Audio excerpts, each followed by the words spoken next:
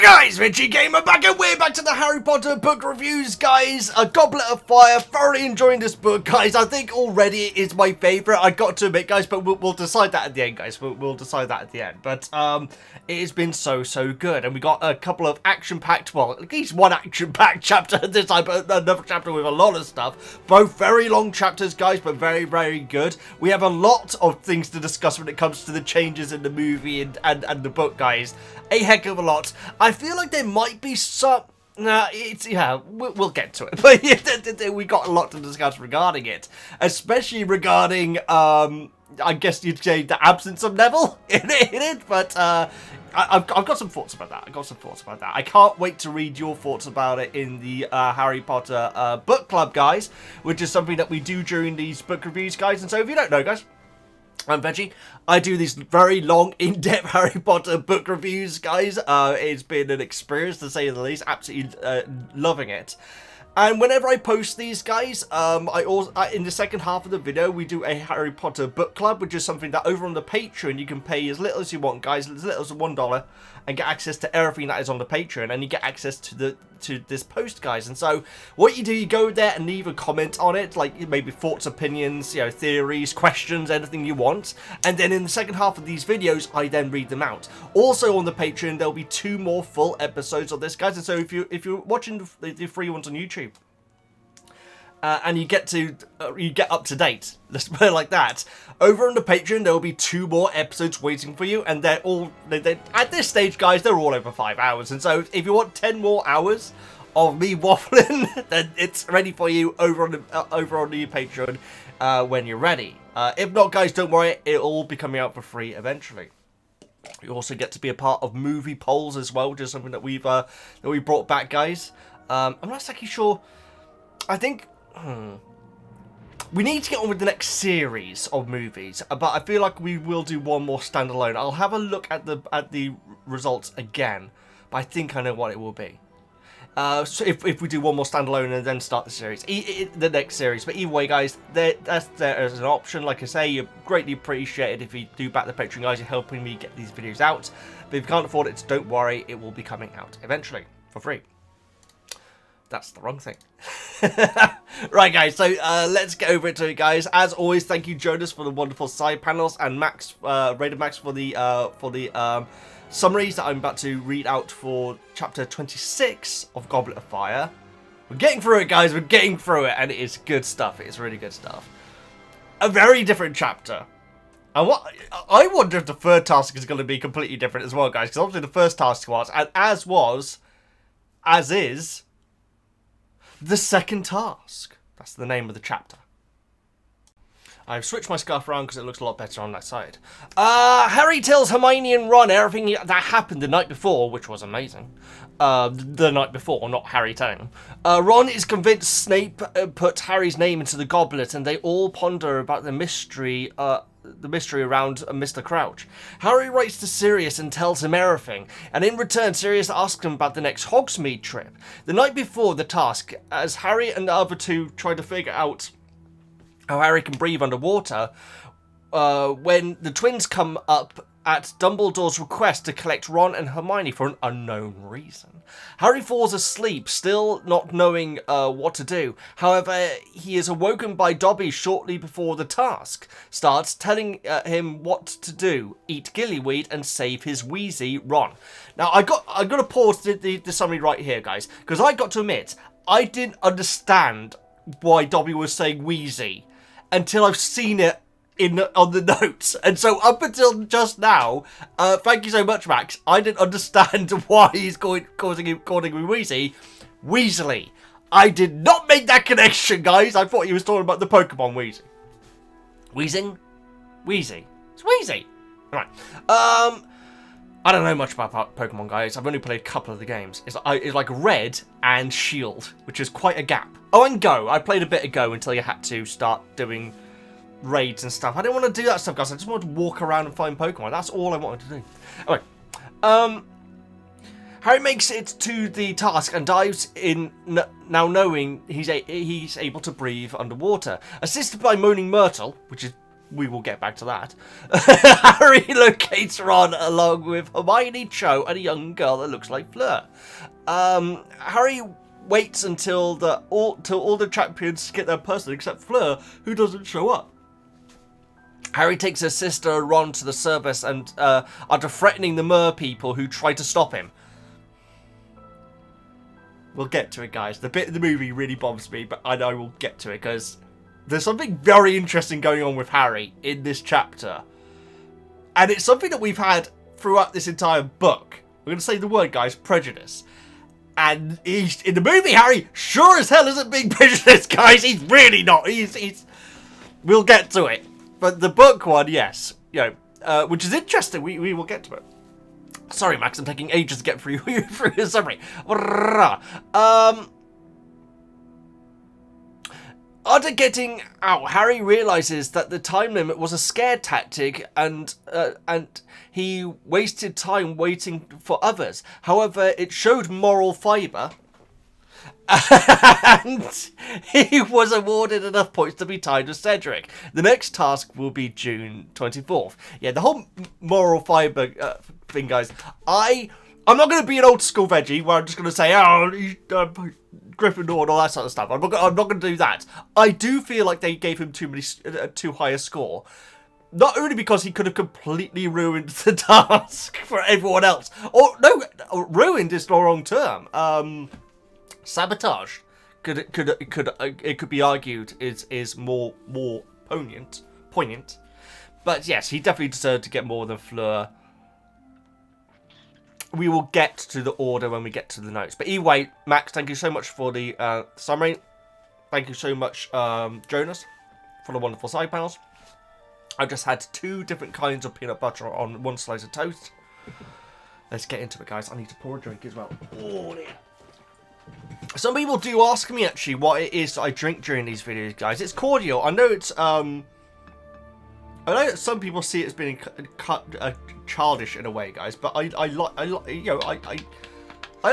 have fruit juice. In fact, I've just had some orange juice, in fact. But you know, you need to get your H2O, and I find this a bit more palatable way to do it. So that's so there. I'm not live, am I? Okay, good.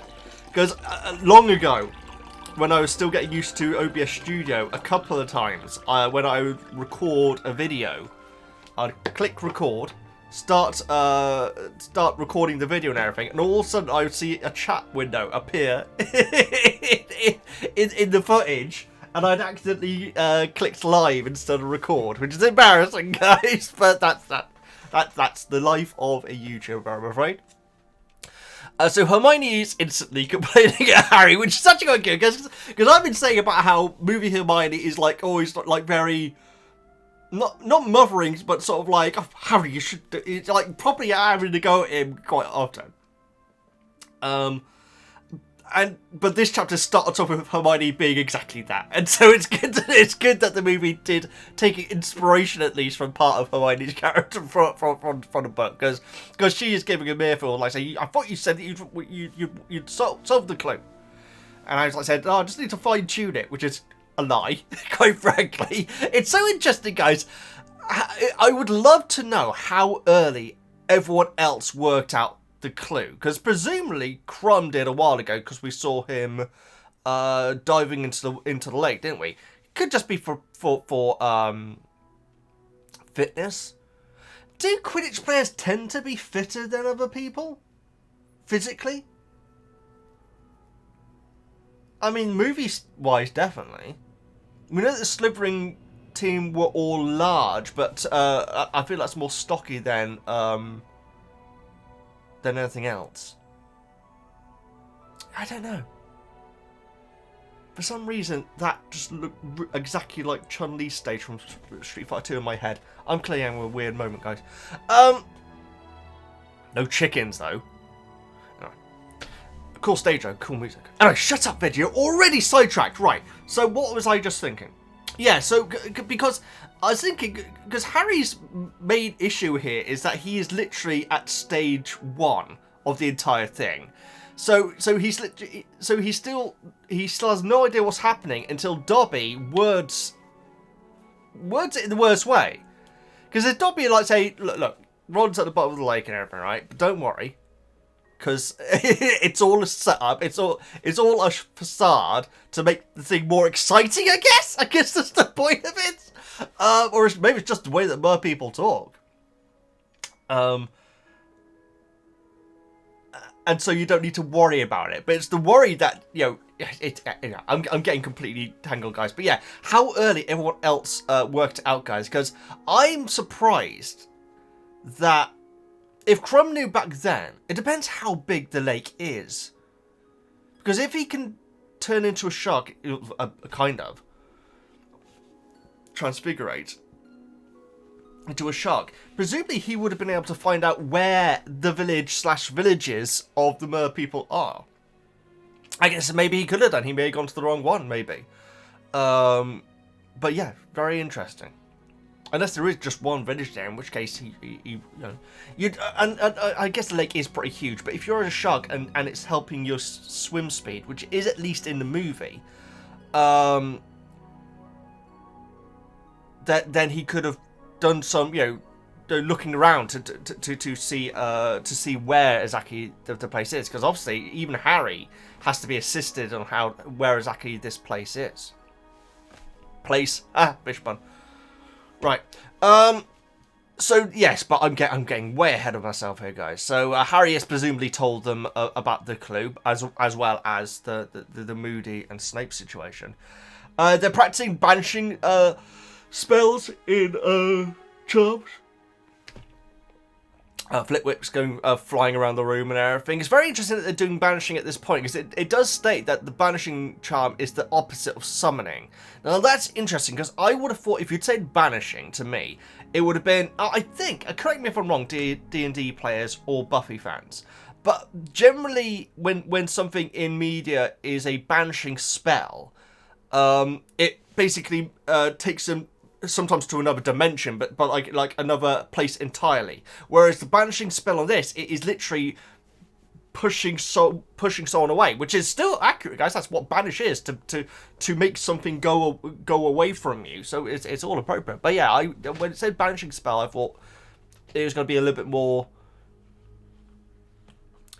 I guess, dangerous or more powerful than it was. But no, it is literally to banish something away from you. So it's the opposite of summoning. Presumably, the reason why they're doing this is because Flitwick was so impressed with the summoning charm that he had taught his class the summoning charm before, and now is doing the opposite. That's just my headcanon, guys, but it makes sense to me. I think that for a teacher, if something happens around the subject that you teach, which all the students saw and were amazed by, the smartest thing you can do is, right, we're going to jump onto that right now, because everyone's thinking about it, everyone's talking about it, everyone wants to do it, let's teach to them, and that'll be the best way, the best time for them to do it, where it's going to sink in and stay with them. And so I think that's really cool. So in my headcanon, he's already done the summoning task in his class since task 1. Summoning spell, sorry. And is now doing the opposite, which makes sense. You want to teach one way and then you do the other way. And so that's my headcanon, guys. I could be off there.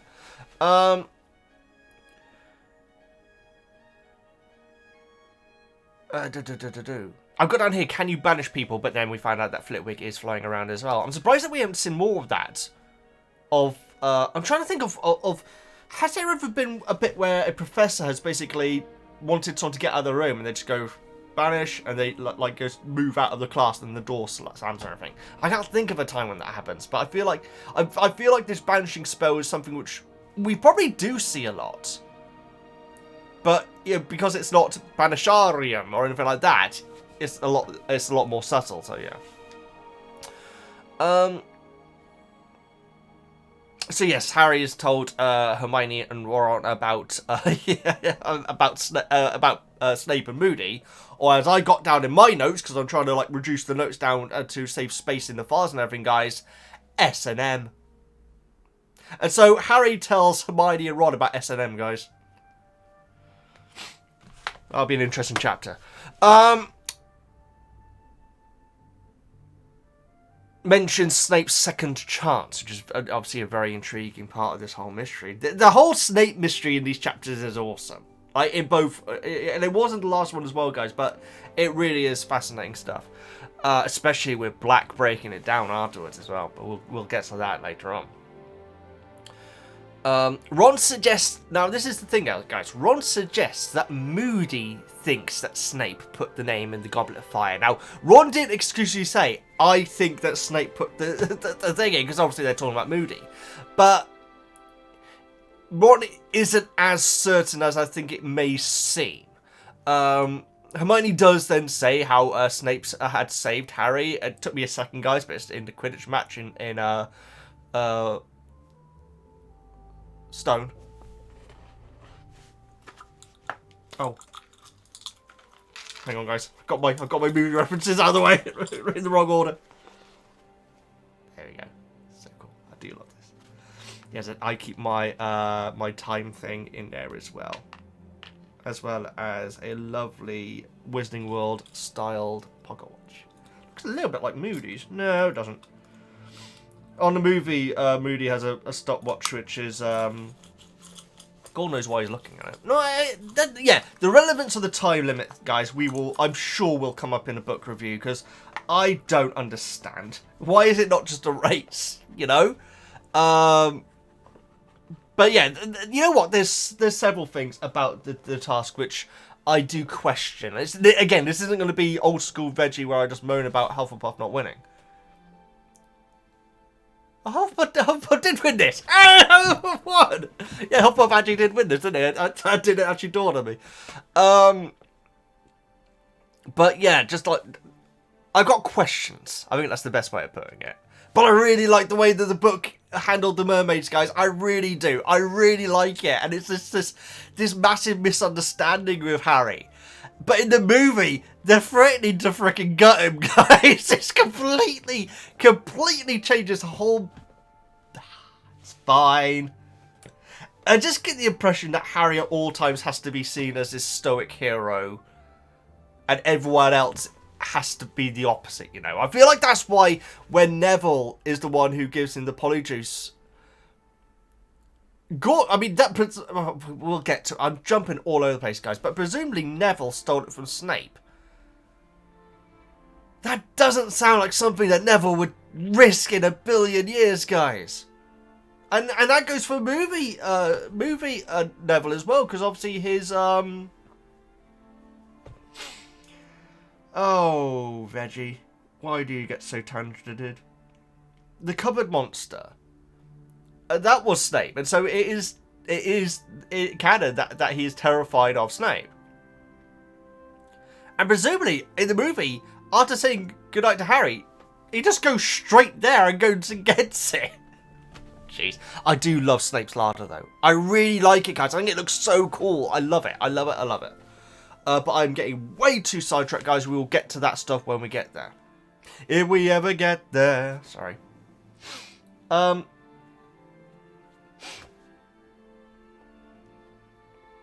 So, one wasn't suggesting Snape did it. The thing is, he kind of is. Like Max says, is that, you know, Ron says that Snape probably did it.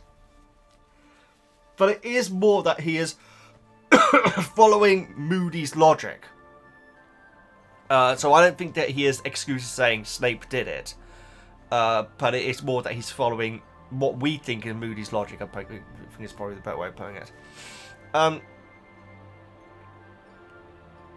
Harry questions why Crouch is pretending to be ill. Now, that's a very interesting term, guys, pretending, because he could still be ill, but he may have gone to Snape's office for whatever reason. But yeah, for Harry to assume straight away that Crouch is pretending is very, very interesting.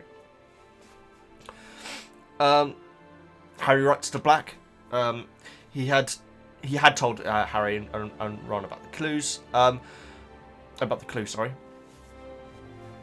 He says he comes. I think it is Harry who says that he might get an aqua lung from summon it from a Muggle village. I gotta admit, guys, I don't know what aqua lung is. I really don't. Is it a medical thing or is it just like a scuba diving tank or something. Aqua lung is not a term which I know. Term from iron lung, which is the Radiohead song. Hermione says that it would absolutely break the Ministry rules of like having like something from a Muggle village just like go flying through the air. Like, you know, again, I don't know what this thing looks like, but it would be very, very. It would obviously break many rules regarding the Wizarding world. So that idea gets shot down. Oh, I do have down here. Couldn't he ask someone to send him one? Because that's not against the task, is it? The rules, I should say. It's not against the rules, because he has all the information now, and now he can prepare. That preparing can be calling up, well, not the Dursleys, but someone. I don't know why this comes to mind. Dean Thomas's parents. There we go. I don't know why. I don't know why I wouldn't just say Hermione. I'd say, hey, can you send one of these Hogwarts? Roy Mail may have a bit of a struggle with that. That's a good point.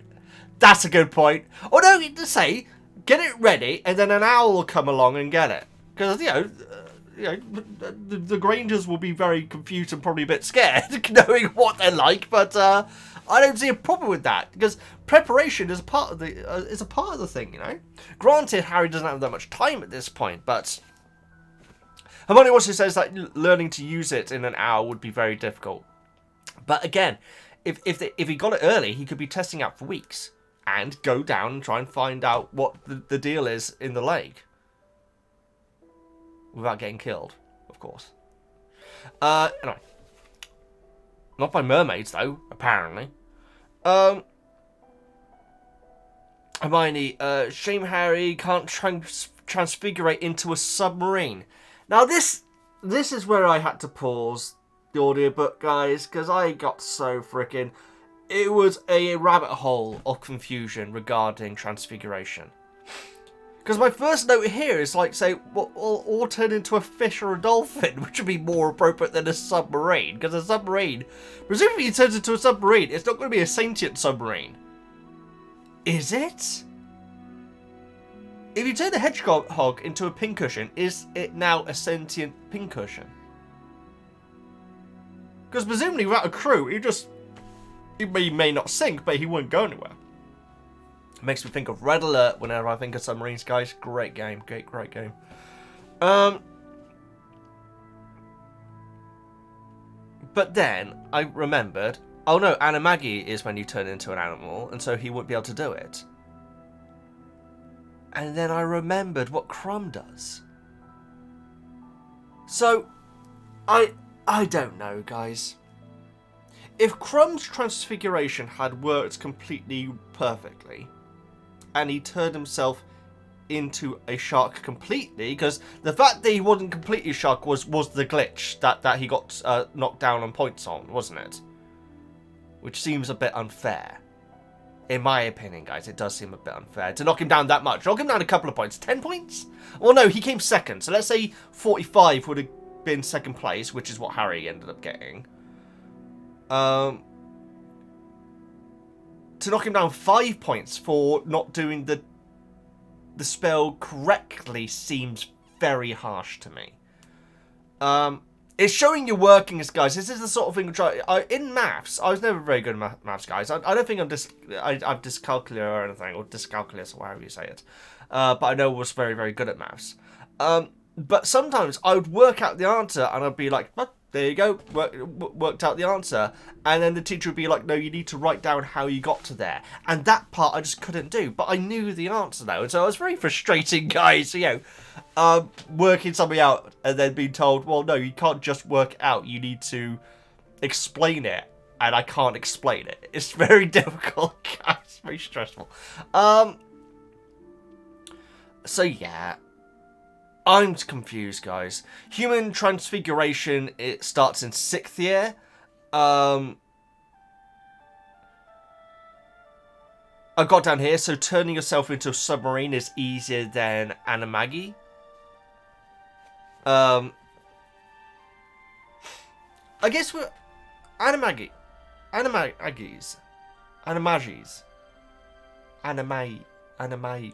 Yeah, no, there is a G. Animagis. I don't think you choose what you turn into, do you? Because there is a bit later on where like Ron like says, "Oh, you can turn into a goldfish," and Harry's like, "Yeah, or a frog." They're joking, obviously, at that point, and Hermione takes it completely seriously, as she does. But I'm pretty sure that you learn how to do Animagi, and then you turn into whatever it is that you naturally are. So presumably, if Harry ever did it, he would turn into a stag? Does Harry ever do it? No, he doesn't. He's got his Patronus, which is a stag. So, thing is that we never hear of anyone who is an Animagi ever having a Patronus. Do we? Do we ever see McGonagall's? That would be interesting. Because if McGonagall's is a cat, in my headcanon, that's how it is, guys. Because you don't choose what your Patronus is going to be, it is who you are. And so at least my headcanon is, and going on what the characters are like the loyal dog, the snivelling rat, the lovely werewolf. No, it's not, no, that's not an Animagi. It's not an Animagi. That's interesting, Lupin doesn't have an Animagi. What would Lupin's Animagi be? Oh, I could spend the next 5 hours talking about that, guys. I think we probably should move on, but that's how it is in my headcanon, though. And so, Transfiguration is... So presumably... Oh, God! Presumably... Right. Please tell me what's wrong with this theory, guys. Presumably, Sirius Black could use Transfiguration to turn himself into a black dog.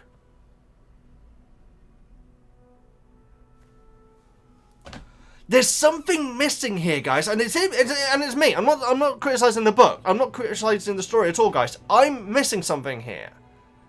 Because if this Animagi thing is an incredibly difficult thing to do, why did the Marauders just say, "We'll just transfigurate into"?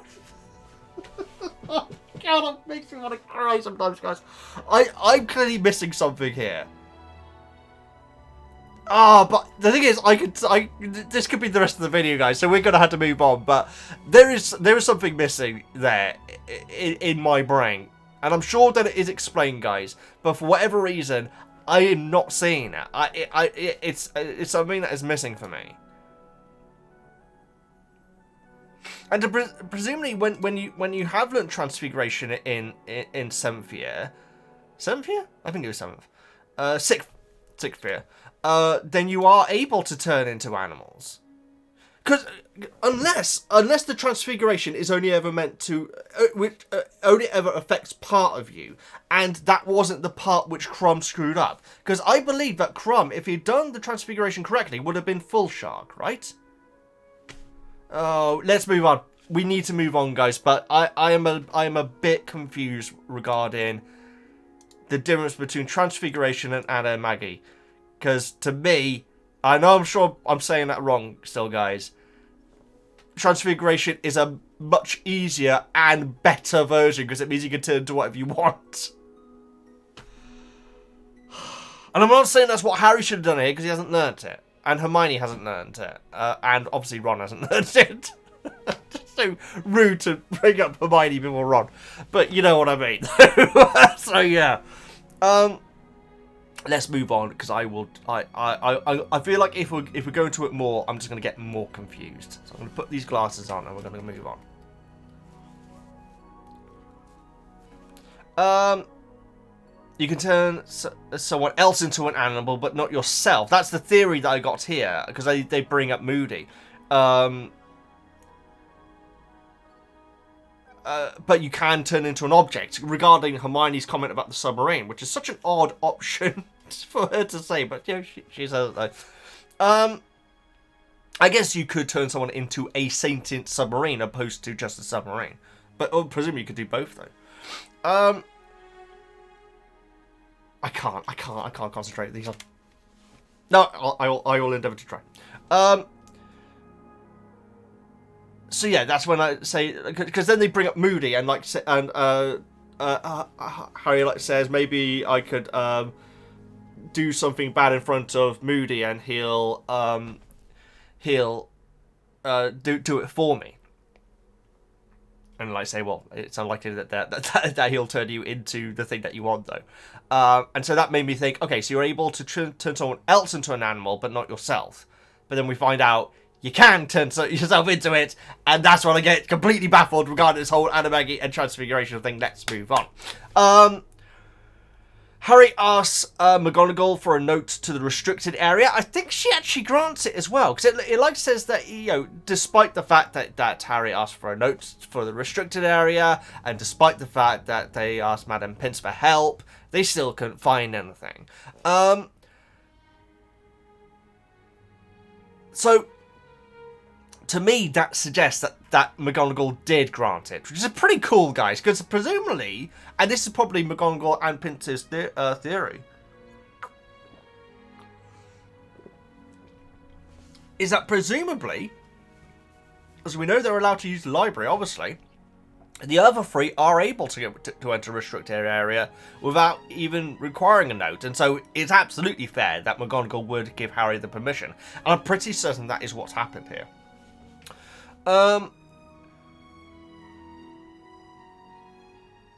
Yeah, if the other three can, he definitely should be able to as well. But maybe under Pince's guidance, maybe. Black's letter comes back. It's very, very, very brief, just basically saying when's the next date for the Hogwarts trip. Hogsmeade trip. Which kind of it makes Harry a bit down because he was really looking forward to something a little bit more stocky. Hagrid's back, so no more Plank for now then. Hope she's okay then. She seemed awesome, guys. I really like Plank. There's only 2 squirts left. I think they're eating each other, guys. I really do. The thing is, we're not seeing, you know, what's happening to the others. A unicorn's back as well. It does seem like Harry is kind of trying to say, yeah, I could do this as well, regarding the Plank thing, which I don't know if that's true, guys. That might be just what Harry's thinking, but it does seem like Hagrid is trying to... I don't think that Hagrid... I guess it's potential. I don't believe this, guys. We will find out in the future books. But I get the impression that Hagrid, there's a chance that he's learned a lesson, and so he's going to be teaching more straightforward what other teachers would be teaching. And so that's why I think he's teaching unicorns here. A couple of foals, which are golden, which is amazing. They turn silver as they grow, and then white when they're fully matured. I need to be deleting these notes because I've still got my waffle about the animagi, which goes on for ages. But it does confuse me, guys. And the thing is, the great thing about doing these book reviews is that I know that you guys are going to be getting back to me saying, no, Veggie, it's this. And it's going to completely blow my mind, and I'm going to completely understand what's going on. So Hagrid is like really excited for Harry regarding the task, and they're like saying, "Oh, you're gonna win it, Harry. You're gonna win it." And Harry just can't bring himself to ask Hagrid how he would enter the water for an hour, because Harry does speculate that maybe Hagrid does look after what goes on underwater as well, potentially, possibly, unless there is a mer person. Caretaker, very possibly. There could be a mer Hagrid, guys. There could be a mer Hagrid. Yeah, Harry really starts to regret wasting time, and it really is, guys. I felt really bad for him because it's often like when you're just putting off a task, and then the task needs to be done. It can be very, very stressful and everything, and that definitely brought back that sort of feeling for me. There.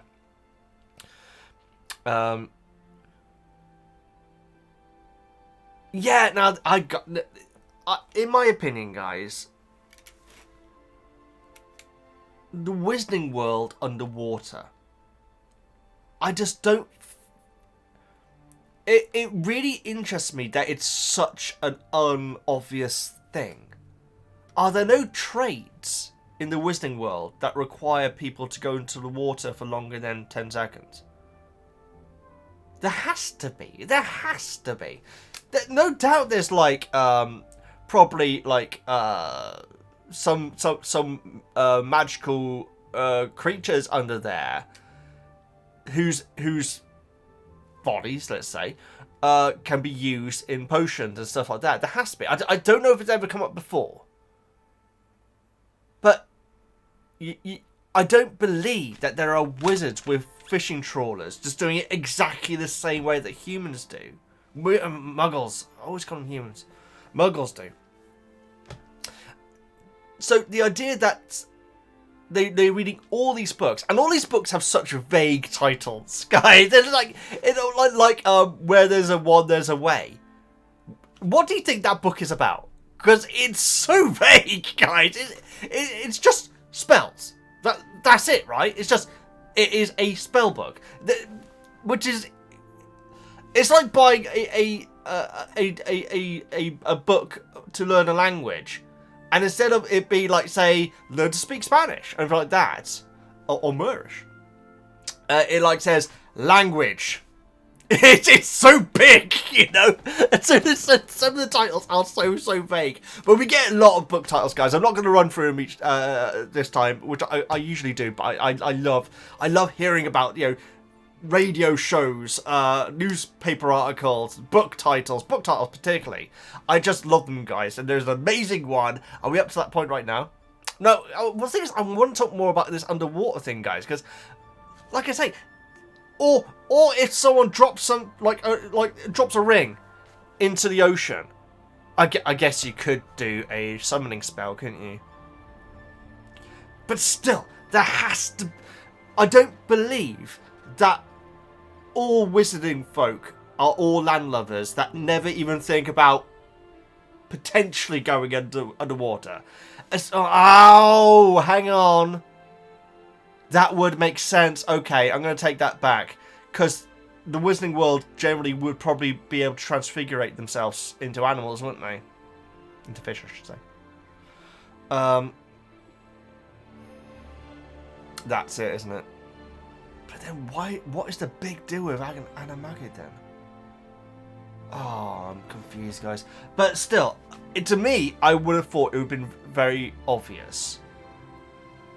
What would have been nice to have, like, Hermione, like, saying, "Oh, there's a book here about the ancient fisheries of the Wizarding world who used to do this, but unfortunately we can't do that because we haven't learnt it." Or that's, yeah. It just seems odd to me that there is this disconnection between what the wizard, how there isn't an obvious solution here to underwater. Shame there wasn't during Fantastic Beasts 2. Crimes of Grindelwald? Or was that the third one? The second one, guys, is my least favourite. Because the thing that I'm bringing up about the water thing is when the ship goes down near the end, in the flashback, I should say, with Lestrange telling his story and everything. It's very, very, very dark, extremely brutal, extremely harrowing, depressing, and it has no purpose because the dude isn't him anyway. Why put it in there? Near the end of the movie, guys, as well, when you're like when you're meant to be wrapping up for the big fight and everything, you just put this story of like death. But anyway, yeah. Yeah, it seems odd to me that there isn't a famous thing that wizarding folk do to enter water. You know, considering we've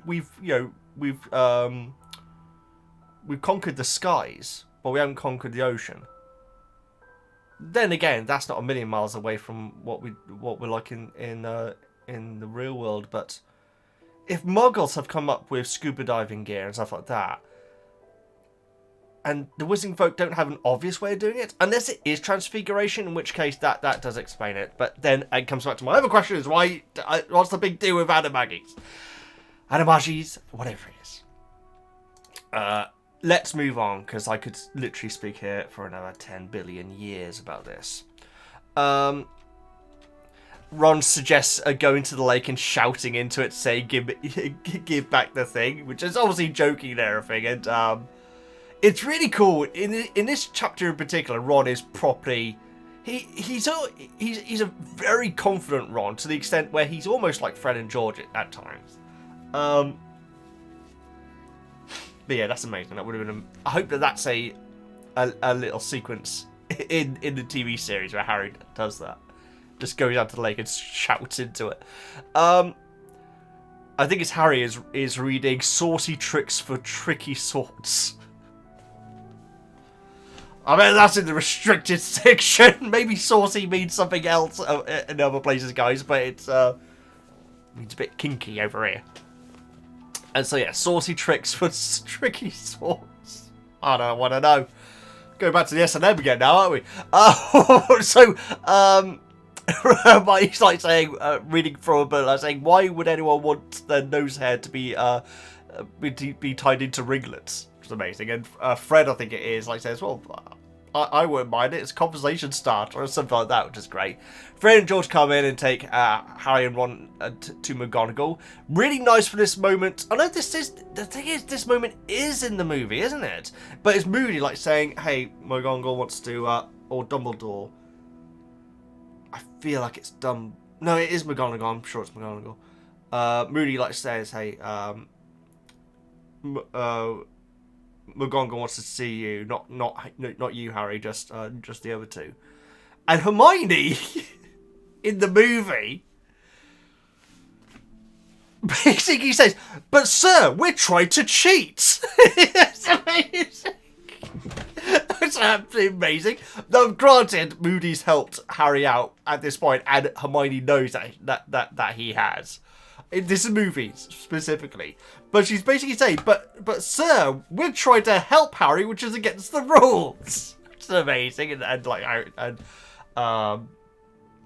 Moody like says, well, I think that he's going to be helped by getting some sleep. We all can do that, guys. Especially me. And so, yeah. That line in the movie did make me laugh a little bit. It's like the fact that she was so fine admitting that they are helping Harry, I thought was actually quite funny. Let's move on, guys, because I feel like I'm taking way too long here. So, it feels like we're coming up to a last-minute revelation again, guys, which is a bit... The first task... The revelation wasn't the last minute, but it was learning to do it. Was like within like a few hours before the event, right? Obviously, this is a lot more of an extreme example where it's literally 10 minutes before, and so oh yeah, so Harry was researching, or at least I think when he's trying to get to sleep, but then he decides to get up and go to the library. Yeah, so.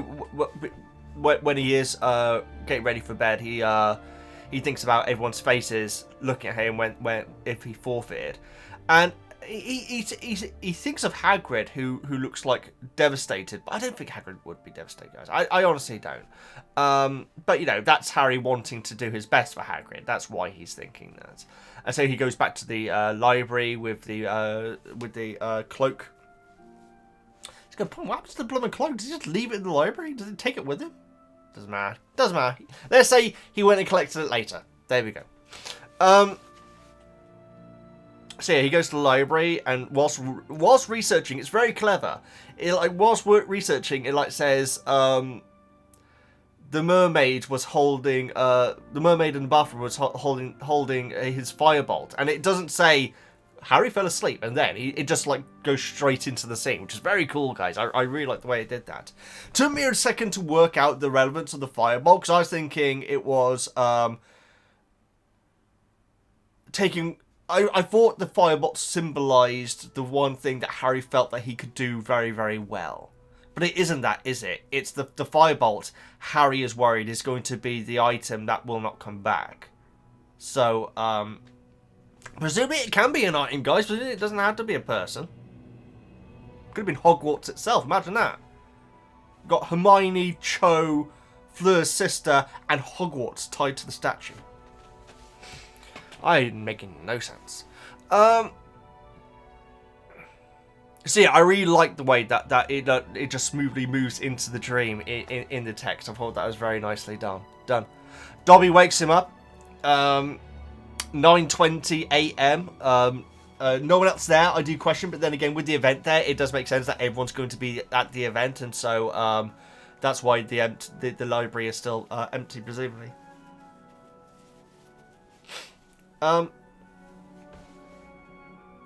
In the movie, it's 11 o'clock. Is when the task starts, whereas here it's 9:20. The panic that Harry has to get down there is so well written, and yet it's just not in the movie at all. My notes about Neville should be coming up here. It should be. So Dobby knows what the task is. He overheard, I think it was McGonagall and Moody talking about it, I think, potentially. And Dobby says that he knows how to do the task, and he says that Mr. Potter needs to get his Wheezy back from the Mer people. Now, like I say, guys, between reading that note and starting this video, I had no idea why he was saying Wheezy. But seeing it written down made me think, oh, Weasley, of course. I genuinely did pick up on that at all. That was amazing.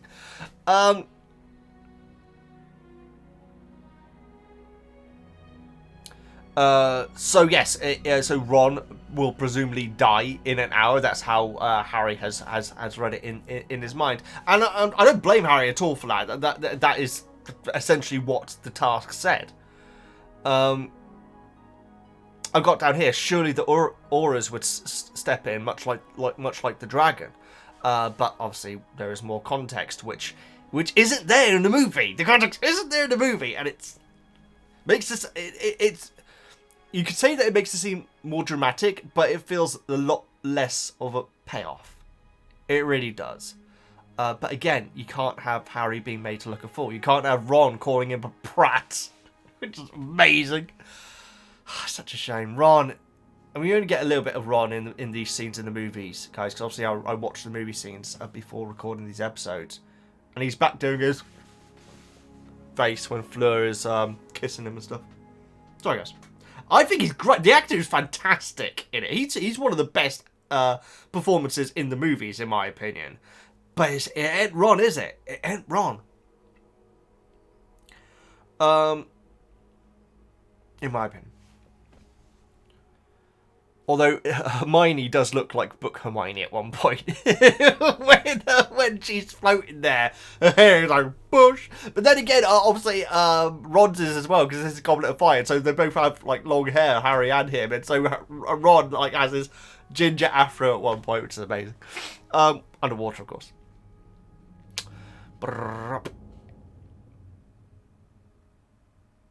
So Dobby gives him the gillyweed instead of Neville here, guys.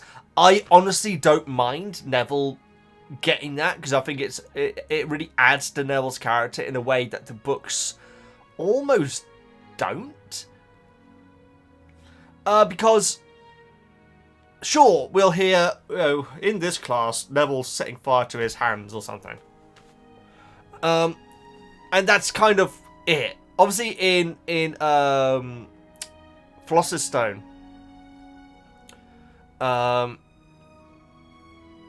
he got a bit there as well, but he doesn't really have that much action. So I don't mind Neville being chosen. I think it's actually really cool. It would have been nice to have Dobby, but then again, if you're going to have Dobby here, you'd have to have Dobby everywhere else in the story, which again, I've got absolutely no problem with at all. I've just forgotten something. I apologise. My only issues with it is that it does seem un-Neville-esque to steal from Snape's larder. And to be honest, guys, right up until now, it didn't dawn on me that Neville actually did steal from Snape's larder. But that's the situation that's gone on here, right? Because where else is Neville going to get gillyweed from? Because it is a rare herb, as Snape says, at least in the book. In a movie, I should say. Snape's performance in that scene is odd, actually, guys. Alan Rickman, I should say. Because book Snape is seething with anger. And it almost seems like Alan Rickman's Snape in the movie is trying to be a bit cheeky in a way. It's very interesting, as it's very odd. But I'm not criticising the actor, guys. The actor's freaking amazing. But yeah, we'll get to that when we get to the next chapter, though. Yeah, Neville having been confident enough to steal from Snape, if that is what happened, does seem a bit of a stretch. Dobby obviously would just do it because he's thinking, Mr. Potter needs it, and that's it. Yeah, that's my impression of Dobby. Also, what I don't like about the movie version, guys, is one, there's not a thank you. Like I need to load that blind because I'm looking like a ghost or something. Not Myrtle, that we will get to in a moment, guys.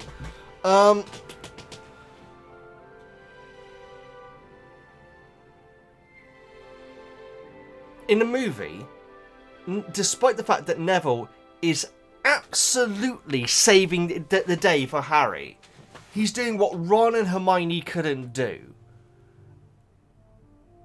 He still is exclusively made to look like an idiot. And so, what I mean by that is, first of all, Harry says, "I don't care about the thing that he was talking about." And says, "Now, if you think of turnip or something like that, that could help me breathe underwater." And Neville says, "Well, you could use gillyweed." And there's no moment of Harry acknowledging that Neville is actually making it possible for him to actually compete. So without Neville, he would be absolutely screwed. And we know how appreciative Harry is of Dobby. Like, he's going to buy him gifts and everything, to buy him a bunch of socks, which we'll get to. He's absolutely so thankful to Dobby. But in the movie, so we have this moment where it says you could use gillyweed. Did I say polyjuice just now? I never get it. You can use a gillyweed. And I'm pretty sure that it cuts on that shot of Neville. And there's no moment of Harry saying, "Neville, you have the answer for me?" None of that. It basically cuts to Harry saying, "Are you sure this is going to work?" And Neville saying no. And so it's right back to Harry saying, "Oh, thanks, Neville. Oh, thanks for giving me the one thing that's going to give me a chance to actually take part in this task." And so we're right back to Neville being the schmuck. The person we're meant to think, "Oh, Neville, he's so silly." Neville saved the day here, and that's just nowhere in the movie at all. Now, granted, Harry in the book doesn't immediately thank Dobby, but he's going to thank Dobby. And quite frankly, you know what I'm like when it comes to people being thanked in this, guys, particularly Hermione. I understand Harry not thanking Dobby in this situation because he needs to get out there to save Ron's life. In his head. But it's so... I'm pretty certain that it is a shot of Neville saying, "Hey, you could try gillyweed," and then a cut to Harry saying, walking down to the task, saying, "Are you sure this is going to work?" And Neville then saying no, and then Harry going, "Oh, thanks, Neville." Ugh. We then go to the event, guys, and for some reason, Moody is the one to say, "Hey, Harry, eat that." He was. I think that's why he had it with him, dude. Because he's in swimming gear, and he's not in the gowns like he is in the book, which sounds a lot cooler, but it makes a lot of sense like this. Although in the book, obviously, he's running to the event. That's why he's wearing robes. Although so is Fleur, apparently. Although maybe she takes the robes off, and then yeah, because we hear that her robes get a bit of mud on them with Harry running in. So.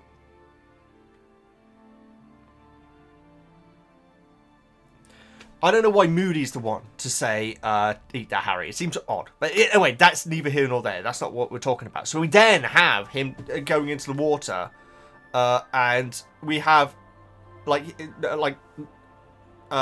Seamus and Dean are there, and they say, what's happening? I can't see him or anything like that. And then Neville's like, "Oh no, I've killed Harry Potter. I'm a comedy character." You know what I mean?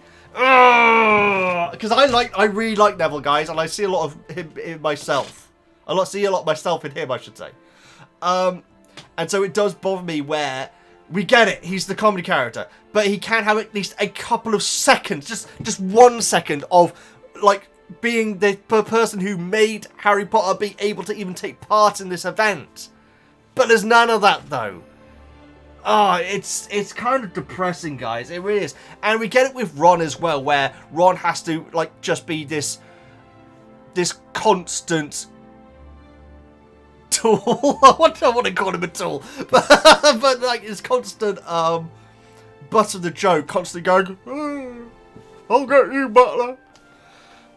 Only one person's got to get that reference. Sorry. I just realised that Ron in the movies is Blakey. That's amazing. Sorry. Like, even when Fleur kisses him, he's like going, ugh. Whereas in the book, he's like, he's like, oh yeah, I guess I helped out as well, which I think he does say in the movie, but he did not put, but in the book, but he's not like putting the face and everything. Maybe he is, because it doesn't say what his expression is. But yeah, the comedy face that Ron pulls almost constantly in this movie also sums up my issue with the way that Neville is treated, being the only one at Hogwarts that could help Harry in this task, apart from Cedric, obviously. So that's my take on it. I really like the fact that it's Neville. I do feel like Neville deserved a little bit more respect from a directorial standpoint, not just from Harry, but from a directorial. You know, he's the one who did this, and so we didn't have like a bit of like Harry's eyes flashing up and saying, "Gillyweed, tell me more." We just cut to Harry basically having a go at Neville, and then we have Neville think that Harry's dead. I don't know. It's a shame. Also, why does Harry do that old flipping thing? Doesn't matter. It looks, because he could stick it in the trailer. That's why Veggie. It's the same thing as the dragon. That's my take on the Neville thing, guys. I feel like I got a little bit rambly there. I do apologise, but I like that it's Neville in the movie. I can't wait to read the comments on it. But the way that Neville's then treated in the movie is like he can only be one thing, you know, and that is the comedy character that gets everything wrong all the time, you know. Anyway, last time Dobby offered help, Harry had all the bones in his right arm removed. Now, this line completely confused me, because I forgot that Dobby made the bludger hit Harry. Hit Harry? I think so, yes. In Chamber of Secrets.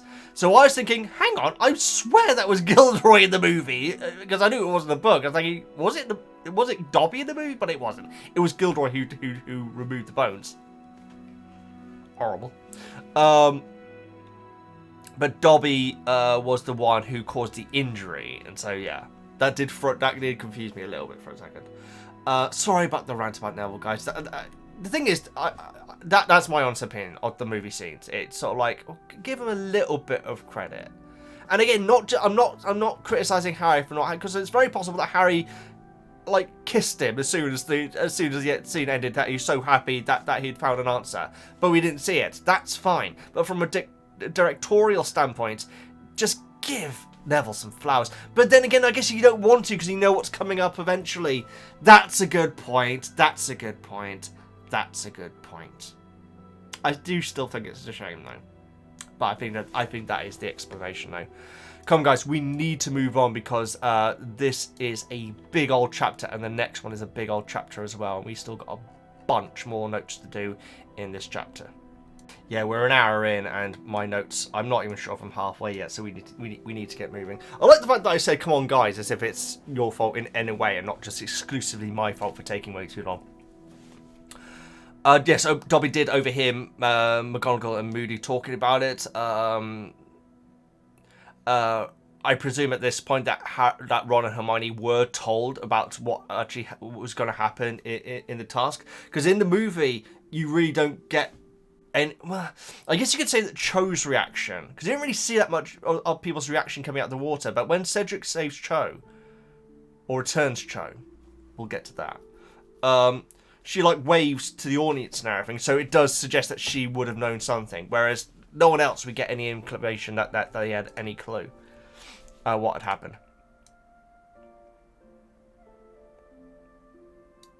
I got down here, Harry doesn't thank Dobby, but in this case that's absolutely fine, because he's absolutely up against it with 10 minutes to go.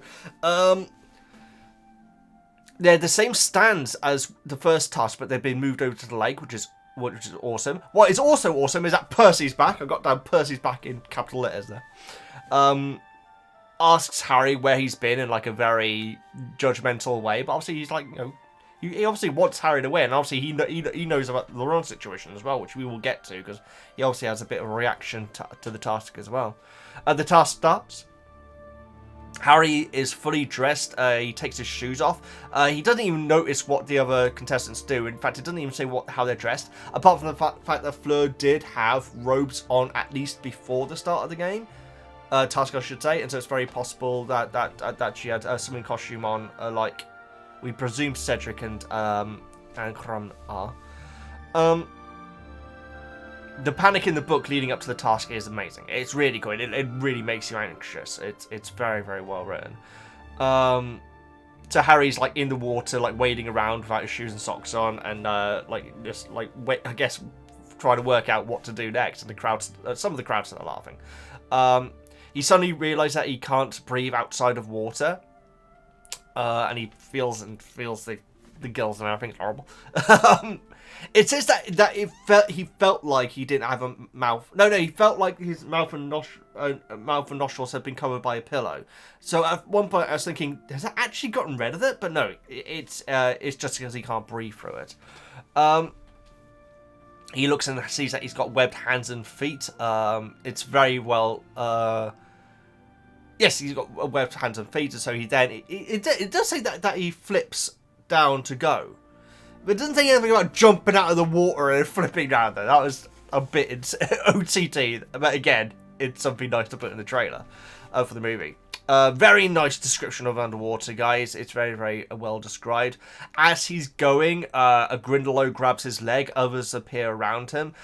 He realizes that he can't say spells or anything. But when he like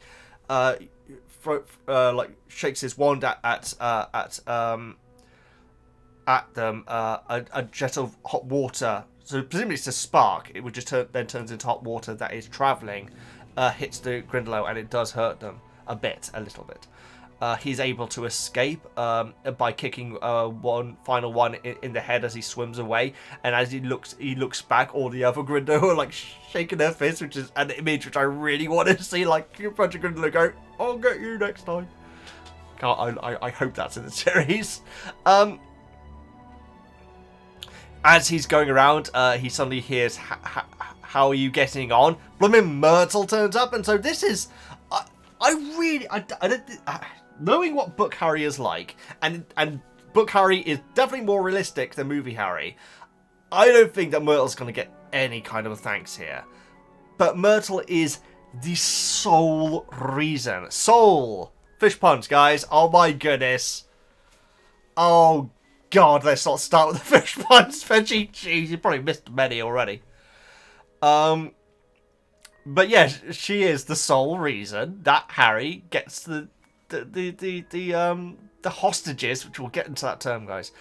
First, guys, and that's that's one of the main reasons why he scores so highly. Or one of the reasons. Let's put it like that.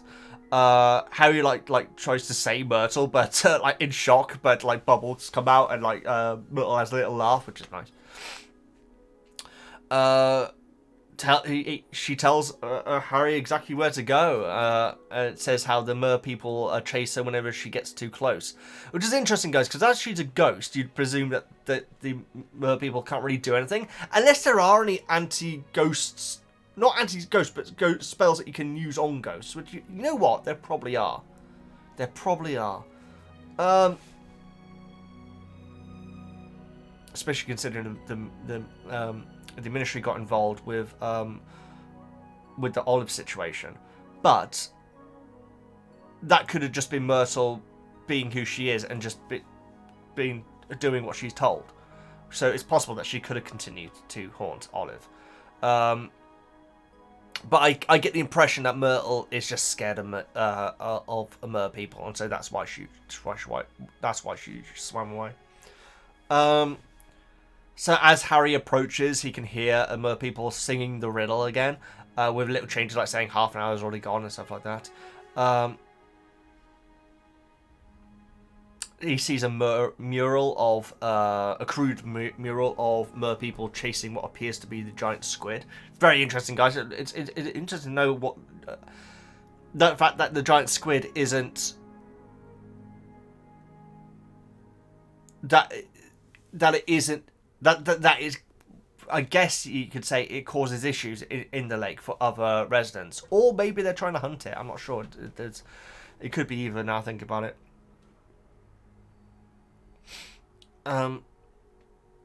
He sees the mer people's dwellings, and they have like windows and everything, and like the mer people like looking out at him through the windows.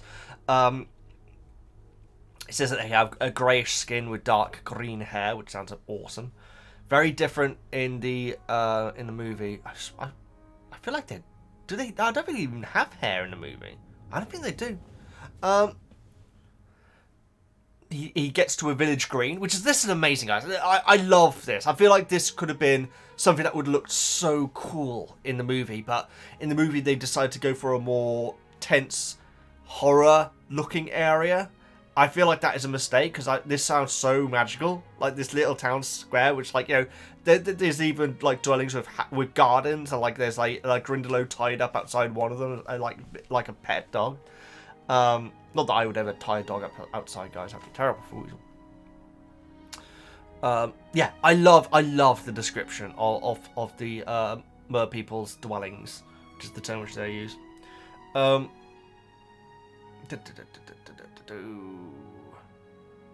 We're getting through it. Yeah, I would have loved to see that in the movie, and hopefully when they get to that part in the series, they're going to be able to. Because the thing is, it makes it less tense, I guess you could say. But this sounds so wondrous. This is the sort of stuff which I love seeing in the Wizarding World, rather than the dark and damp stuff, you know. Well, damp, it's all damp here, isn't it? It seems like a big event for the mer people. Like they're all like standing around and like watching and everything like that. It doesn't sound threatening at all. And that's the thing which I really like about the book's description, guys. Because when you think about it, with the context that we're going to learn later on, it seems like a lovely community. It seems like a really cool thing that's going on here. And it's like a big exciting moment for them, you know. It's like, oh, we're being a part of this thing. Harry comes across Ron, Hermione, Cho, and an 8-year-old girl. Pardon me.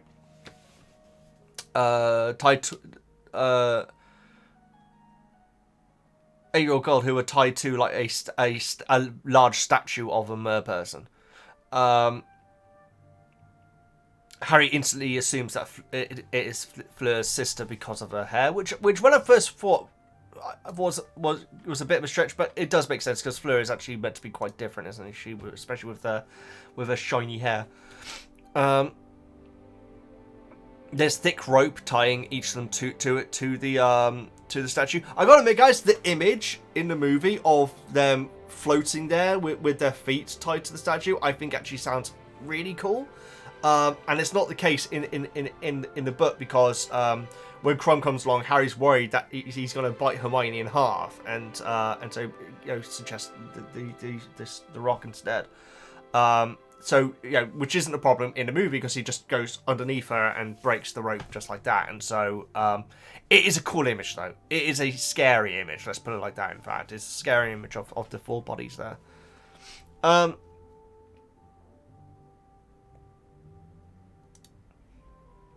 Harry, so regarding the rope, Harry thinks back to the knife that Black had given him for Christmas, I think it was.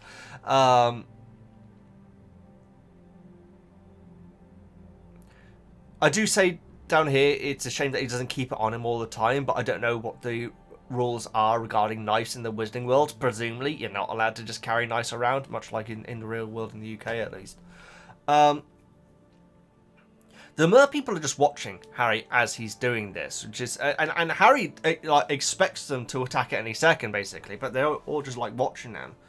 Harry like actually does swim to one and and gesture for him to get the mer person to give him his spear, and the mer person laughs in his face and says, "We do not help." So it is interesting that Harry does kind of try to get help from the mer people. it comes down to this whole term of hostage, guys. I don't think that's the right term. I really don't, but we'll get to it.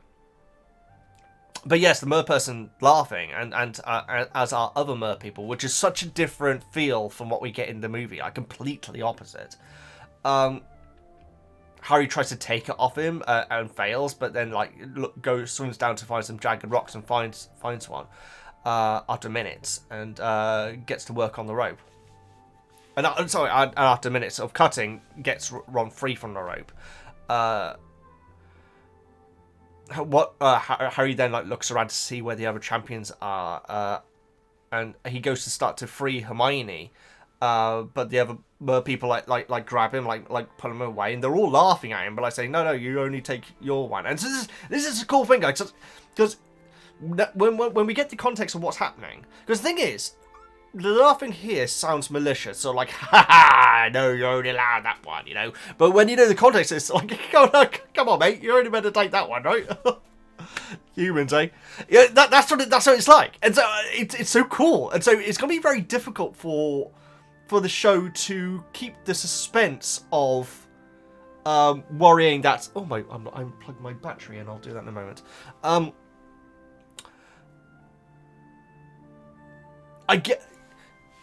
It's going to be very difficult to keep the suspense of, oh, these mer people are going to end up taking Hermione forever and Harry's never going to see her again. But also had the fact that these mer people are like, hey, this guy's trying to take two. Does he not even know what the task is? And so it's going to be very hard to balance that. And so maybe that's why in the movie they just thought, just make them evil. Maybe that's what he's thinking, but like I say, guys, when he goes to free Hermione, they're like getting like tridents and shove them right up to his neck, saying, "We are going to kill you if you try to do that again." They don't say that, sure, but that's what's suggested, you know. Which is great, because when are we coming up to the bit when Harry gets his wand out, or is that still a bit to go? We'll get to it, because the relevance of Harry getting his wand out is also adds this whole sort of thing of, we're here having a lovely time, we're being a part of this human tournament, and we're all a lovely community. And then one of the contestants gets his wand out, like, I'm gonna... It's like, whoa, okay, well, I thought we were having a nice time here, you know? Poor mer people, I feel really bad for them. And quite frankly, if the chief saw that Harry did that, I really hope she told Dumbledore about that part. But then again, Dumbledore's gonna have selective hearing, isn't he, again? But yeah, it's like, whoa, okay, mate. We're just having fun here. I love that. I love it. But obviously, without that context, you know, we think that they are like saying, oh, yeah, we want to stop him, but we can't because he's got the wand. That's not it. They're like, hey, mate, come on, we all had a drink, right? Come on. I love them. I love the mer people. I love the book mer people, guys. I really do. I think they're actually amazing. I need to be deleting these as I go, because if I don't, then I get really confused and lost. Yes, Harry wonders where the other champions are. He starts to help Hermione, but the mer people stop him, all while laughing. Harry checks his watch to see how much time is left, but it's stopped working. I really like that detail. And then it actually comes back later on when Black asks him what time it is, and he looks down and his watch is still broken, but still in his hand, though. Why hasn't he fixed that? Reparo. This guy. Don't know if it works on something so mechanical, though. Yeah, good point. Not sure. Anyway, Cedric arrives. He's got a bubble around his head. In the movie, it's just around the mouth, isn't it? But I believe it's around the head in the movie, in the book, I should say. He says to Harry, and now this is crucial, guys. He says to Harry that he got lost, and that Fleur and Crumb are on their way. Now, one, how does he know that? Because for one, he doesn't know that because one of them isn't on that way. But I think that he's saying that because he realizes that Harry is stalling. So in the movie, he taps on his watch, whilst looking at Harry, like saying, "Come on, mate, we're in a race here." So I think the reason why Cedric turns up, saves Cho straight away because he's got a knife on him, back to the knives and everything. And then, no, it's before he cuts the rope, isn't it? He like says, "I got lost." I mean, Harry got lost, but Cedric didn't have Myrtle, did he? I feel like he's saying that Fleur and Cedric are on their way as a, come on, mate, Harry, come on, you need to get moving because they're on their way. He's helping him out. I genuinely think that Cedric is helping him out here because he doesn't see the context that Harry does. And so later on, there is this whole thing of would Cedric have done the same and everything like that. Well, it's irrelevant because Cedric doesn't see the danger because there is no danger. And so he's actually helping Harry out here by like saying, they're coming, mate. Come on, get moving. That's my reading of it as a Hufflepuff, and obviously I'm always biased towards Hufflepuffs. So yeah, Cedric has the knife. Harry only had time to worry about. Oh, yes. So I think I was saying this earlier on, guys, but it's so interesting that Cedric. The thing is, Cedric said that he got lost. Now that is very interesting, guys, because when you're dumped into a place and you're told to get somewhere and you don't know which direction it is, you can't then get lost because you're already lost. And so I reckon that this means that Cedric may have worked this out. I mean, we know he worked out the egg thing ages ago. Worked out the underwater spell. Found the village. I think that he may have done, considering he said that in fact he got lost.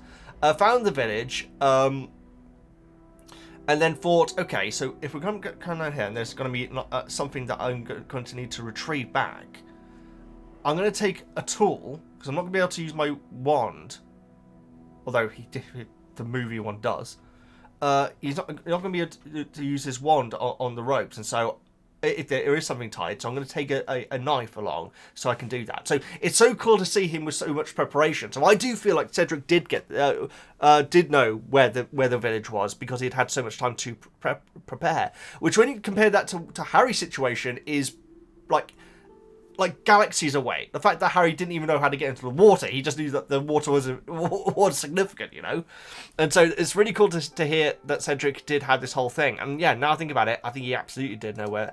He knew he had visited the village before. That's my theory on it, guys. And so that's why he said that he got lost. He got lost, opposed to he didn't know where to go, which are two different things, guys. It may not sound like it, but it is two different things. Delete that. There we go.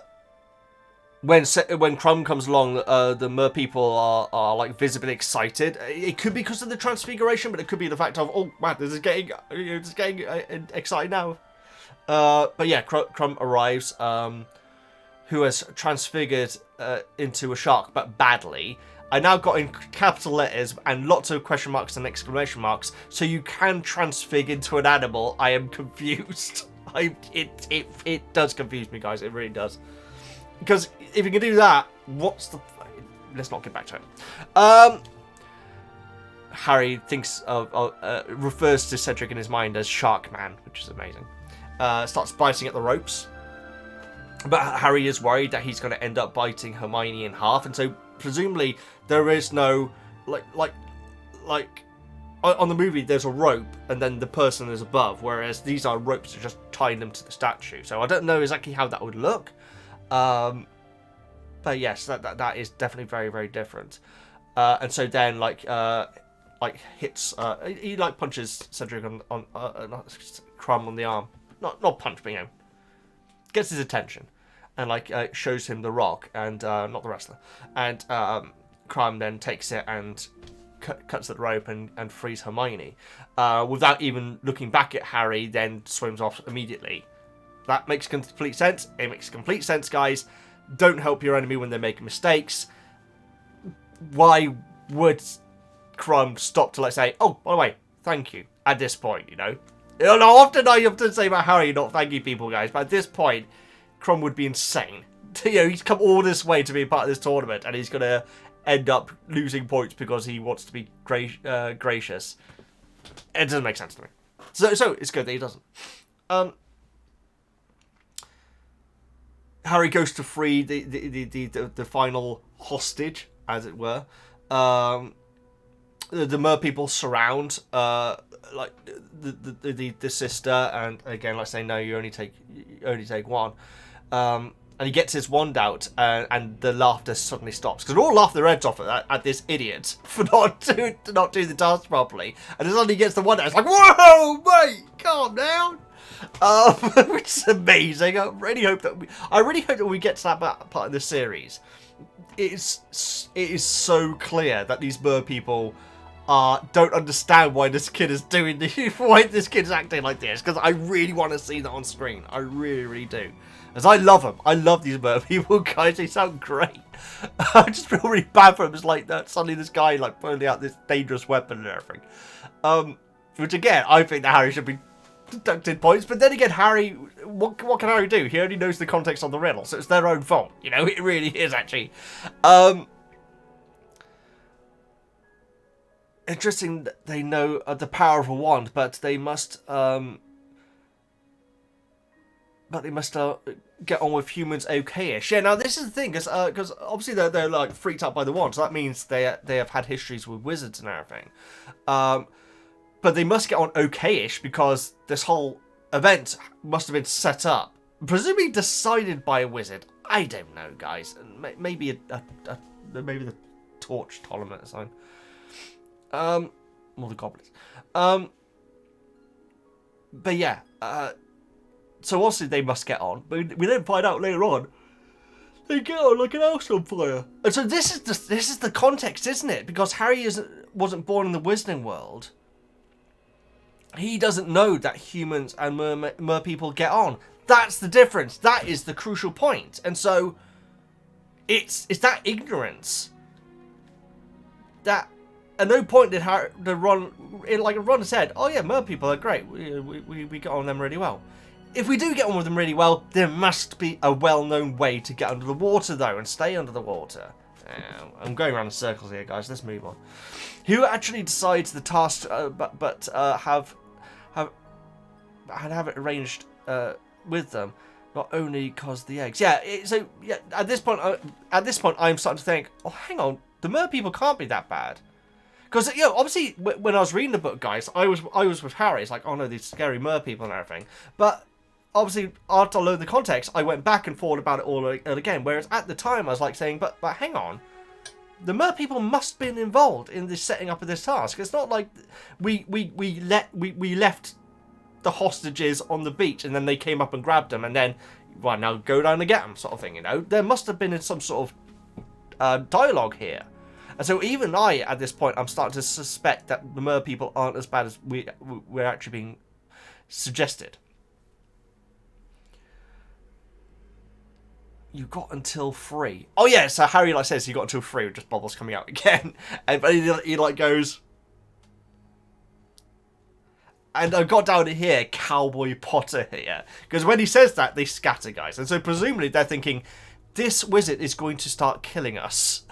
I really feel bad for them, guys. I really do, bless them. And so yeah, they all scatter. And he's able to free the girl. Grabs Ron and leaves. Presumably Cedric had left with Cho already. Yeah, so I'm not sure if it actually says if Cedric left straight away. But I think he did, though, after saying they're on the way, or doing that in the movie, tapping on the watch. I got down here, guys. Yeah, this is where so at this point, Harry has no idea that Fleur had to pull out of the race because she got attacked by the Fingerbox, Grindelwald. So he then takes Fleur's sister. I keep going to say daughter. Fleur's sister up there, basically making the task impossible for her to do. So if someone was using nasty tactics, guys, presumably they'd be scored down for this. But if they scared all the mermaid people with their wand and then cut all 3, the first person to arrive there cuts all 4 and takes them all 4 up, that'd be very impressive, obviously. But if they go back up, go down, then come back up again, then they have basically stopped anyone else from being able to complete the task. So they'd probably win, but they'd probably be disqualified as well. So I do feel like there is ground for Harry to be disqualified here. I really do, guys, because he essentially made it impossible. Now, once you know the context of the fact that he didn't realise that these mermaids are these vicious, evil creatures and everything, you think, okay, in that case, that's something cool that he did. But there has to be a moment of, he just ruined the game. Why have he taken him? Why have he... If Fleur had arrived and got her sister out, then, like say, Crumb gets attacked by the Grindylows and has to pull out. No, you're going around in circles. So yeah, Crumb, it's just getting lost, guys. He's like halfway to France at this point when it comes to trying to find the village. Cedric comes along and frees Cho. Harry, in the panic of thinking, "Oh no, it's my friend Hermione. I can't just leave her here." Scares the mer people away, cuts both the ropes, and takes them both up. That has to be a disqualification, right? Because it's only the context of the fact that Fleur had to pull out that what Harry did is in any way acceptable, right? Surely. And so yeah, this obviously with the time limit, this all gets a little bit vague anyway. But yeah, I do feel like there is a ground for him to be disqualified though. Because it did make the task impossible for someone who he didn't know had pulled out. So the description of Harry swimming up with Fleur's sister and Ron is so tense, guys. It really is. In the movie, obviously, we have the bit with the...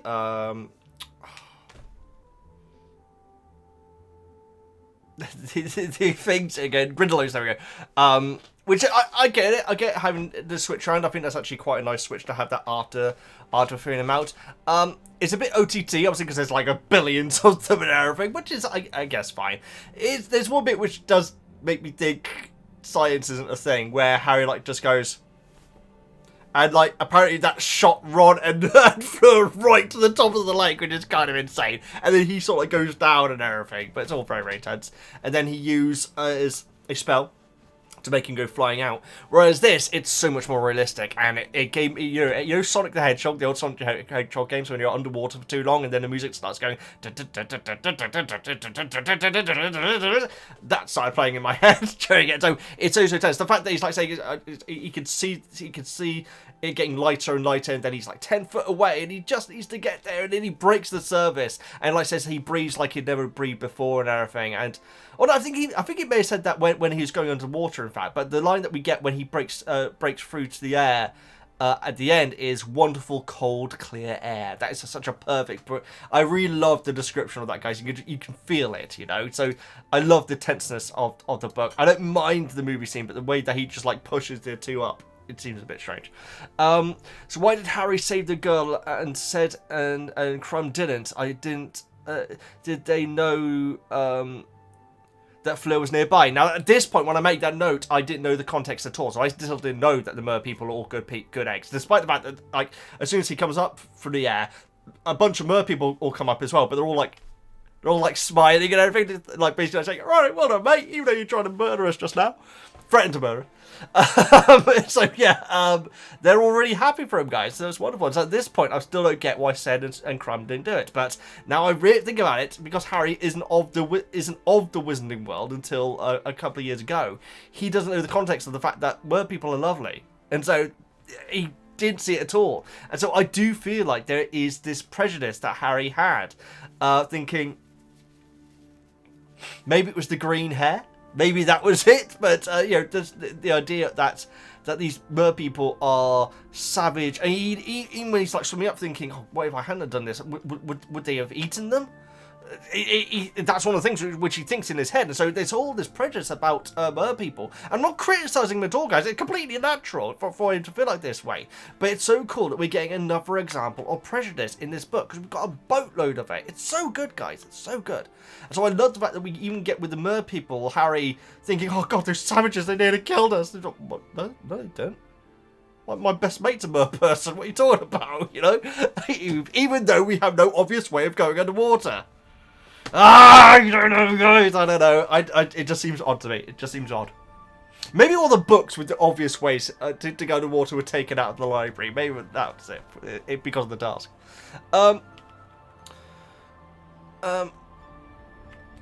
did they know?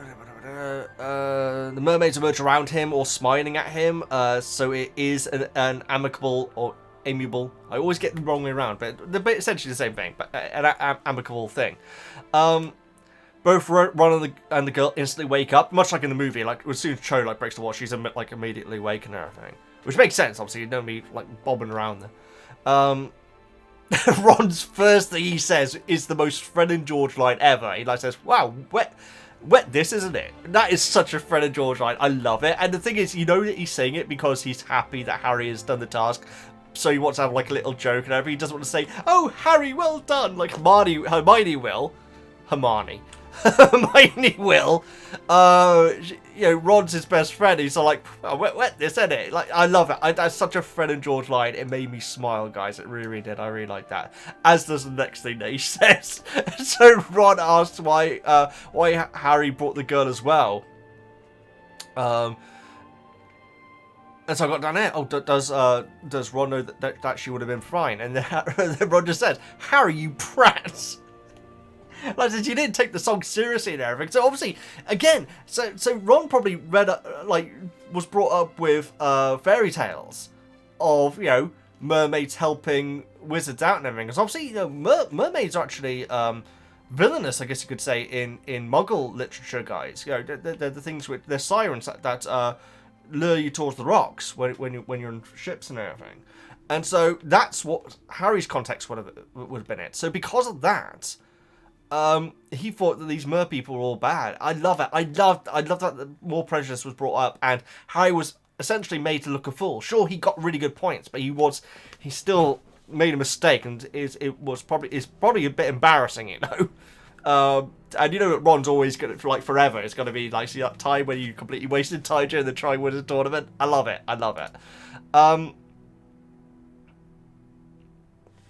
So yes, down here, I've got so Ron and Hermione would have been told exactly what would happen, and the fact that they were safe. Which, to be honest, guys, since watching the movie, I was thinking,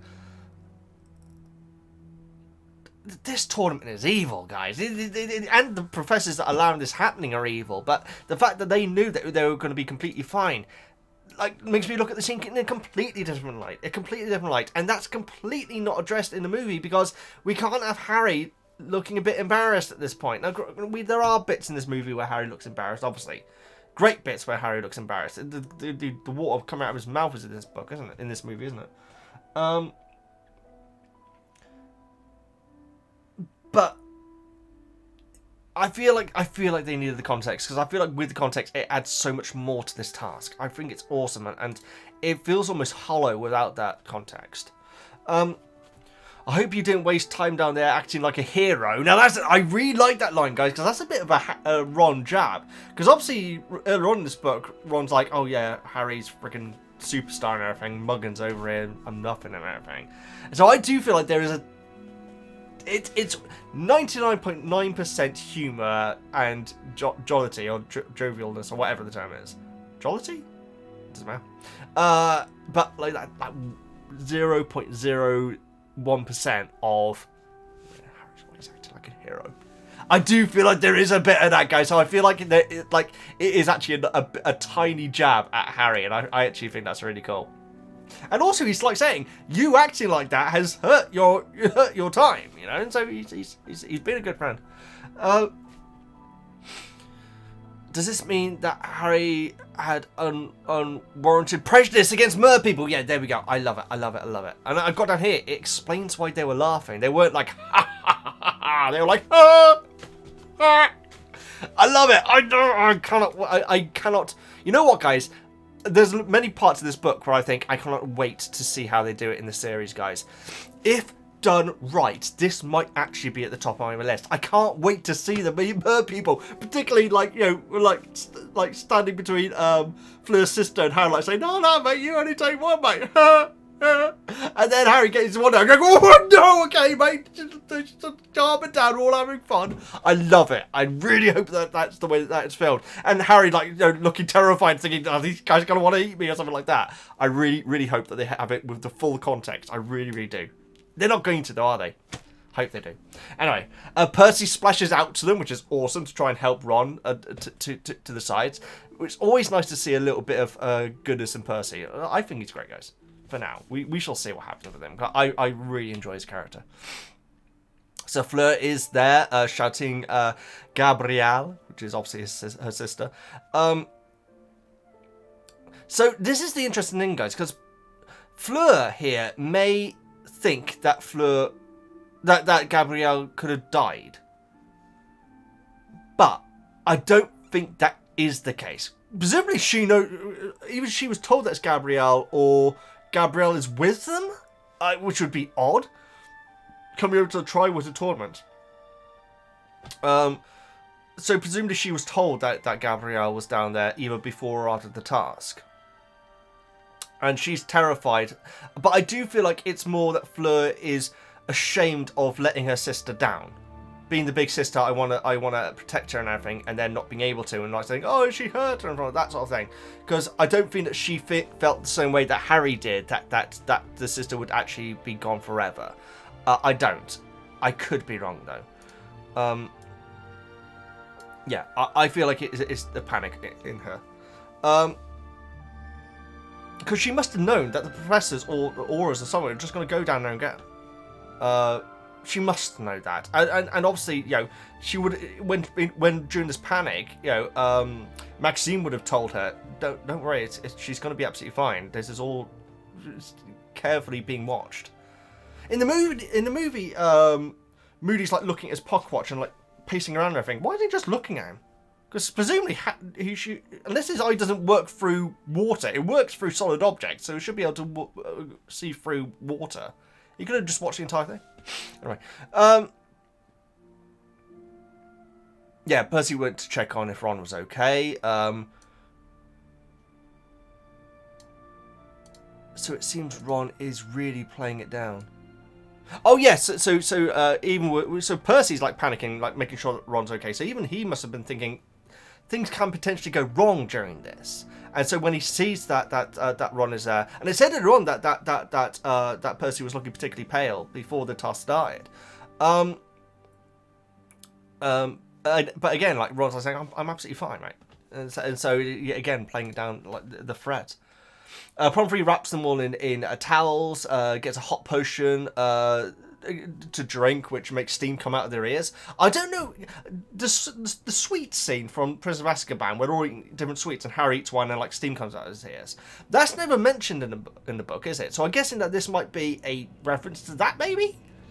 I don't know. But either way, I like that scene in the movie.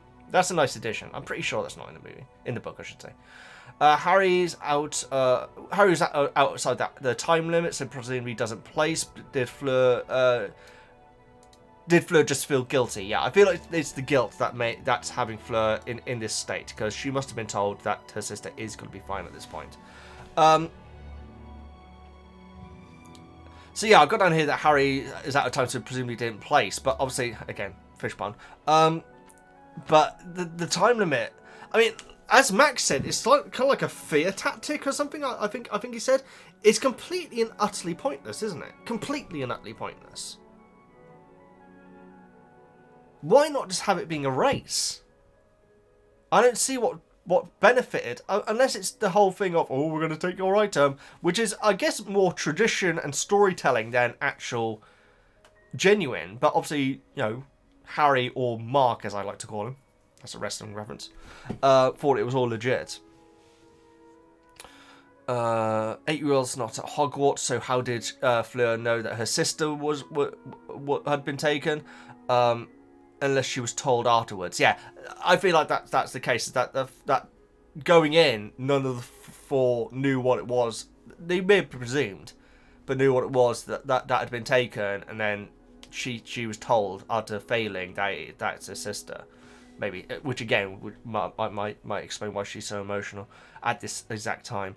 Dumbledore is talking with a chief person, a mermaid, in Moorish, which sounds fascinating. Again, they must get on so well and everything. It's really cool. Obviously, Dumbledore's like just screaming, because that's how it sounds above the water. Fleur has like cuts all over his face and clothes, guys, and so it definitely sounds a lot more brutal than it is in the movie. So obviously she probably got attacked by these Grendelos. That would have been nice to see, because I'm pretty sure that she doesn't look particularly injured in the movie, I think. I could be wrong there. Fleur thanks Harry.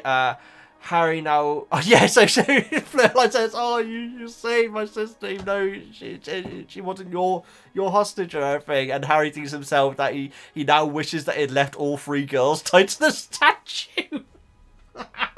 Amazing. I absolutely love that. That's book Harry. That is 100% book Harry. Movie Harry would never think something like that. And that's why I love book Harry so much. Because that's such an awesome, realistic line. Left all the girls. She kisses Harry and Ron. Hermione looks furious at this. Presumably at the latter. But also because she doesn't... I've got down here. Is she angry because of Ron or is she angry because of Fleur? Because obviously she's not a big fan of Fleur at all. But is that because of Ron's shenanigans? It isn't, is it? Because when Fleur turned up, she was being very rude, wasn't she? At Hogwarts, I should say. The Mertrief... the Mertrief is called Dennis Mertes. I'm sure I've got that completely wrong, but it's cool that we actually hear the name of them, though. I wonder if we hear about them again, maybe one day. Maybe. It'd be nice. So the chief gave feedback on what actually happened down there. Didn't mention the fact that Harry got his wand out and everything and started threatening people, or the fact that Myrtle helped. But obviously, she didn't see Myrtle. You get points even if you don't complete the task, which, to be fair, I do think makes sense. I think it does. Just so if no one saves their hostage, you got to be able to place people, you know. So it does make sense. Fleur gets 25. She says that she deserves 0, which is very, very unFleur. I don't know if she's going to be different going forward, but it's nice to see this other side of her. Cedric came first, but with 1 minute outside out of the time limit, which he came first, and Harry, who came third, is 2 points behind. That does seem like it's too close. It doesn't sound like Harry is getting knocked down for the time as strongly as Cedric is, but because Harry doesn't know the context and acted differently, should that affect Cedric's score? Because it seems like it is here, in my opinion. But again, I'm being a Hufflepuff. Crumb gets 40, down to coming second and messing up the Transfiguration. I feel like the messing up the Transfiguration shouldn't be doctored down that much, but we've already covered all this stuff. Batman says that most of the judges think that Harry should get full marks, which is insane. You can't give him full marks, guys. He didn't do it in the time limit. I've got a stupid line coming up, haven't I? Where is it? I'm going to say it now, guys. So if Harry had done all of this stuff, all exactly the same, and he also helped an elderly mer person across the road, would he have scored even more? It's not just about who's the nicest during the task. Like during the Dragon one, if he mended someone's scooter or something, just before grabbing the egg and everything, would he have got more points for that? It's got to be stuff that's relevant to the task. And in my opinion, half the stuff that Harry did here wasn't, in my opinion. That's probably me being Hufflepuff again. But yeah, he shouldn't have got full marks. And so only because of Karkaroff stopped Harry from getting absolute 100%. I always win at Quidditch, apart from when everything is against me, and then I can complain about it for the rest of the books. Marks. Apart from Karkaroff is the one who stopped that from happening.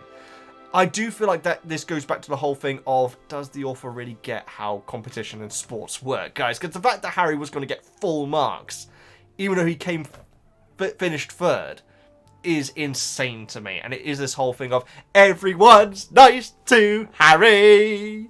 And it's a bit unrealistic. But then again, we're talking about something in the Wizarding world with dragons and mer people. So I should probably curb that.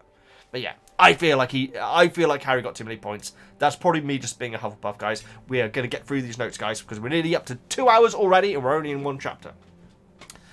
I'm actually glad that Karkaroff stopped him from getting full points, because him getting full points just seems like insane to me. It really does. Again, it's probably me being biased though.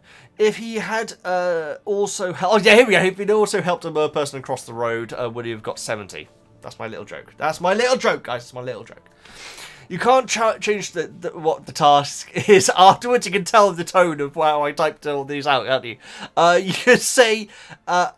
You could say about giving Cedric the rock, but no, Crumb the rock. But come on, yeah, the fact that Harry gave Crumb the rock, I can see affecting the scores because it would have pushed one down and raised one up. So I do pick that up on it. The term moral fibre does depress me a little bit. It really does, but yeah, it's fine. Crumb is not happy, in my opinion, rightfully so. Hermione is ignoring him, apparently, whilst cheering for Harry. Crumb being given the rock should be highlighted, absolutely. I do feel like that should have taken points off him and given it to... No, it should have just taken points off Crumb for him taking the rock. Harry's offering it shouldn't take points off. It should gain points for him, no. Or take points off for him. For Harry, I should say. But other than that, Crumb should have come second. That's how I see it, guys. What is the point of the time limit? Yeah, it does seem completely redundant. Harry... Oh yeah, and the last line is Harry is going to buy Dobby a pair of socks for every day of the year, which is amazing. I don't think Dobby would like that. I mean, like, Dobby would find that a bit stressful, to be honest, but I love that as being like the final line of the chapter. It's a very nice way of ending it. Sorry about my biased rants, guys. I do feel like I went a little bit old veggie there, but yeah, I do feel like the story is a bit iffy. I'm looking forward to reading the book review, but before that, we need to get to the next chapter review, which is chapter 27, Snuffle's Return.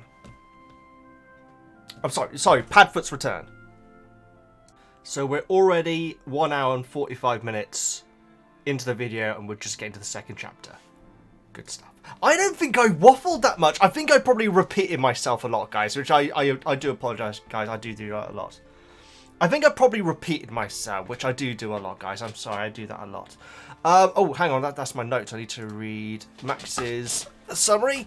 Harry can't wait to meet up with Sirius, no matter how concerned he is about the risk. Slytherins are laughing at an article Rita Skeeter wrote about the love triangle involving Hermione, Harry, and Victor Krum, leaving Hermione very curious about how she figured out some of this information. I've got a theory, and it's completely based on this chapter. Because before, did I actually say? I don't know if I said this, guys, but I did feel like there may be a plant. Even at one point, I even thought it could have been Ron, which is insane. But I do feel like there is something else that may be at hand, ironically. Kind of. Doesn't really make sense. We'll get to it, guys. But I have thought about something that she could use not even as a microphone, but to basically do her work while she's not there. Maybe. Maybe not. We shall see, though. Unless it's Crumb, which I don't think it is, but it could be. Snape interrupts and mocks them. No, yeah, but then Pansy, though. Anyway, it doesn't matter. Right. Snape interrupts and mocks them like the wonderful teacher he is, and then threatens Harry with Vertasium, suspecting that he was the one who stole from the store. Once again, guys, we're going to be back to how good is Snape's teaching, which seems to be I need to get a little jingle for that on these reviews, guys, because it does seem to be a recurring thing. I'm in two minds about one part. I'm completely against another part. So it sounds like Max is going on the description against it. I have more to say on it, but we will get to there eventually, if I can ever shut up. At the end of the class, Karkaroff sticks around to once again have a conversation with Snape about something on his arm. Heading off to Hogsmeade, the Golden Trio snag some food and go to see Sirius. A lot is said in the conversation, including the task, Snape and Karkaroff, Burbage Hawkins, and a very interesting bit of information about Crouch's family. The Crouch family. Sirius tells the three how Mr. Crouch's son was caught with some Death Eaters, and that Mr. Crouch sent him to Azkaban, where he would later die. To end it, Ron ponders if Percy would ever do that to his family to further his career. I don't think so, but then again, I'm a Percy mark. Now back to your thoughts, Veggie. Thank you very much. So thank you so much for those backs. I greatly appreciate, and as always, thank you so much, Jonas, for the wonderful side panels as well. It's so interesting, that last part, you know, guys, because there are, you know, we shouldn't be talking about it now, but the big reveal of this movie, as in the memory that they check out of Dumbledore, Barty, Karkaroff. No, it's Karkaroff trial, isn't it? Or is plea bargain, if that's the right term, which I don't think it is. And Karkaroff reveals something. That line, it's a cool moment. It's a cool moment as a movie watcher. It's like, oh wow, okay, well, that's interesting. From the book standpoint, it's so much more. It's so much more, and that's one regret, guys. Because very often I will say the cool thing about doing movies and books is that it adds so much to the book, and I can really appreciate it more. I will never get that feeling. I presume it's going to be in a memory. We will find out where the twist of Barty Crouch is revealed, and I will never get that because in the movie it meant next to nothing. It was like, oh cool. Whereas the book, I would have been, what? You know? But we need to get there though, so let's get on with the chapters that we're actually covering. Yeah, okay. Back to the whole poolside thing, lakeside thing, I should say. Would the chief have reported Myrtle's involvement? That is why Harry got there first. Yeah. So this is me still being Hufflepuff Veggie, but Hufflepuff did win, Veggie. Yeah, I don't think she saw Myrtle. I think that if she had seen Myrtle, she would have reported that to Dumbledore. Dumbledore wouldn't have held it against Harry. The others may have done. The others very well may have done, especially Maxime and Crumb, which is like, oh, cool, so now your ghosts are just allowed to give away the entire thing, are they? Yeah, I feel like that would have actually knocked him down some points. Let's move on, please. Right. Oh, okay, another one about that. Oh, God, I promise I do have some notes on this actual chapter, guys. Dumbledore had put the hostages under, telling them they will be safe. Actually, no, this is covered in this chapter. I apologise. Yeah, so we found out it was Dumbledore that put them under and told them that they would be safe. I don't understand why the term hostage is being used. Because to anyone who wasn't born in the Wizarding world, i.e. Harry, that would have been more confusing to him than, I presume, Fleur, Crumb, and Cedric definitely was, wasn't he? And so yeah, the use of the term hostage, it's odd. So they're not hostage. Who are they being held hostage by? Because they ain't the mer people. It's Dumbledore, if anyone. It actually is. It actually is. Ron changes. Oh yeah, so Ron's like retelling the story because obviously he was out for the entire thing. But Ron keeps changing the story, much like the Joker from The Dark Knight, saying how at one point he thought he was fighting 50 mer people. I want to see that. That'd be amazing. Padma's now interested in him again, or at least interested in. Well, actually, no. She's making a point of talking to him whenever they pass in the hallway, and so it sounds like she is possibly interested in him now. I should say, not again, because she never actually was. That's the thing. Padma wasn't, guys. Padma was basically, oh yeah, I'll go. You know?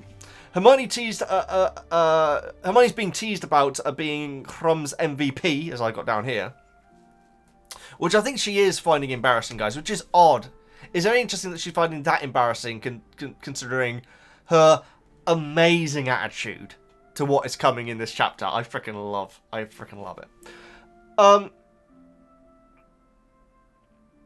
Black has replied to letter saying to meet outside Hogsmeade, to bring some food as well. My notes. Harry Harry, not hate from steps. Harry's still stressed out about Black getting caught. Ron's downplays this though, which is such a wrong thing to do. So Harry's like really stressed out about, oh, he's gonna come back here. There's gonna be a chance he's gonna get caught and everything. And Ron's like saying, the search is a lot lower now. There's no Dementors here. He's really trying to reassure Harry, but in that, Harry, you're being ridiculous sort of way, which is always awesome from Ron. Potions class. Like Max says, the Slytherins are all laughing at something when Pansy throws a magazine, not the Prophet, a magazine. Oh no, it's Witch Weekly, which I actually missed out on the name when I was making my notes at first. Which has an art, so like the three start reading it during the class. We'll get to it. Harry Potter's Secret Heartache. Yeah, it's so weird that this part was covered in the movie so early on. This is just before the first task. So that's kind of crazy that it really was. And obviously Hermione's reaction to it's very, very different. But of course, she doesn't really have a... Outside of that one scene, she actually doesn't have a relationship with... any kind of relationship, I should say, with Rita Skeeter. And so she is just annoyed. Whereas but Hermione's like... She is the MVP. So Rita writes for magazines too. So that's very interesting to know. It's not just the Prophet, which makes sense. I think most journalists are like that. Whatever you call what Rita is. The article says that Miss Granger, a plain but ambitious girl, which is one way of putting it, apparently. Although there's another way of putting it, which actually made me laugh, guys, and I feel bad about this.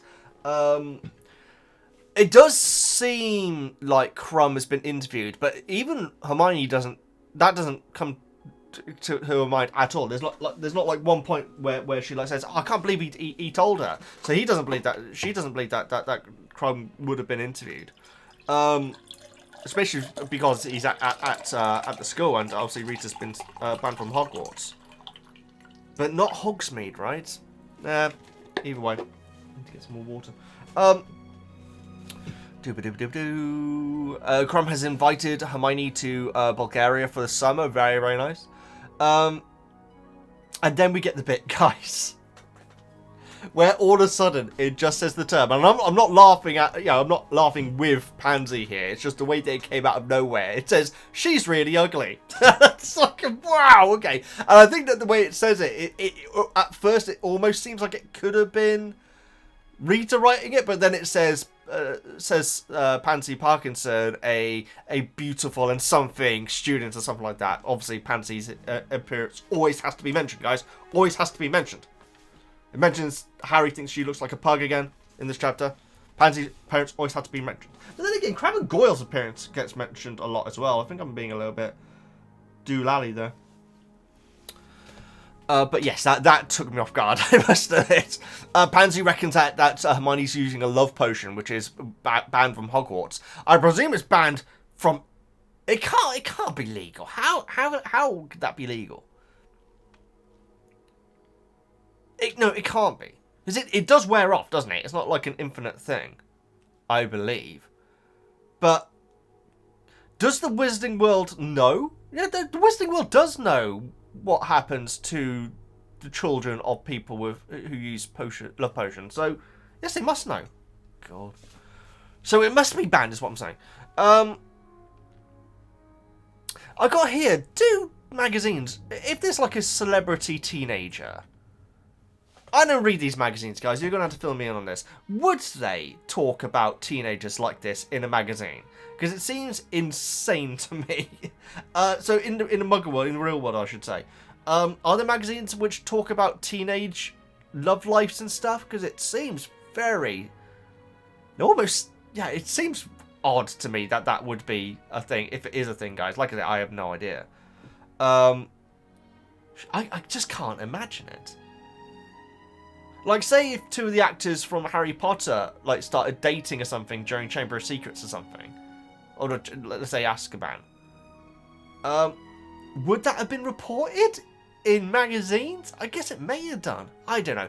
It seems like it's a very different world from what I look into, guys. But yeah, maybe it is a real thing. I've got down here, wouldn't people think that's a bit messed up, what's being written about Hermione? But then again, we're talking about...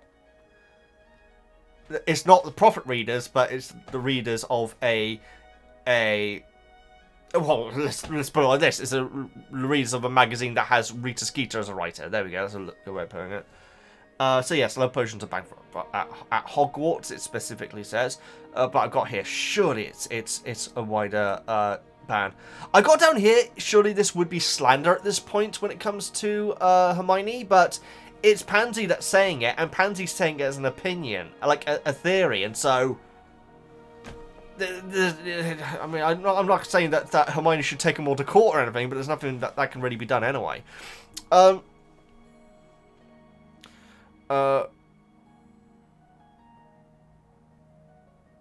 So, having read the article, Ron instantly blames Hermione, which is, you know, which actually surprises me. It actually does, guys. It really does. I guess it's because he knows what Rita's like, you know, especially with his family and everything.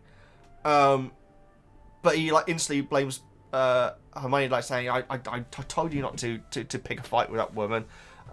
With Skeeter, she's just just made me laugh as well. She's written as if you are a Scarlet Woman. I love that term. That's absolutely amazing. And Hermione just like bursts out laughing. Says Scarlet Woman, and it turns out that's what Molly calls that sort of character. That was hilarious. And I not Percy, sorry. Ron's like, that's what my mother calls them. That did make me laugh. I got it down here, guys. Good on Hermione. Seriously, she just like starts laughing, throws the magazine, and then waves at the Sirius that are waiting for a reaction. She's badass, guys. I freaking love book Hermione. She really is. But then she does think, how could Rita know? And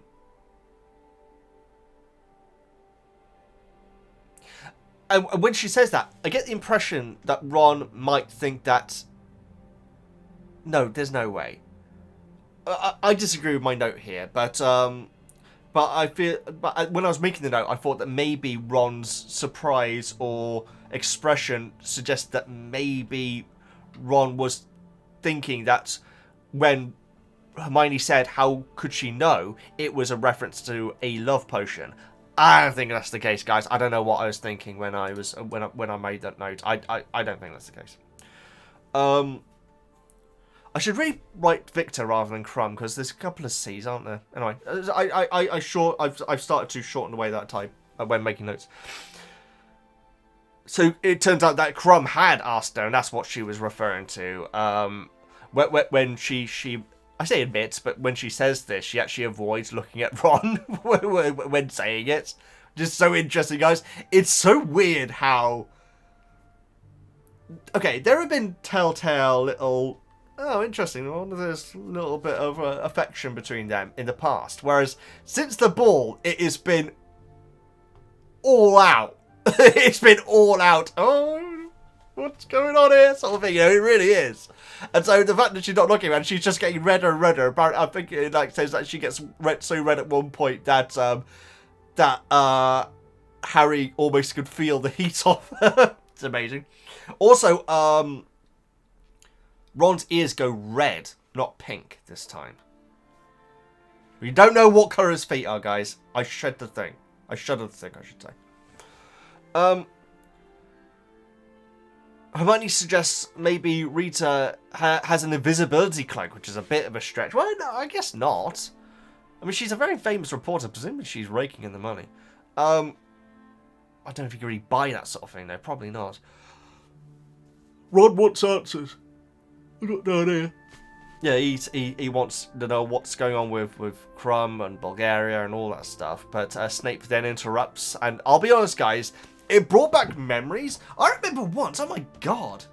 Jeez, I forgot about this.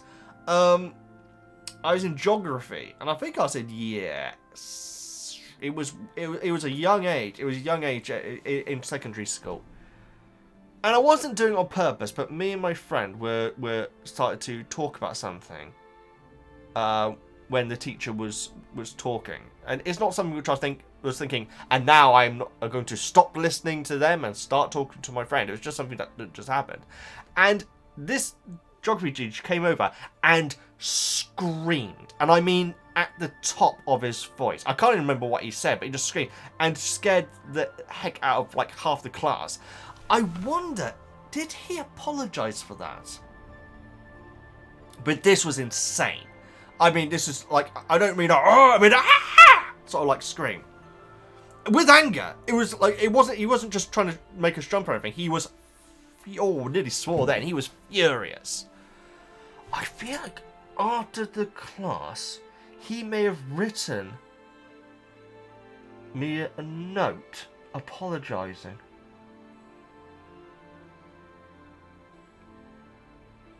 I feel like he may have done. I remember once I got detention for not being able to do the work that I'd been given because, because many years later I find out that I'm autistic but also dyslexic. I knew a few years after this that I was dyslexic, so yeah, it's all late stuff with me. And yeah, so like in the morning he like gave me after school detention, and all through the day I was really upset and really stressed out about it. And then when I went to it, I said, "Oh, don't worry about that. I was just in a bad mood." Teaching when I was a kid, guys. Oh God. Anyway,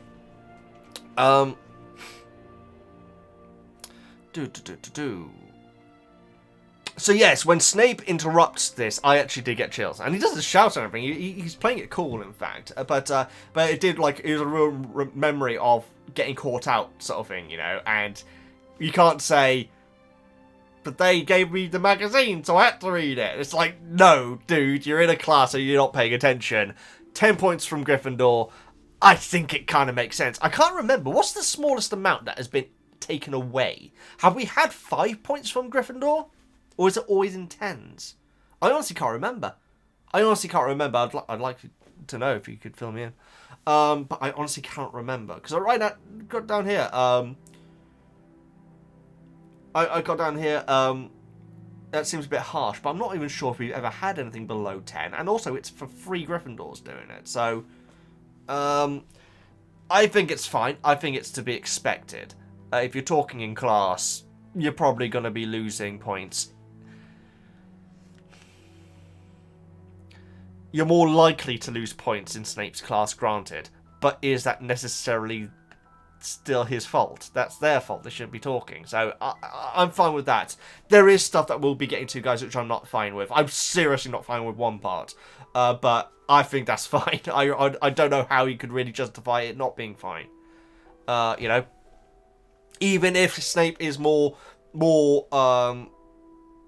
prejudiced against Gryffindor, you still shouldn't be talking in class. And it's for him to decide the punishment. So, yeah, that's my take on it. Like I say, guys, this is how good is Snape teaching? The really is little feature that we got.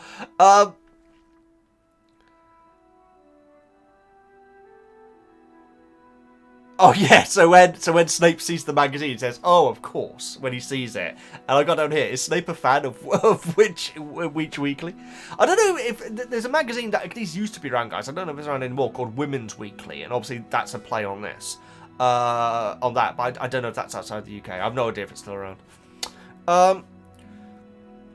Potter has to keep up with his press cuttings, in regarding to the fact that Harry's been reading the magazine. I've got down here that that's a fair joke. I don't think that that's particularly insulting or unwarranted. I feel like quite often, especially at the age that they're at now, your teachers do start to say that sort of thing, and light mockery, and I feel like that's what it is, because the fact is Harry is reading a magazine. In fact, he's actually reading an article about himself in potions. I feel like that's a fair joke, I really do. And it's very possible that Snape thinks that he's reading it purely because it's about him. I don't know if that's the case, but I feel like there is a chance. I don't think that Snape knows what the article is about before reading it. I'll put it like that.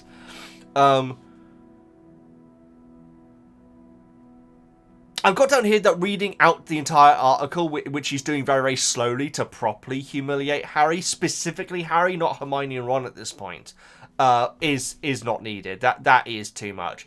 I remember there is a great video, guys, where it's a teacher. I feel like it might be college age. If not, then it's late high school age, because it's an American video.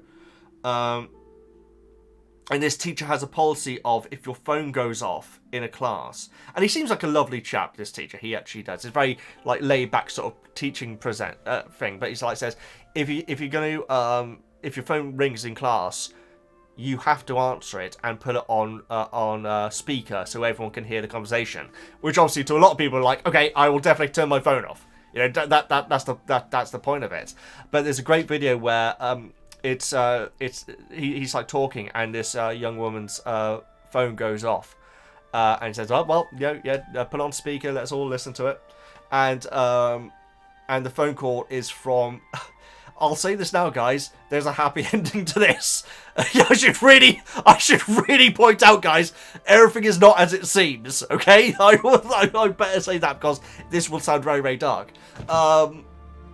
It's from a pregnancy clinic, confirming that that she's pregnant, and like says, after, and the teacher is looking horrified, like really embarrassed at this point. I'm getting emotional about this, guys. Sorry, and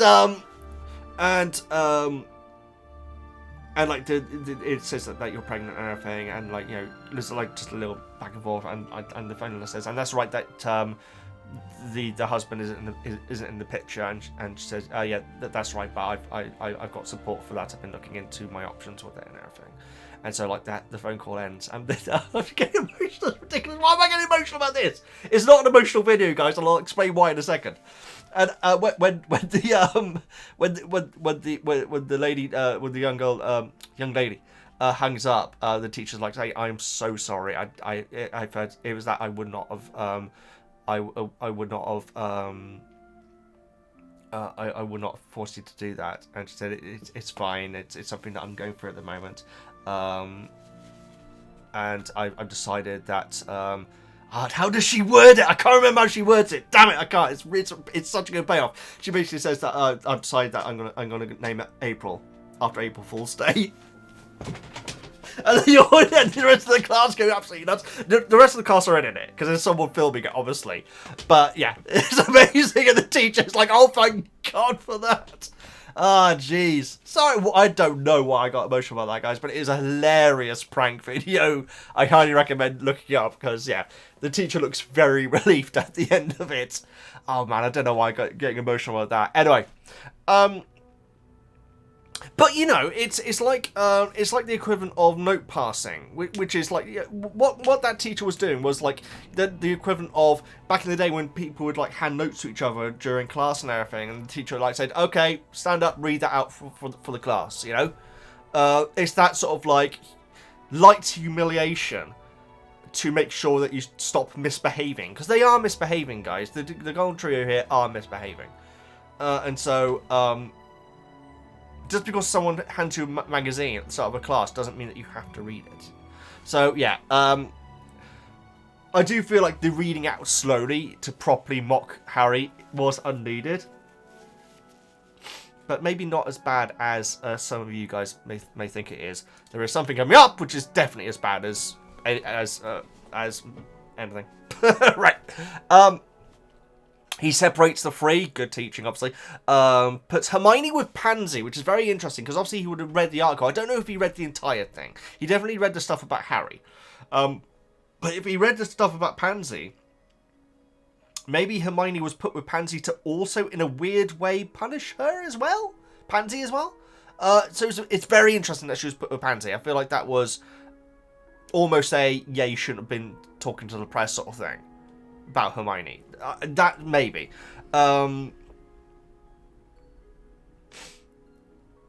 Snape can't like Ron. What? Oh, Rita. Sorry. Yeah. So Snape, I can't imagine is a fan of Rita's work. I mean, I cannot imagine that for a second. And imagine if Rita found out Snape's story. My goodness, he would be all over him like a fly to something horrible.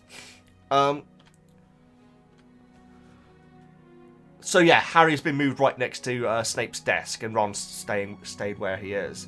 And after a little while, Harry's carry on with his potion making, and like Snape starts goading him. It is definitely goading, guys. He likes saying all this press attention to inflate your ego. All this press attention seems to inflated your already over large head, Potter. Just prodding him, trying to provoke him into Harry responding and then losing even more points. In fact, Harry's thinking he's trying to get around 50 in this class, and so I'm not going to rise to it. It sounds so bitter. It really, really does. What Snape is saying to Harry very, very quietly, so no one else in the class can hear it as well, which is not good. That is not something that a teacher should be doing. We got down here. I don't care how many times your picture appears in the papers, and my only note for this is lie. This is clearly a lie, guys. Why would he mention that? Seriously. To me, you are nothing but a nasty little boy who considers the rules to be beneath him. I mean, this is classic Snape. He says it every other chapter, doesn't he? He then does accuse Harry, in a way, of breaking into his office. And Harry then breaks his silence and says, I haven't been anywhere near your office. Piping up in defense. In defense, sorry. So I've got down here, did Dobby steal from Snape? Because Harry seems to think that is the case. Having after this conversation, he does think, but it was Dobby that stole it. So he does now think that Snape that he did take from it. I guess there's a tiny chance that Dobby found it or had it somewhere else, or was able to disappear in and out and go and get it. That is true, actually. But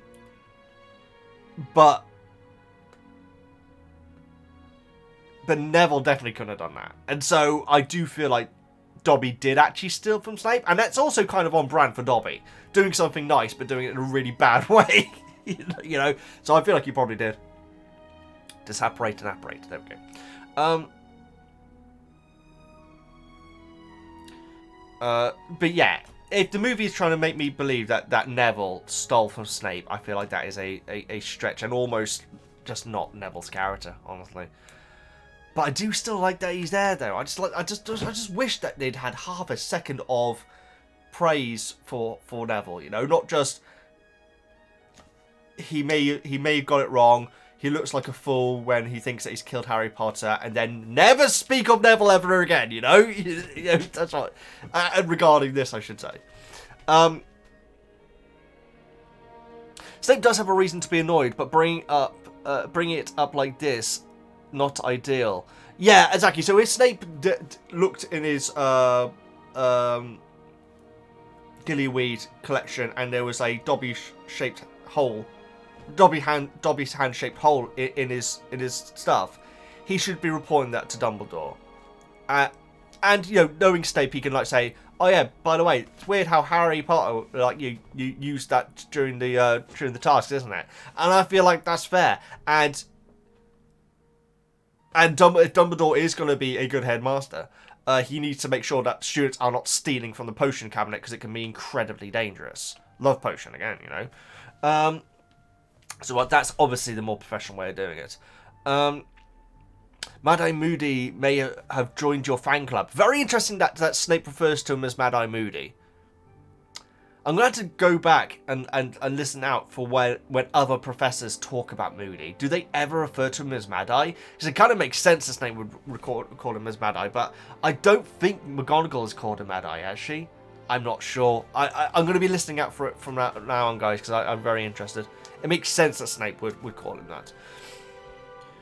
One more time, Potter. I'm not sure why he's giving another chance. Yeah, so if Snape genuinely does think that Harry has stolen from his store, there should be actions for that, not next time. Or is it that because Snape has no evidence apart from the fact that it was stolen, and then when the task was done, Harry just happened to have this very rare thing? I feel like that is tantamount of evidence, to be honest. And so it does kind of remind me of a moment in Confucianism. It's early Confucianism as well, which is Because I really enjoy early Company Fusam, guys. From what I've seen of the later series, it's not as good, and so I just haven't watched it.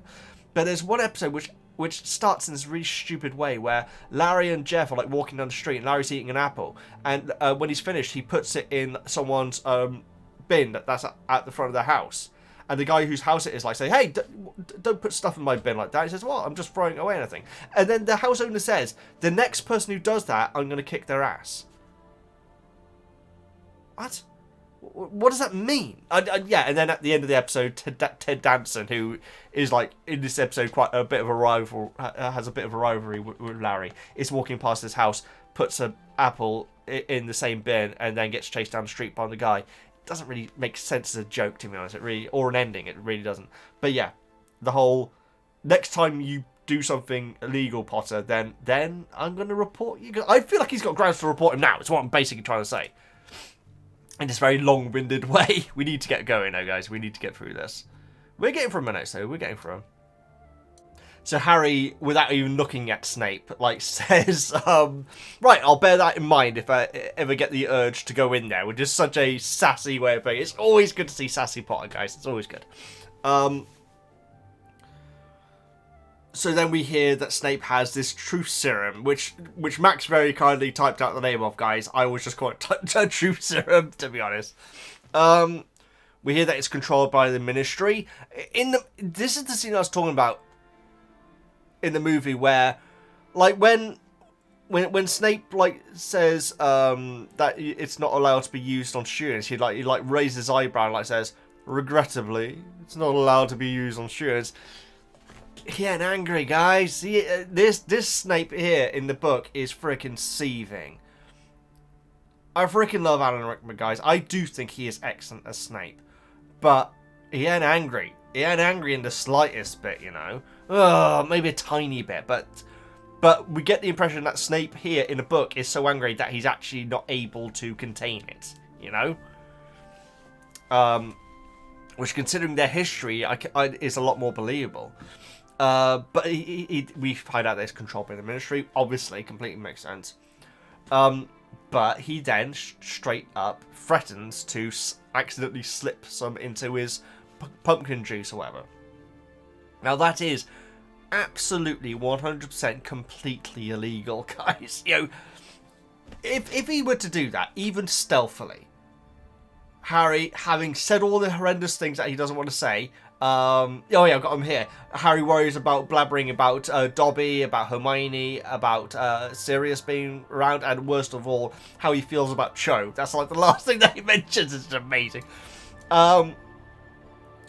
If Harry did that, sure, that's humiliating to Harry. Maybe Snape would hope that Harry would just like shut down and, you know, be silent about it, but Harry could absolutely, or anyone that heard it could absolutely go to Dumbledore and say, Harry's blatantly just had a truth serum used on him. Once Harry's back to normal, he can say, yeah, Snape threatened me, and Snape would not Azkaban, but be going to some sort of prison, I'd imagine, for doping a kid. Yeah, so that's not good, guys. I know that there's some Snape fans who defend him a lot. That you can't. I don't think you can defend, but yeah, we'll see. We'll see in the book club.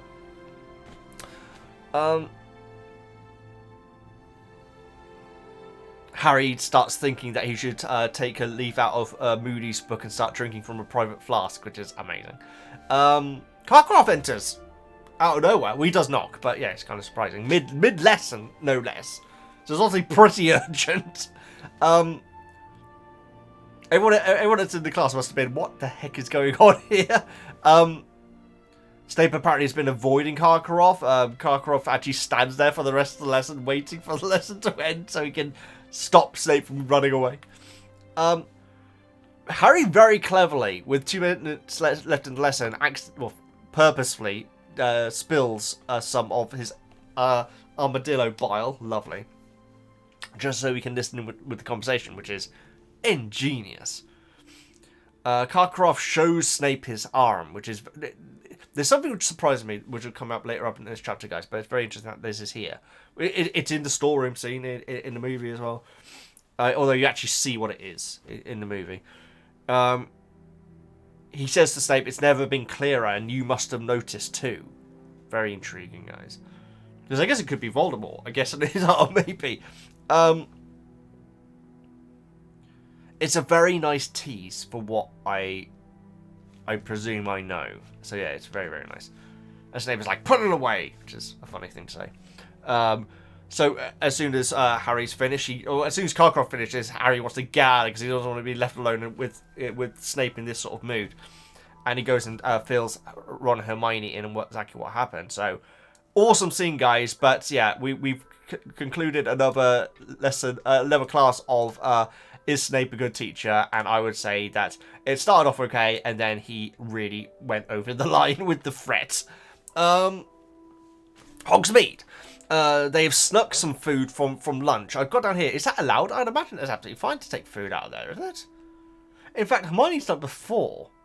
Yeah, she has. She's brought breakfast for Harry. In fact, it was earlier on in this book, wasn't it?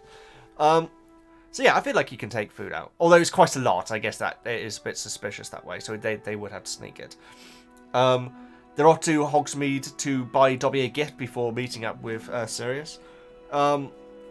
Which they presume is going to be happening. They're buying different kinds of socks, including one which screams when it gets too smelly, which is pretty useful, guys. What are those other clothing in the Wizarding World that would be good for? Hogsmeade's next to a mountain. I didn't realise this, guys. I mean, it is in the game. I'm pretty sure it is, but in the book, I don't know if that's been mentioned before. It may have been. So yeah, they start to leave Hogsmeade down the road, that path that Harry's never been down before, and there is the Black Dog, and I was very, very happy when it came out. I did assume that it was going to be meeting up. No, that's from the title of the chapter. But yes, really, really awesome. The Black Dog runs, and the three had to keep up when they eventually get to a fissure, is it? And which leads into a cave. And there is Buckbeak. I was so happy about this, guys, because I did assume that going forward, after Azkaban, Prince of Azkaban, that the two fugitives did stick together. I love that. I freaking love that, guys.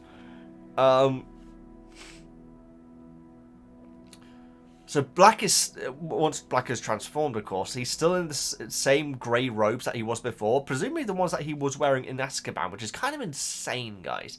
Considering he's been able to buy Harry a Thunderbolt. Thunderbolt? That's not what it's called. Yes, it is. And, you know, have all these back and forth letters and everything. You'd think that he would have been able to get some different clothing. And it would be in his interest for him to cut his hair, quite frankly. That's actually true.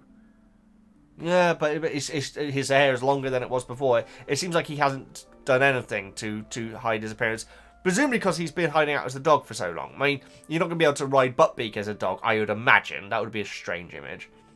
But outside of that, he has been in dog form. Which explains why he's been eating rats. Because at first, I didn't pick up on that. But obviously, a dog eating rats is a little bit more palatable. Literally.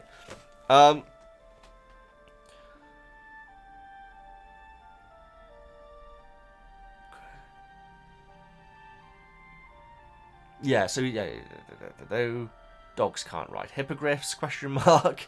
Black, first thing he says, chicken legs, which I like this, guys, because obviously because the chicken legs are still in Harry's bag, and so obviously Black, as the dog, could smell the chicken legs and knew exactly what it was, which is pretty awesome, so I really like that. So once he says chicken legs, then Harry takes them out of the bag, which is cool. And says about how he's been living on rats. He's been stealing papers, presumably from Hogsmeade. I feel like you get the impression that he's been there for a little bit, like maybe a few days now. He's been getting the different daily profits to be getting a measure of the situation. Because he hasn't been here for longer, has he? I don't think he has.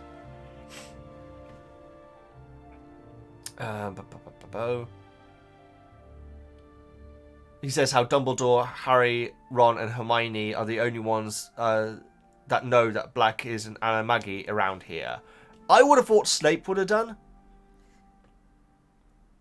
The thing is that he escaped from Azkaban by turning into the dog, and so you'd think that other people would know, but maybe not actually know. But I thought that Snape would have known, but maybe not. Maybe that was kept under wraps as well. We're getting through it, guys. Yeah, we're getting through this. Crouch has a mystery illness, is how it's being reported, which is very interesting. Fudge is now involved in the disappearance of Bertha Jorkins. It's really good to hear that is actually being taken more seriously now, guys, because obviously with Bagman and everything, it really has not been taken seriously at all. In fact, we get some very interesting information on Jorkins coming up, in fact. Crouch's house seems completely deserted, and St. Mungo's hospital is not giving a comment. That could be because he's not there, but they can't, like, say... I guess they could say he's not here, but maybe they've been asked to not say that, maybe? And obviously the ministry is still hush-hush and all. Hermione... oh yeah, so when we hear out that Crouch is not well and everything, and like Ron or Harry like says, actually, as I remember, he wasn't looking that healthy last time I saw him and all this sort of stuff. Hermione pipes in with getting his comeuppance for sacking Winky, is he? That's a bit strong, Hermione. I mean, I love Hermione, guys. That's a bit strong. I mean, he could be seriously ill. You know what I mean? That's quite outrageous. I mean, obviously that moment at the World Cup really had an effect on Hermione. I mean, it really did. And so, yeah, I don't think she wants harm to him, but you bringing that up here is off, in my opinion. But obviously, what we learn later on in this chapter is that Crouch's life would have been a heck of a lot harder without Winky there, because presumably there was no one else. Anyway, we'll get to it, guys. Sad story coming up. Harry tells Black the events of the World Cup. Black asks if Harry checked... oh yeah, so basically Harry fills in exactly what happened at the World Cup, and Black says, okay, so when you left the not the royal box, but the viewing box, or whatever, at the World Cup game, did you check your pockets then? Which is cool, guys, because I did for a second. I thought that Harry dropped the wand and it was found by someone, but it sounds like it was actually purposefully stolen from him, which actually makes a lot more sense considering it's Harry Potter. And so, actually, in the royal box, that's actually awesome. I mean, you guys have been telling me since I checked out the movies how good of a mystery this book is. This is awesome. I did not think for a second that it could have been stolen for that early. Amazing. And it's lucky that Harry didn't notice sooner, because if it had been reported to whoever, the Aurors or whatever, that he'd lost his wand, actually, no, it probably wouldn't be reported. He'd probably just go back to the box and try and find it, wouldn't he? Yeah. But yeah, that's a part. Black thinks about a situation where I absolutely did not take it into consideration. So that was really awesome to have that opened up, Hermione naturally instantly defends Winky, like saying Winky wouldn't have stolen from Harry, and Black was, well, Winky wasn't the only one there, it wasn't what he was suggesting. Ron instantly thinks it was the Malfoys. Again, it's this bias that these characters have, which is so well done in this. I really do appreciate it. Bagman was also there, of course. Someone that Black does not know much about, but outside of his professional Quidditch career. Hermione says it's more likely that Bagman summoned the Dark Mark instead of Winky, which I can't quite remember the rules around it, guys, because I don't think that house elves can use wands, right? I feel like I can't remember, guys. I should have looked up before recording this, but I think that might be what she's saying. But also, she's just very, very biased towards Winky, or against? Yes, towards. And Ron is like saying, "Oh, sorry, she's obsessed with house elves and everything." And Black very coolly says, "No, Hermione has a better measure of the man than you do, Ron," which is cool. If you want to get a good look at what a man is like, see how they treat his inferiors, not his equals, which is such a cool line, guys. And I think it might be inspired by a Gandhi line.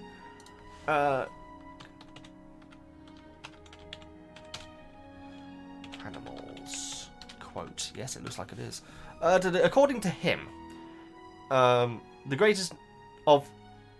greatness of a nation and its moral progress can be judged by the way its animals are treated.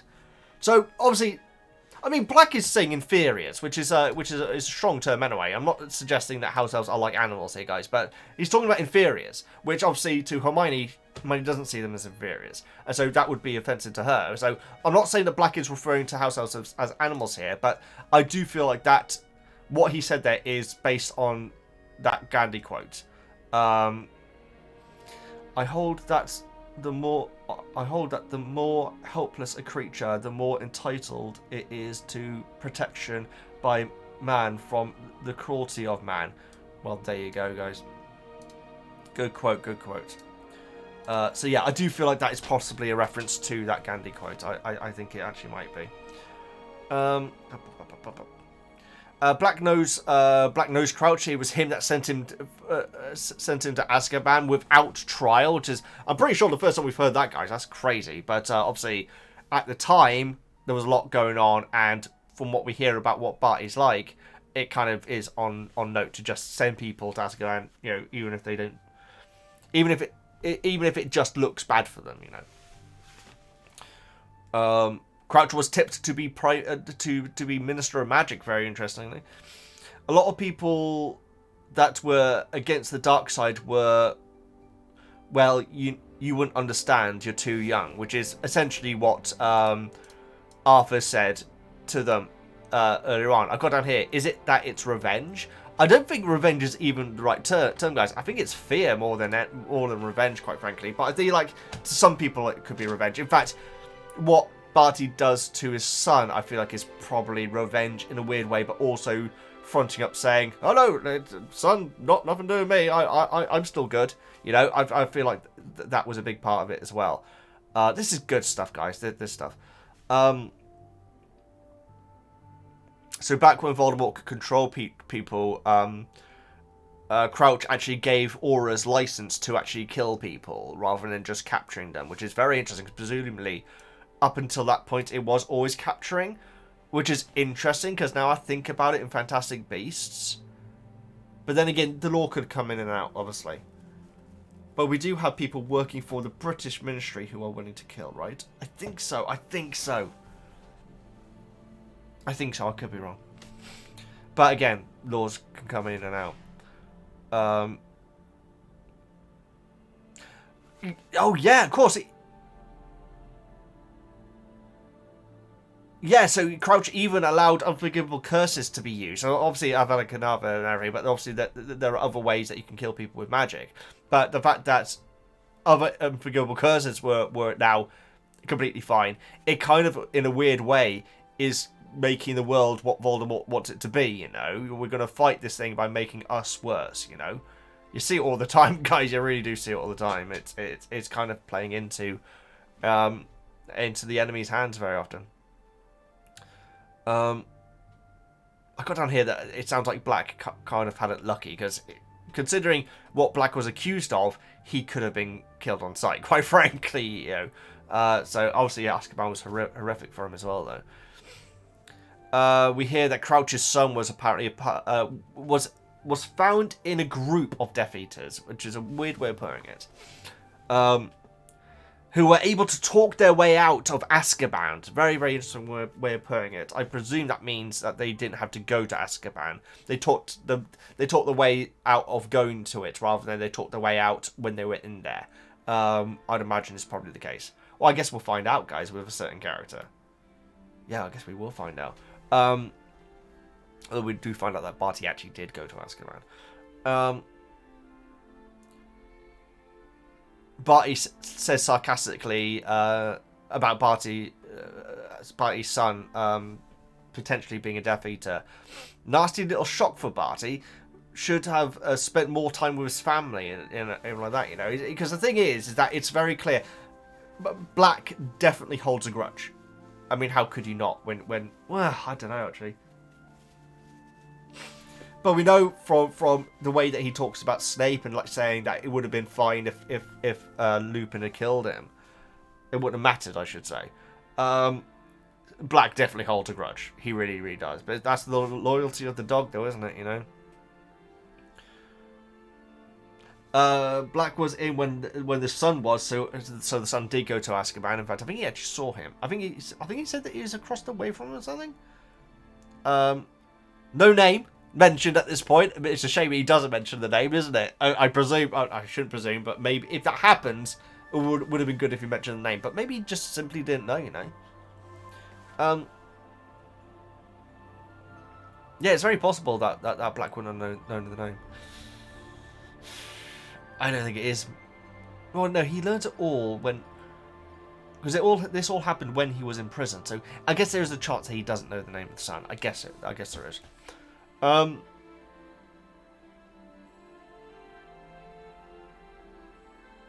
So we hear how anything that would tarnish Crouch's reputation had to go. That's the way that Black describes Crouch's approach to his family. And even down here, I mentioned how Percy wouldn't go that far.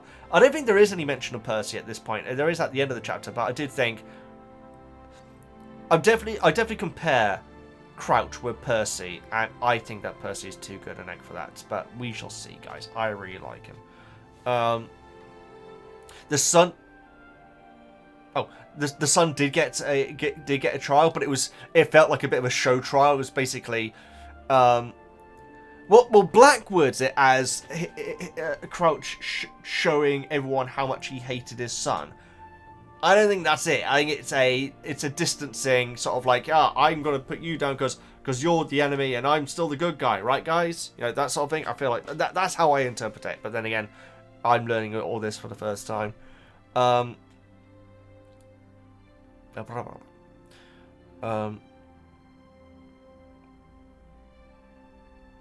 19 years.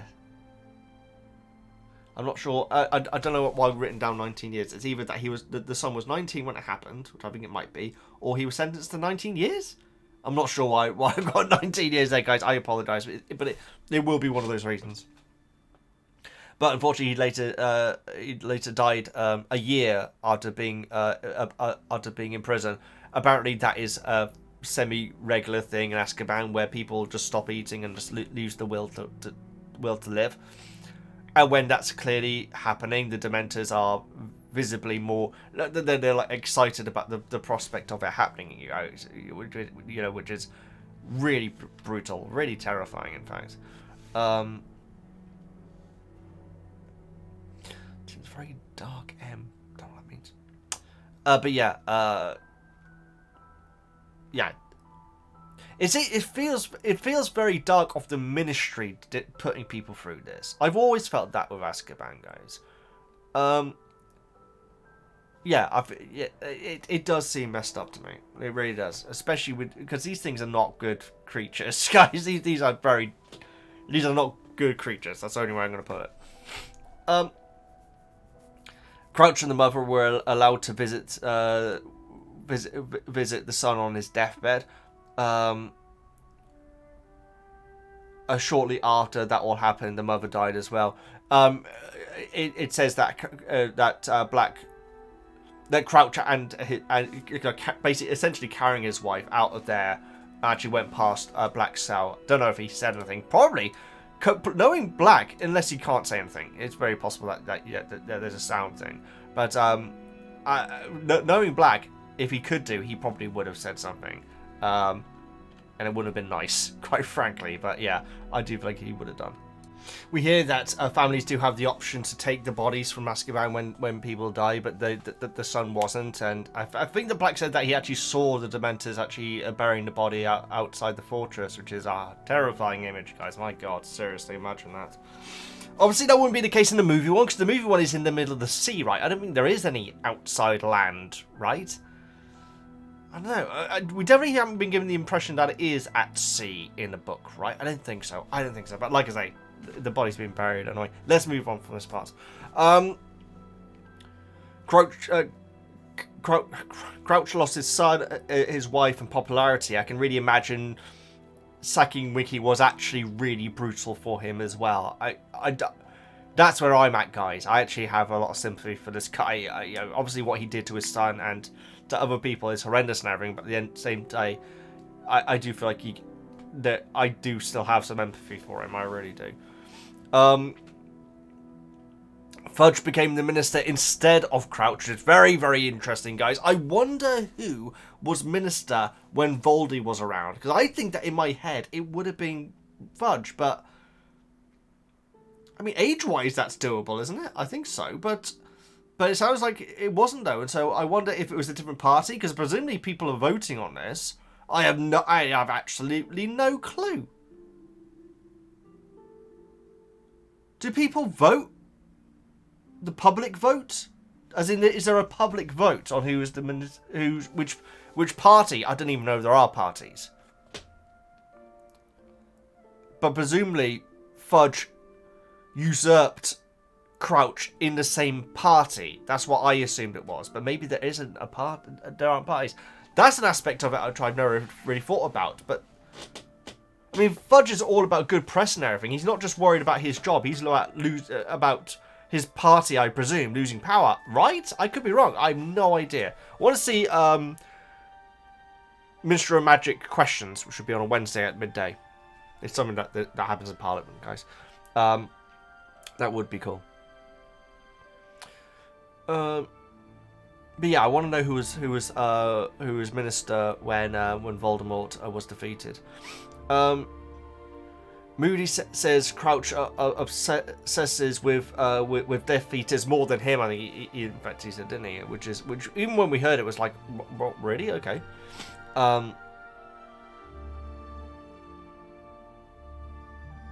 Black says that Crouch's obsession with tracking down Death Eaters now is possibly to try and get that popularity back. Maybe I'm being too empathetic, guys, but I genuinely don't see it like that. And also, I know who's talking. I know it's Black that's talking.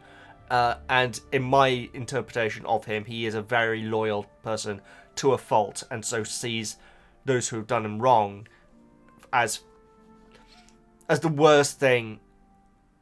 Anything that the person does, Black will always see it as being for the worst reason possible of doing it, you know. Much like Snape with Harry. Sorry. Much like Snape thinks about Harry. It's always the worst case scenario, you know. That's my interpretation of Black, guys. And I know that a lot of people, you know, a lot of you guys say that Black's your favourite character.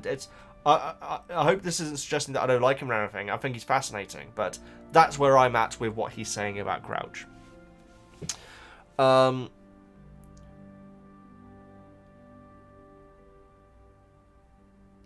So Ron, really pushes the idea that Crouch might be suspicious of Snape being a Death Eater and everything, and Hermione still refusing it and saying that Dumbledore trusts him, and so, and you know, I feel like that's fair, guys. to think that Dumbledore's making a mistake that big, you know, from what we know about Dumbledore doesn't make mistakes, let alone one that big, you know, and so yeah.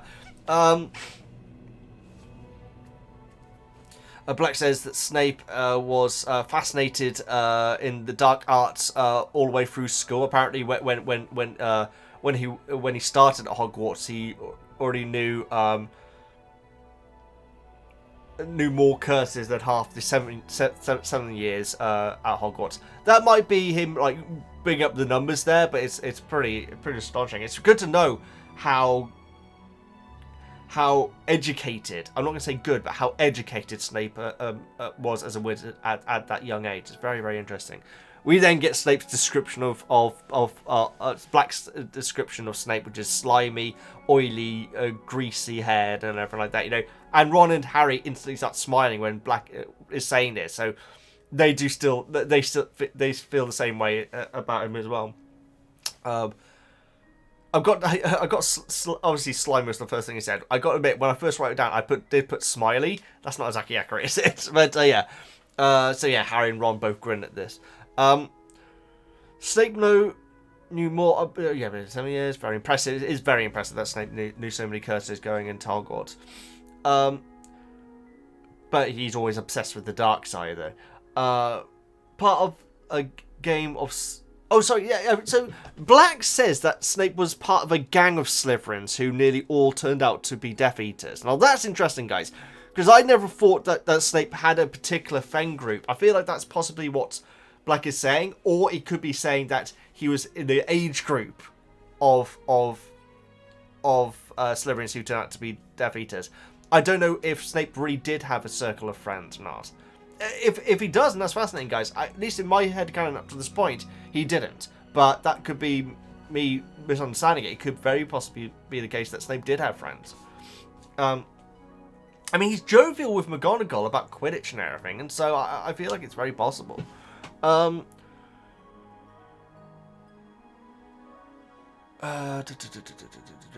how, you know, but the thing is, Black does say, like, you know, that but if Dumbledore trusts him, then, you know, that he's never like made a mistake like that before, and so he doesn't think that he's a Death Eater. So it's good to know that Black hasn't pushed his resentment that far.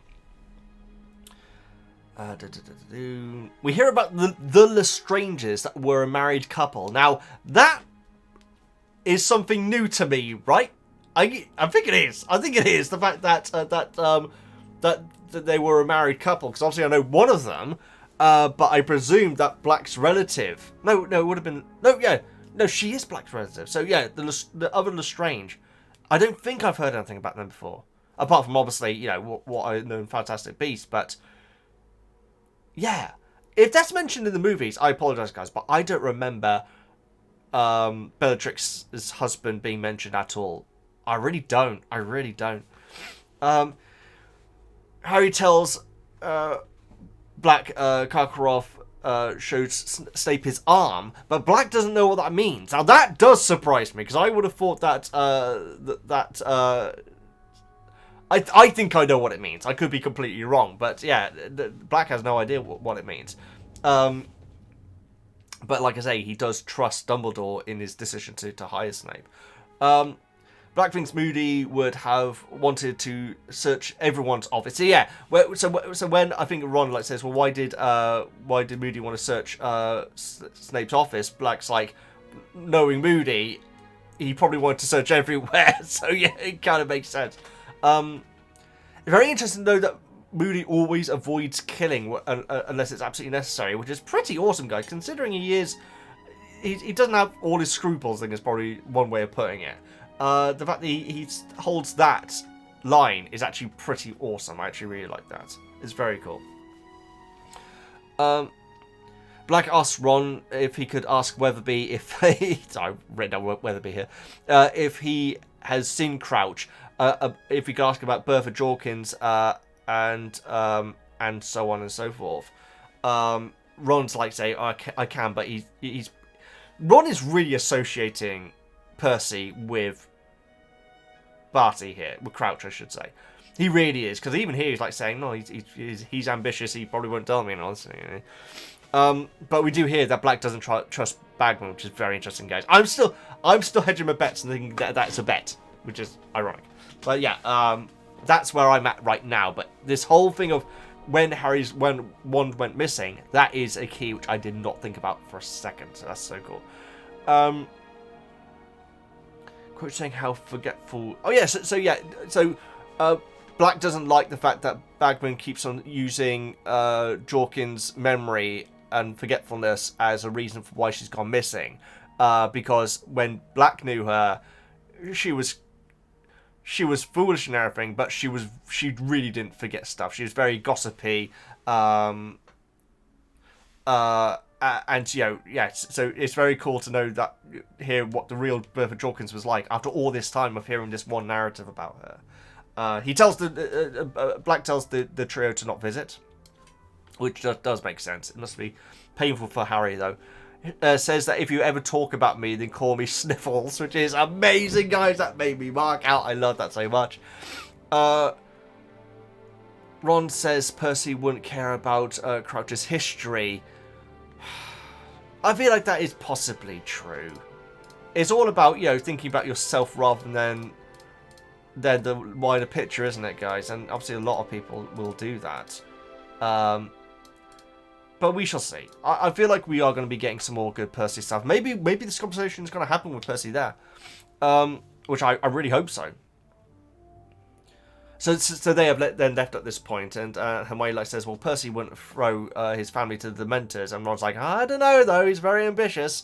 No, I 100% think that Ron is joking there. I really do, because I don't know. That seems to be something which he says at the start of a sarcastic quip, you know. So I think he's completely joking.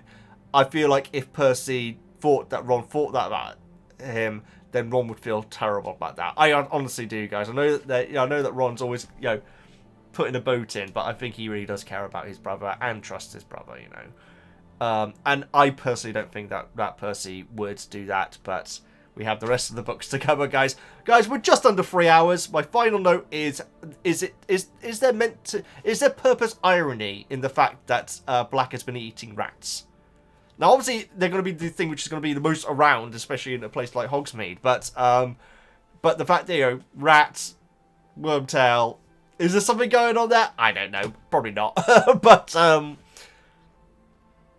Ron brings it up at the end. Oh, yes. Yeah, that's like the last line of the chapter. So, excellent chapters, guys. These notes have taken me so long. So let's go over to the book, the book club without any hesitation. I will avoid getting sidetracked, and like I usually do, guys. Very few sidetracks today, guys. I just feel like I've been repeating myself too much. I need to learn from that. I just feel like I've been repeating myself too much, which I need to learn from that. Let's go over to the book club. Looking forward to this one, guys. So my notes took 3 hours to get out, guys, and so I don't think that's a record. It could be a record, guys, but we do need to get through the book club at a good pace, though. But I think we've gotten better at doing that because you guys have been reducing the size of your comments down, which is greatly appreciated, guys. Thank you so much. And also, I've just been getting better and faster at getting through them. This is what the book club looks like, guys. Like I say, you can back the Patreon for as little as $1 and get access to everything that's on there, including these posts. You leave a comment regarding these chapters at the bottom, and I'll then read out in this part of the video, guys. Favorite part of doing these book clubs, guys. I really enjoy it. Like I say, we need to try and keep it under 3 hours, but like I say, I feel like we might be able to do that. I feel like in the last couple we've been able to get through quite fast, so let's get to it.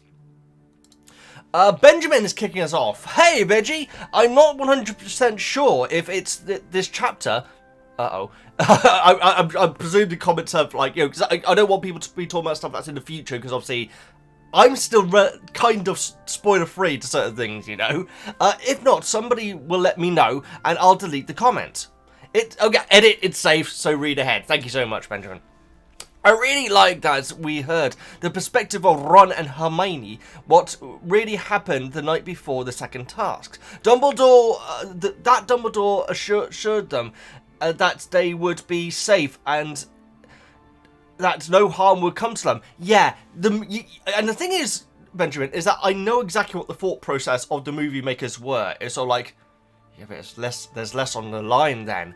Yes, there's less on the line, but it's also slightly more realistic, though. You know, come on. Anyway, sorry. And also, I love the fact that Harry got it wrong. That's great, guys. No, movie Harry doesn't get things wrong, guys. He doesn't even get lost in the lake. He just swims straight there, straight to where they are. And so, yeah, the fact that Harry basically was panicking in this way where he really didn't need to, but it probably made him do it a lot faster than anyone, you know, it was awesome. I really appreciate that. And the panic of him running from the library to the lake was amazing as well. In the movie, we are told that they were in real danger, something which Dumbledore would never have done, never allowed. Yes, and also the bits with the mermaids, like putting the tridents up to his neck. It's like, what? I would say that's pretty much libel against the mermaid community, quite frankly. I really don't like that. Anyway, Benjamin, thank you so much for kicking us off. Great comment. Darcy, hey Veggie, we're so excited to see Dobby. As always, I actually don't hate the change to Neville in the movie, as it gives him a chance to shine and for the audience to see his herbology skills. Completely agree, Darcy. The way they did it, I don't particularly appreciate, but it's the same thing with Ron. It's like 9 out of 10 times in the movie, Ron is being the bumbling fool. He just ain't that in the book. He just ain't that.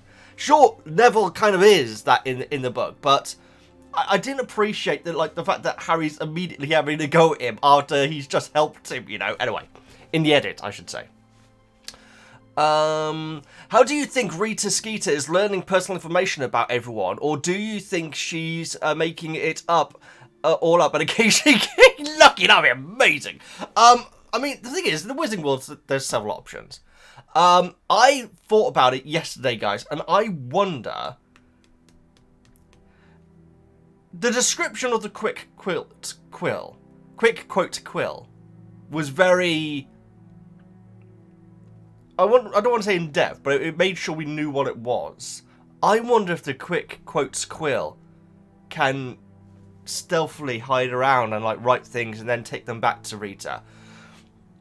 I did think there was a spy before, but the fact that Crumb took Hermione away, or Hermione, I should say, away from the crowd so he could speak to her privately would suggest that it's either Crumb or they were overheard.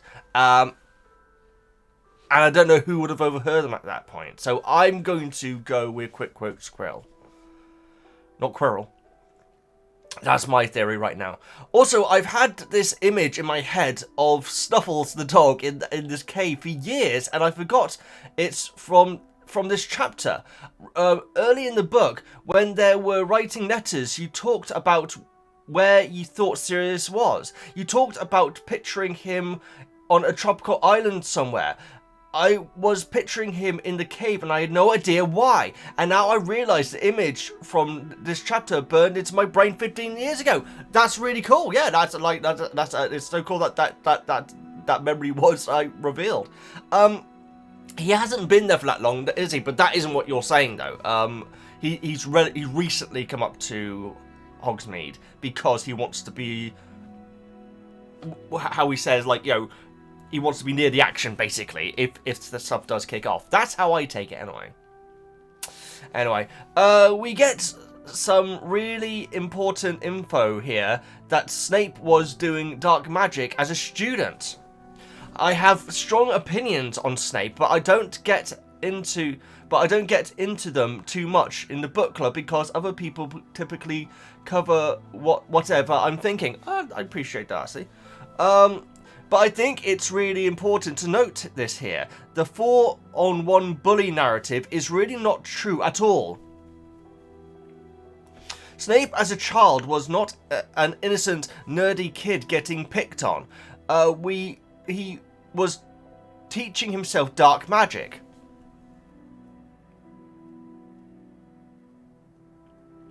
Is dark magic always a bad thing? I guess it probably is. I don't know. I mean, the thing is, when it comes to dark and light magic is usually, in video games and stuff, it's like healing and stuff like that, whereas dark magic would be doing damage. But there's definitely magic that the students are being taught that does damage to other people. And so, dark magic is obviously another category of its own, but that's very interesting.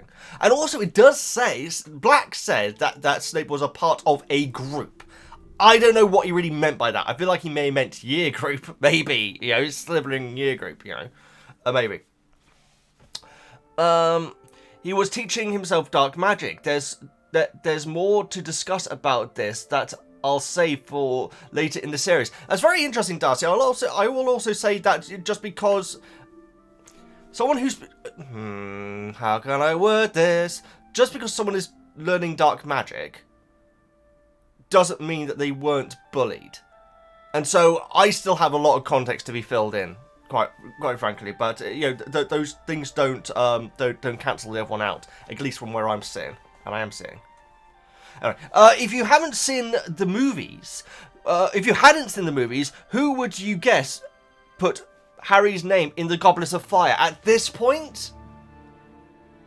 I mean, the thing is, guys, is that we are hearing a lot about Moody. And mine is the sort of brain where I'm always looking for a twist, you know. I wish I wasn't, guys. I really wish I wasn't. Because I ruined the end of a movie for myself once, which I still really like. Last Broadcast. Okay. I'm going to say this very, very quickly. So if you want to watch Last Broadcast, which is an extremely cheaply made 90s horror movie, which people believe is what Blair Witch Project was based on. I prefer Lost Broadcast personally, but it is very dated though, guys. You know, so if you want to go and check that out, mute the microphone for like 30 seconds from now. Okay, so the whole movie is this person making a documentary about these killings that happened in a forest in America. And near the end, because obviously the murders started up before the documentary started. The film is the documentary. And near the end, the filmmaker like goes to the forest and on his way says, weirdly enough, it's the same weather conditions that happened on that terrible day. And I said... my friend like said, oh, I see what they did there, and I thought that meant that he was actually the person who did it. That it actually was the case. So it's actually quite a messed up documentary when you think about it. But yes. But what my friend was saying is that they just filmed the two scenes on the same day, and it's sort of like a backstage joke. But I took it as meaning something else, and then I accidentally spoiled the entire twist and ending for me. I really like it. Anyway, that's been well over 30 seconds, so I apologise. Right, so,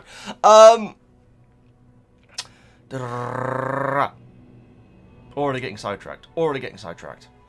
Yeah, I don't know. I feel like, obviously Crouch. I would be very confused with what's going on with Crouch and Extreme. Actually, you know what? I would say Crouch. Yeah, I would say Crouch, because that would still be a twist at this point, because why would Crouch, who's obsessed with catching dark wizards, want to endanger Harry? Yeah, that's where I think, it's hard to say. Also, a few book clubs ago, someone brought up the idea of an in-person meetup. I think this would be so fun. I'm in the US, unfortunately, but honestly, I would be down to go to the UK to make a vacation out of it. Maybe you could do something at LeakyCon? Oh, right, really? It's a Harry Potter event? I had no idea that was even a thing. LeakyCon? I'm going to have to write... I won't write it down, I'll take a picture of it. Yeah, I've never even heard of that before, guys. Cool. Why is it called LeakyCon? I don't want to know. Anyway, thank you so much, Darcy. Thank you so much for your comment. Joe Winters, thank you so much for the comment which you made on the last Harry Potter video. That was fascinating. I really appreciate that. Hello, Veggie. I love when you mentioned your dog in your videos, and the name is so adorable. Apparently the vet would always call dogs that didn't have names Woozle. And when the Blue Cross heard that, they thought it suited her. The Blue Cross is the shelter where she was saved. They were thinking of calling her Thunder, because she was found tied to a gate during a thunderstorm in the middle of the night, which is, she was absolutely terrified, bleeding as well. She was in the right mess. But it became very obvious that she wasn't a Thunder. She's not. She's a Woozle, guy. She really is. She's a bit of a cowardly custard. The first time she ever saw a cat, she was completely like, "What is going on?" She really was. She wanted to get away from it. It was amazing. I love animals. I have 17 rescued cats. Oh my goodness! But I'm not as good at making cute names. I have 2 Dobbies, for example. The thing is, if you've got 17, you're going to be running out of names. Do you have a Winky? But if they're both male, though, I think you could call a male cat Winky. Or Barty. Maybe. That's awesome. Chapter 26. I'm questioning 2 things here. Hermione's ability to research Hogwarts library. It's so unlikely that there is nothing in the library about any methods. I completely agree with you, Joe. It cannot be that rare for wizards to go underwater. This is my point. Sorry, I don't know why I'm so angry then. Even in the books about mer people, some explorers must have gone to meet them. Oh my giddy goose. And the problem is that the gang is like reading such vague... I reckon it's their fault, because they're reading like books like which are called like where there's a way or stuff like that. Yeah, look at Undersea Wizarding. There has to be a book called that. I'm so interested in the life of the mer people and the dwellings. I would love to see love to be able to explore the lakes in some game and meet them. Oh, I didn't even think about that. Imagine if that was in Hogwarts Legacy, which I presume it isn't. That would be amazing. I would love that so much. Do you find them interesting? It's up there with the things which I want to see the most in this TV series. It really genuinely is, especially if they get it right, where the mer people look like maybe uncanny and a bit scary, but they're acting in this sort of like very happy, jovial, sort of like, hey, this is a big celebration day sort of way. If they get that right, I think it's going to be fantastic. I really do. From the mentions of lessons in Professor Flitwick, I think it's probably a great head of house. Oh, he's a great head of house. I think possibly one I would like to have if I was a student there. Oh, absolutely. I think, yeah, definitely. Snape, chapter 27. Snape, is acting so inappropriately as a teacher, but the line Harry Potter's secret heartache, dear Potter, what ailing you now is gold. Yeah, that is good. I hope it makes it on the new series. I think it will. I think that one of the things which they will have to get right in the series is Snape. I really do feel like he's going to be quite different in opposed to the movies. Snape is so arrogant. He acts as if he is a victim by not the boy who was orphaned by his ex-idol. I love his character, but he's a terrible person, which is true for many people who are effective in war. The way he calls Harry nasty for breaking the rules, while he himself broke several laws and joined the worst criminal organization in the world. I can't speak on that yet. I like the quote from Sirius about getting a measure of people. Yeah, that was cool. From how they treat those below them. What do you think of Mr. Crouch now, as well as we know more about his background? I thought it was fascinating, and to be honest, I do have empathy for him. I really do. I honestly do, guys. It's a horrible situation. Sure, he didn't do the right thing. He did the wrong things many times, but I do still feel empathy for him. He lost his entire family, guys. So yeah. What do you think about the information that Barty Jr. died in prison? We never got that in the movie. We didn't get none of this stuff in the movie. No, it's fascinating. It really is. It's I think I can't erase completely what I know from the movie, but the fact is, it may not happen in the movie and in the book. So I find it absolutely intriguing. Thank you so much for your comment, Joe. Andrew. Hi Veggie, hope you're doing great. I'll let everyone else cover the most important controversial Snape parts in these chapters. Now this is interesting, guys. The only thing which I think absolutely steps over the line is the truth potion. The rest, I could see real teachers doing, to be honest. Reading the entire article out is a bit much. I do feel like that is a bit much. But everything else, I feel like is fair. You know, separating them out, taking points away from them. They were talking in class, guys. They were reading magazines in class. You wouldn't have got away with that when I was at school. Alright. I'm sure you wouldn't get away with it now. I'm not being one of them. Sorry. One of those people. Part of these chapters. So here's a few lighter points. In the TV show, I want to see a cutaway to an aqualung zooming across the countryside. Yeah, I wonder if we're going to get stuff like that. I kind of hope we do, because then we're going to have like Harry in like a top hat and tails and stuff earlier on in the series as well and everything. I hope we get stuff like that. That would be cool. It was nice to see Dobby again, but I think the movie choice of Neville helping with the gillyweed is a good substitute. I agree. We got a nice comic moments, and Neville got more screen time. Yeah, Yes, you're right, Andrew, yes. Right, so, I've already aired my opinions on how they did it, but I do like the fact it was Neville.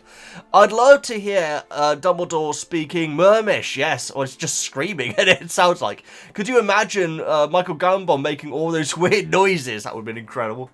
Also, how unfair is it that the judges are the head teachers? So much bias. I agree, although it sounds like Maxine thought that Harry should have got full marks as well. Maybe because of Gabrielle? Maybe? Maybe that's why. I wonder if Sirius checked to see if the rats had... Oh, hang on. Oh, the head teachers, yeah. Yeah. I wonder if Sirius checked to see if the rats had all their toes before he ate them, in case he ate Peter Pettigrew by accident. Well, he may want to do that. No, Black, but yeah. P.S. Your favourite returning at SummerSlam. Hope you enjoyed it. Oh, it was awesome. I gotta say, okay, two things. I like his new music, Roman Reigns. It's the music they had at WrestleMania. I do like it. I feel like it's awesome. It could do with having a shorter intro. I feel like that about the Wyatt at 6 as well. My goodness, I skipped forward like several minutes and nothing's happened. It's just blackness with flashing white light. Right, let's not start ranting about that here.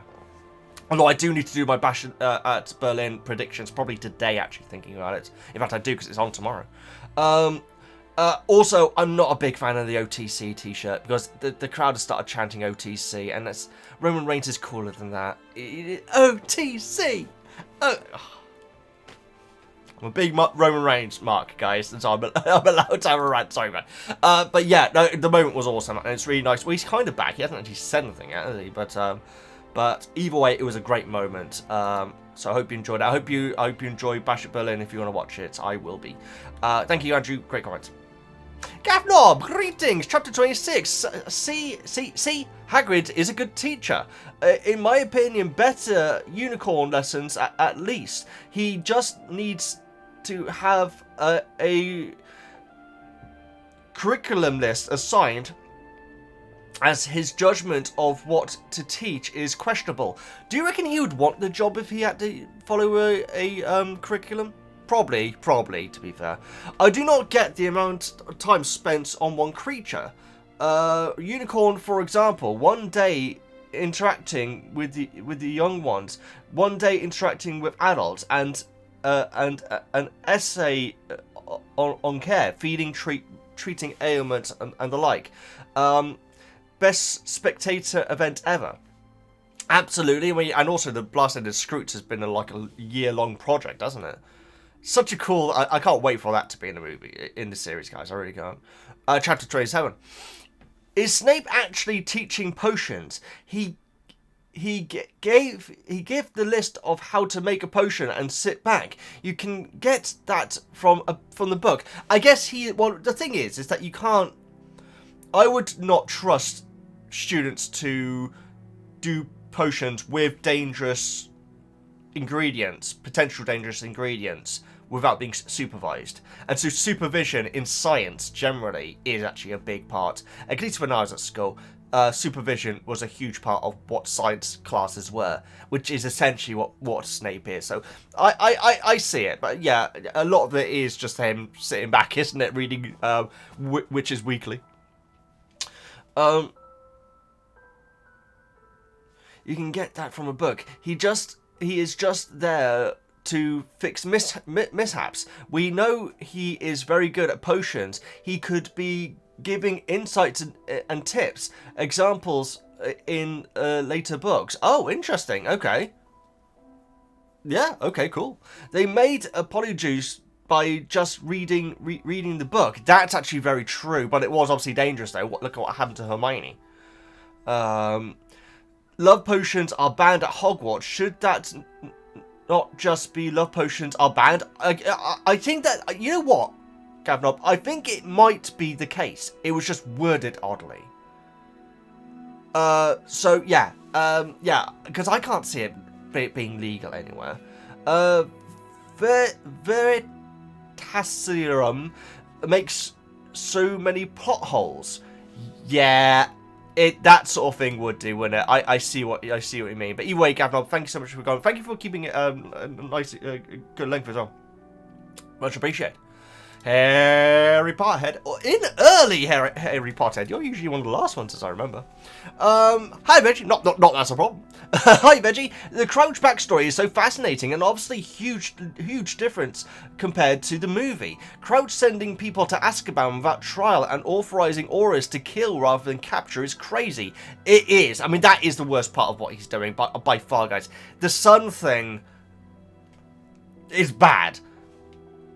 This part of it is obviously, on a political sense, much worse, and is kind of playing into what the Death Eaters probably want, to be honest. When people get too much power, the line between good and evil can get blurry. Very well said. I like that. Put that on the poster. How does one keep going after losing your wife, son, reputation, and career, though? Yeah, this is where I'm at with him. It seems like Crouch just put all his thoughts into his work. I wonder what he's up to now, though, and what his mindset is like if he's not currently able to completely distract himself with work. Very good question. Actually, that's a good point, because he is allegedly ill, isn't he? I also find the image of Dementors burying a body funny. I found it terrifying, Harry. Okay. I imagine them putting on work gloves and cracking beers when starting to dig the shovels. Oh my goodness. I mean, that is an image, yeah. Hard hats as well, just in case. That's amazing. Harry, I didn't find it funny at all when I was reading it, but that is a funny image, though. Thank you so much for your comment. Get it. Thoughts of Dobby giving the gillyweed rather than Neville? I'm sad the film took Dobby out, but it does give Neville a chance to shine in the film that they do take out later. Oh, interesting. Okay. Yeah, I'm with it, and everyone else has been on the same page so far. It'll be interesting to see if there's any other takes on it, but I'm with you. Snape yet again not acting like a teacher. Don't get me wrong. I've had teachers do the same thing when they put the stuff on the board to copy down. However, we've seen cases of potions going wrong, causing issues. Should he not be actually walking them through it? Unless, now this is me doing a lot of work here for it. Unless what they were learning today was similar to something which has been done before. Because you'd imagine that, you know, look at what happened with the... No, not with Apologies, because that was because Hermione got the cat hair, isn't it? But I'd imagine that there are potions that are pretty similar to each other when it comes to putting them together. And so it's possible that a while ago they did one which was very, very similar to this, and then it's just a different twist to it. In which case, he could be slightly more laid back then. But I do agree with you, he should be. Hermione actually finds Rita's article hilarious rather than getting mad again. Yeah, I love that. And the thing is that I'm sure that she probably is annoyed, but she's fronting up to it, and I love that. I think that is so cool. That certainly isn't the case in the movie. Kensit, thank you so much for your comment. Alias, hi Veggie. In French version, Dobby called Ron Harry's whiskey. Harry Potter has to go into the lake and find his whiskey. That's amazing. The Goblet of Whiskey. I just realised that I didn't do my Ufty Puff Pusky Poo and Casaroso. Oh, next time. Percy is judging the task in place of Mr. Crouch. Representing him at the Yule Ball was one thing, but now he finds himself basically on the equal footing with the three headmasters and headmistress. You know what? This is actually excellent, because he can definitely put this on the TV. It's the fact that he was essentially the head of the department for a while, so it's going to be very good for him. You can easily imagine how such a fast upward trajectory might go to his head, but from his reaction at the end of the task, we can see that despite his pompous manners, he's still a big brother who is very protective of his family. Absolutely, I could not agree with you more. We also get to see a new side of Fleur's personality as she, like Percy, abandons all airs of superiority when her family is in danger. Danger in inverted commas. And to be fair, she was an 8-year-old. There's more on the line, yeah. She was very thankful to Harry and Ron in the movie for helping her sister, but we didn't get to see her completely losing control like in the book. Yeah, and also when Fleur gets given, because they just placed him in the movie. They're like, say, Harry Potter came second, you know, rather than taking any points or anything. When they say that Fleur got 25 in the book, she's like saying, I deserve none. That's a real shift in character. What was going on with her sister, you could say, is just a side of her that we hadn't seen. Whereas her saying that she doesn't deserve any points, that's actually a shift in her personality. And so that was a key point. But then again, in the movie, she's not... They stripped away her entire personality anyway, so... Ay. She's not the only one, is she? Jeez. Anyway, I still like the movie, guys. I still enjoy it. And you guys did warn me about this. And we get so much information from Crouch, from Sirius. Does information on Crouch from Sirius? Sorry. Does the fact that his son dies years ago in Azkaban change your opinion on what was going on when Harry got stuck in the staircase in the previous chapters? I'll be honest, no. But I'm not 100% on anything. Like, on anything at all. Seriously, there's nothing which I'm thinking, well, that means this, that's going to happen there, and then this is going to happen. It's all so much up in the air, because we have so many moving parts, and characters and moving factors, it's still up in the air, and so I don't know. I know either way, I'm going to really enjoy it, because I've thoroughly enjoyed this book. I just thank you so much for your comment. 93. Anyway, Harry. Hey, Reggie. I've always liked how Harry is such a procrastinator because I can totally relate to doing stuff last minute. Yeah, I completely agree, and it's so real. It's so real, because in the movie, all of this of Harry like saying, "Oh, it's gonna be, I've got weeks," and all this sort of stuff, it's all replaced with Hermione nagging him.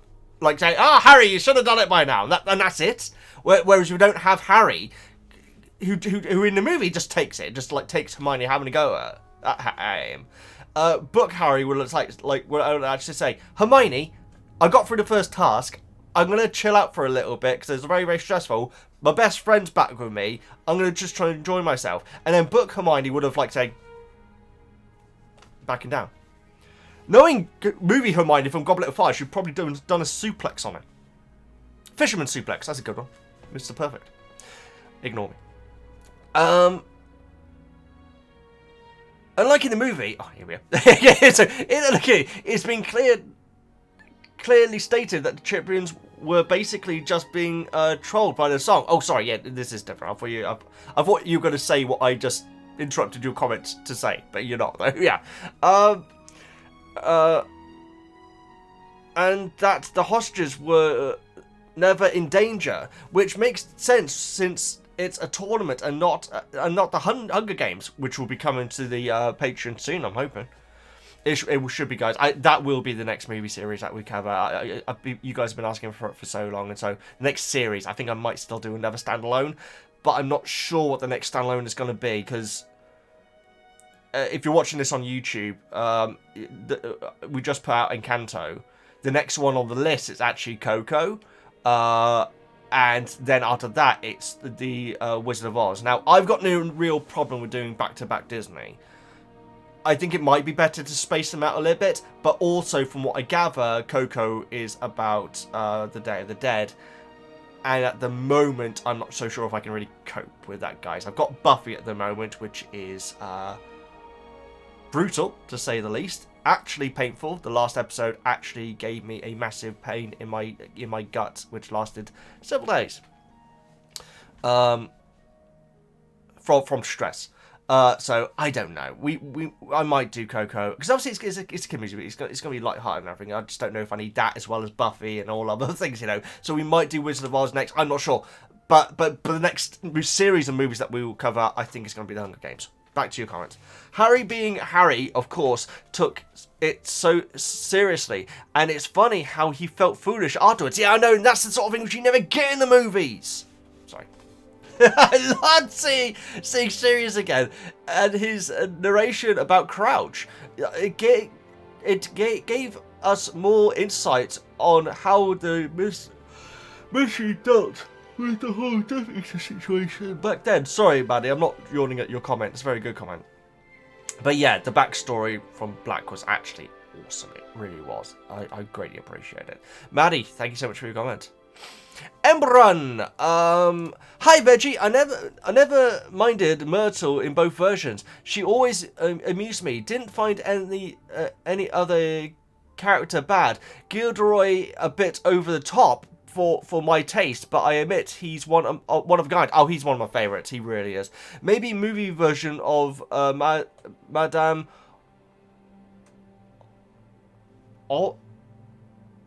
Olympe.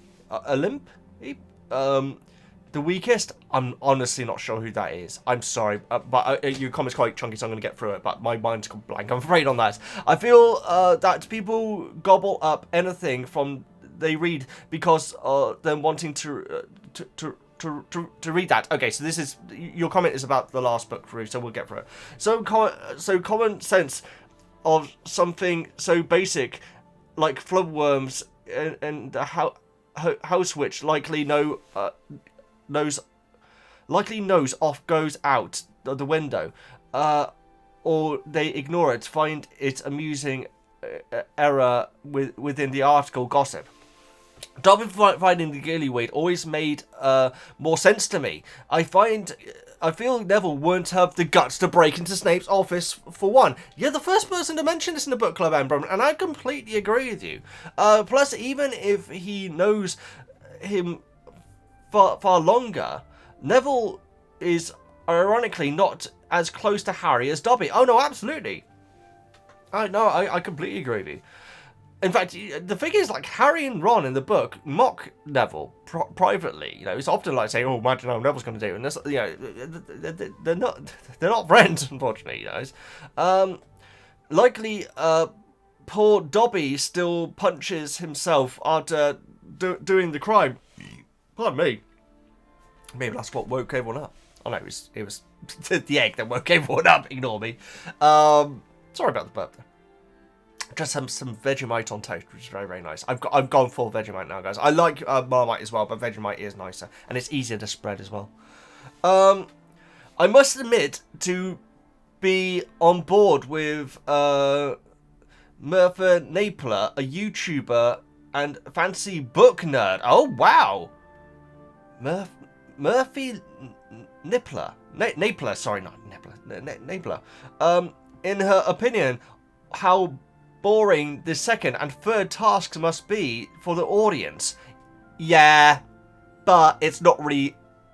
It's about being there at the end of it, isn't it? But yeah, this isn't entertainment at the end of the day, is it? Although the first one's very entertaining.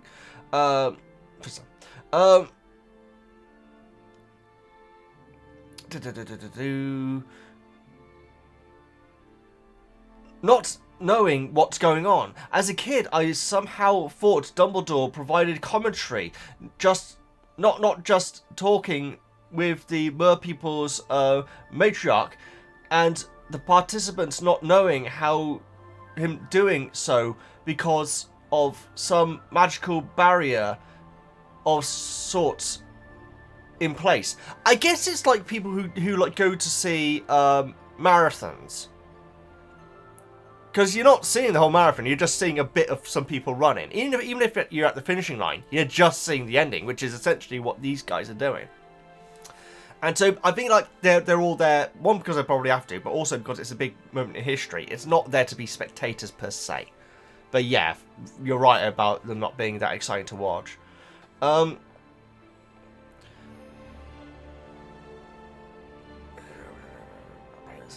Then again, just beginning of chapter 27, you read people not having a clue what went on. Exactly, absolutely.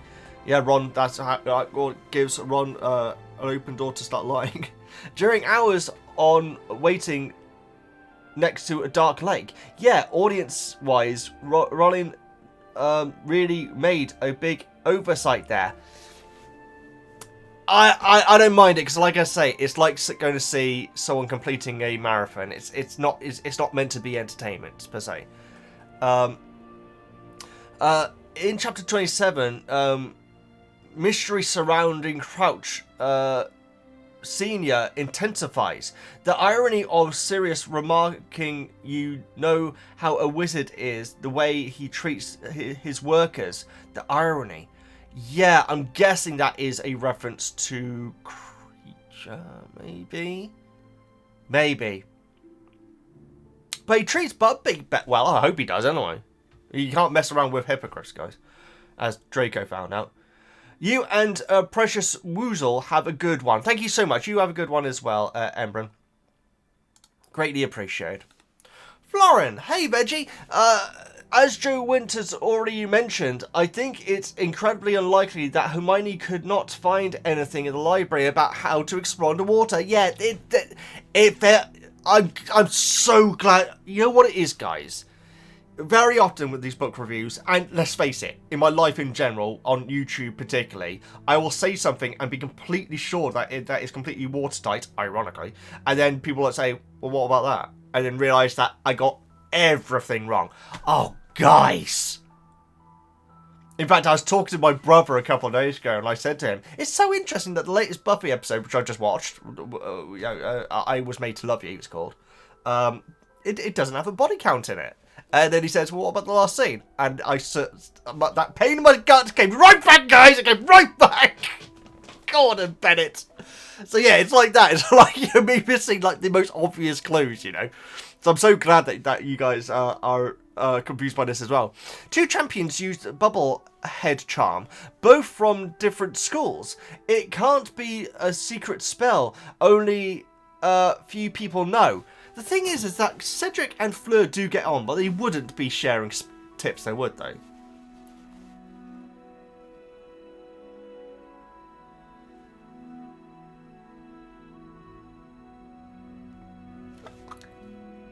Okay, I'm gonna go and force myself to sneeze. It can't be a secret spell, only a few people know. In addition, she didn't know about gillyweed as well. Hermione, mean, yeah. I think keeping her mind on Spoo really hinders her here. Also, what is your opinion on all the funny book names Harry has to go through? Yeah, they are amazing. Yeah, what was it? The saucy tricks or what it was. Yeah, they're amazing. Yeah, the cool thing with the movie is that it means that Neville knows a subject better than Hermione does, like much better than Hermione does, which is actually really cool for him. Whereas Dobby, how old is Dobby? We don't actually know how old Dobby is, do we? Very interesting to know. But yeah, there's something wrong there. Like the idea that the Wizarding folk just don't go underwater just doesn't make sense to me. But yeah. Anyway, let's carry on. Remember Sirius's words about how to treat inferiors and equals. I bet others will say about Crouch a lot. I refrain from doing so, otherwise my comments will get long. I appreciate that, Florent. I do appreciate people's self-editing, as you can really say. But yeah, I'm intrigued to see what other people's opinions are of Crouch, because right now I do feel sad for him. I honestly do, guys, and that's with hearing the terrible things that he has done, you know. Thanks so much for your comment. Slim. Sup, Veggie? Dobby to the rescue. A lot of people have problems with Vitalacium claiming it creates a plot hole. I don't think this is the case. The truth potion forces someone to tell the truth, but it is not foolproof. It requires the integrator to ask the right questions. What can conceal the truth if a questioner lacks finesse? Goblet of Fire 27 is Sirius at his best, in my opinion. He is fair-minded, thinking there's no way Sirius could have been a... Oh, Sirius, Black. Okay, Black and Snape. There we go. Black could be a Death Eater if Dumbledore hired him. He's thoughtful when it comes to Crouch, despite the suffering Crouch caused him. Yeah, but there is a little bit of showboating though. I say, oh, that must have been a shock for him. Well, that's not thing. He clearly is a part of Black that enjoys the fact that Crouch is going through this misery. I genuinely do think there is. Maybe that's unfair of me. He's respectful to Hermione and Ron's view, and think of them as people. Yeah, you got to imagine that he really sees them as being Harry's version of what the Marauders were like. So I really like that. Not children to be ignored. Further, he loves Harry enough to live in a cold, dark cave dressed in the prison robes, eating rats for days at a time without complaining. You get the feeling that Sirius, like Hercule Poirot, is on the cusp of putting it all together. Oh, I see what you mean. I like that a lot. I like that a lot. But the only one I've read is Orient Express, which is very good.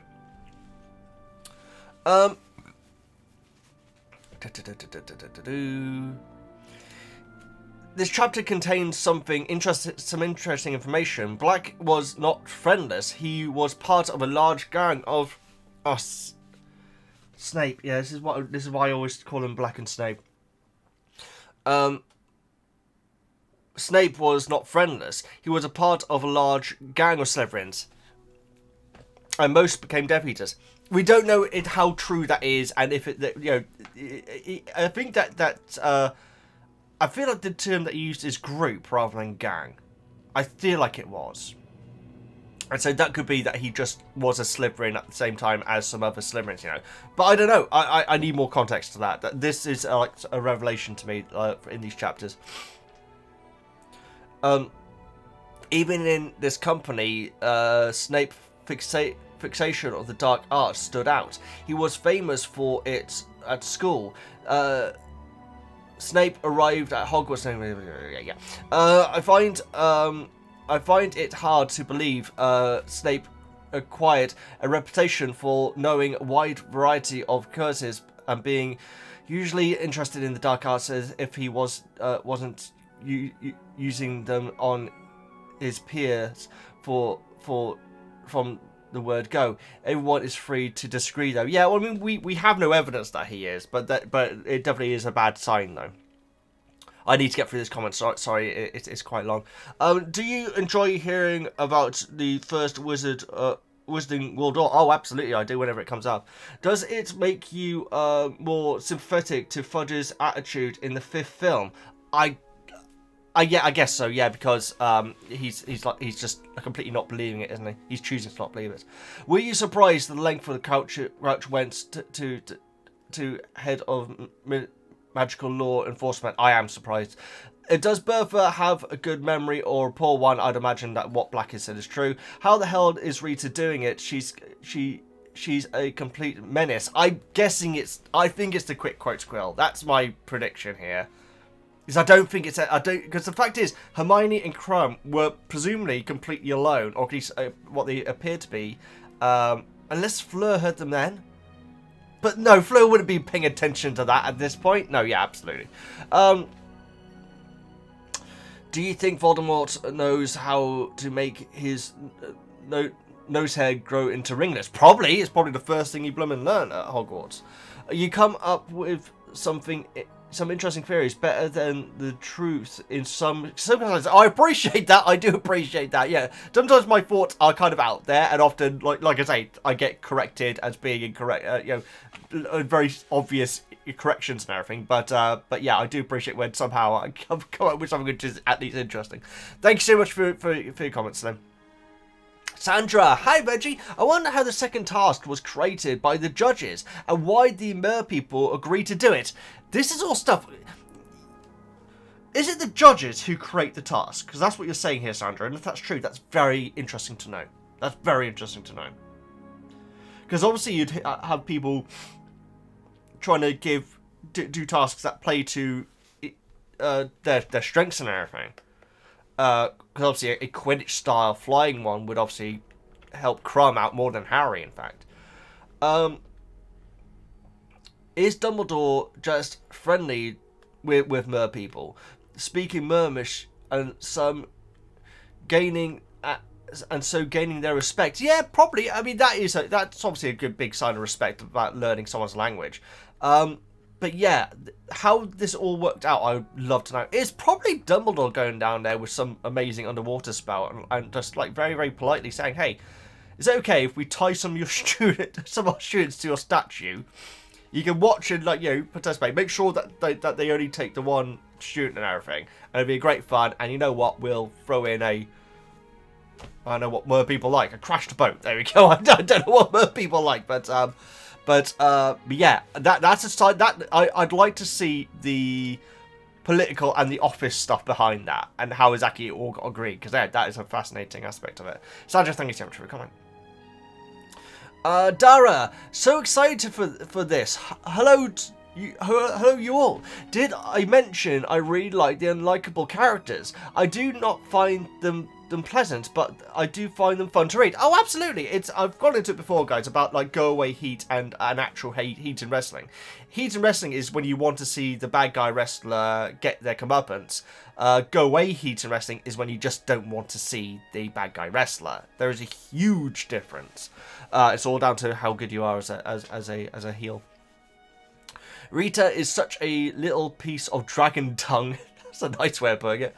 Chapter 26. Task 1 was so exciting to watch. I always wondered what people on the shore saw. Not really exciting. What do you think? Yeah, like I went into it before, it's much like a marathon. It's like the end of the thing is all you're going to see, but still important, you know. The fact that they were there for an hour is interesting, though. Also, poor Percy, he clearly is distressed, yeah. Which is lovely to see, it really was, guys. And I do feel like that is the aspect of him where I do think, like, he's not going to be turned out like Crouch. We shall see, though, we shall see. Chapter 27. Where to start?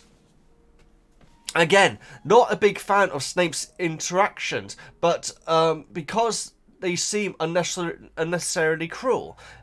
As someone who studied as a chemistry teacher, it shows trust to just give instructions. I saying science. I feel like that. I feel like some science teachers are like that. And see how things turn out. They are 4th grade now. By now, they should have basic necessary skills to prepare most potions. That's also fair. Like the danger level is obviously a balance with the more dangerous spells, but as long as you keep those two things like level pegging, I feel like it's okay to let them make mistakes.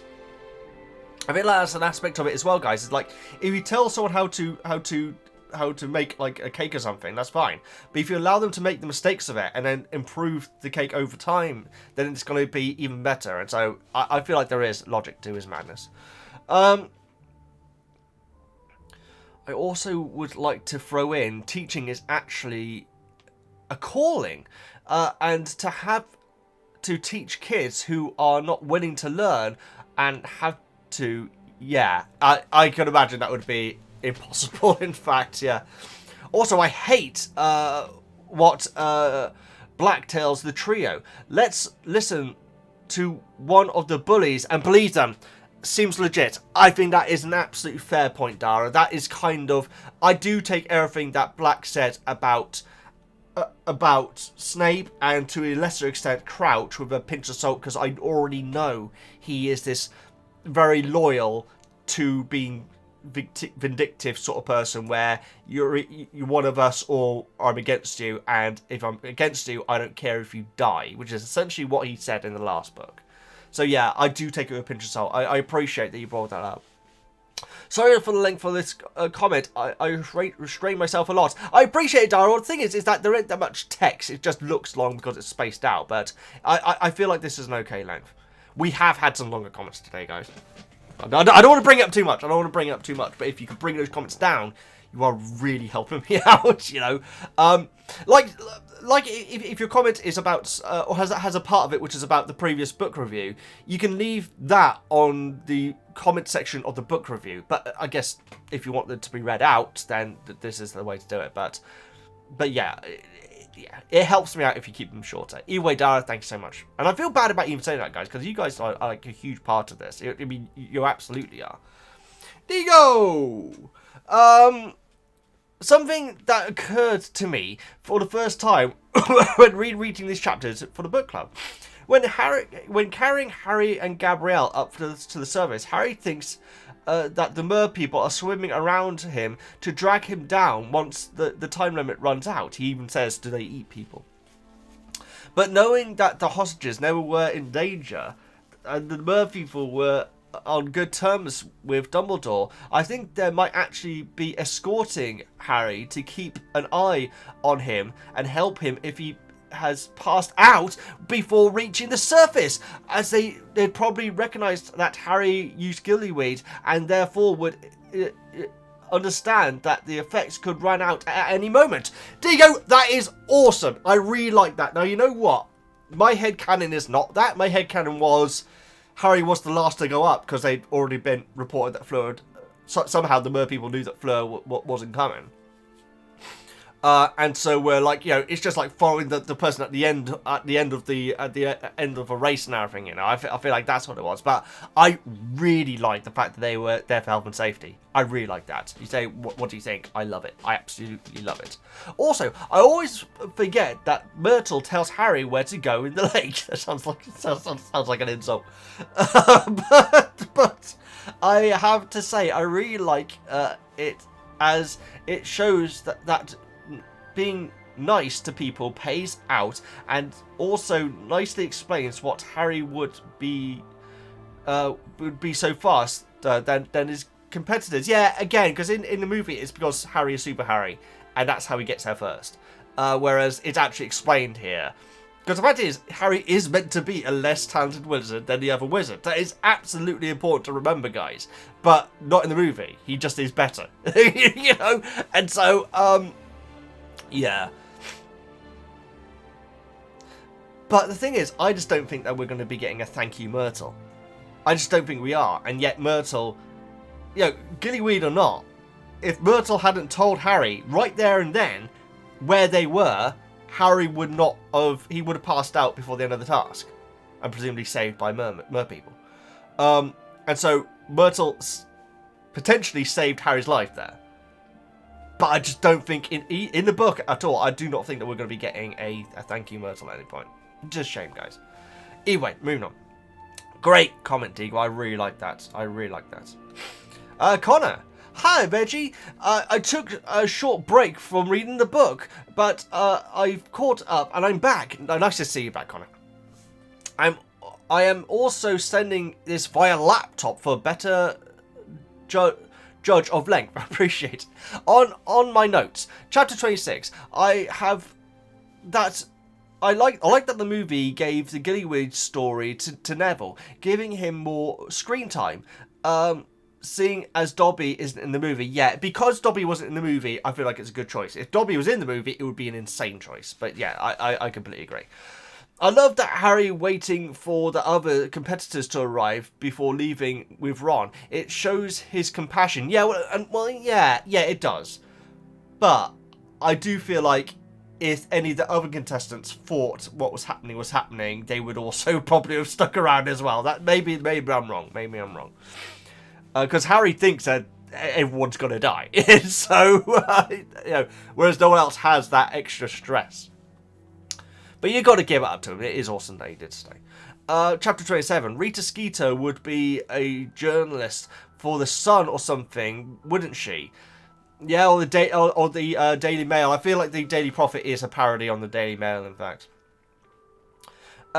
Harry was looking at the black dog, which has just turned into his godfather. Yes, it's quite a sentence. Yeah, that is an amazing sentence.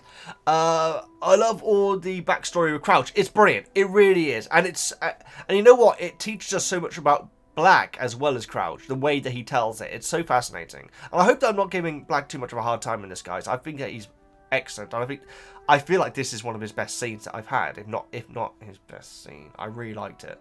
The thing is, Lupin just freaking shone in that scene in Azkaban, guys. I loved Lupin in that scene in the book.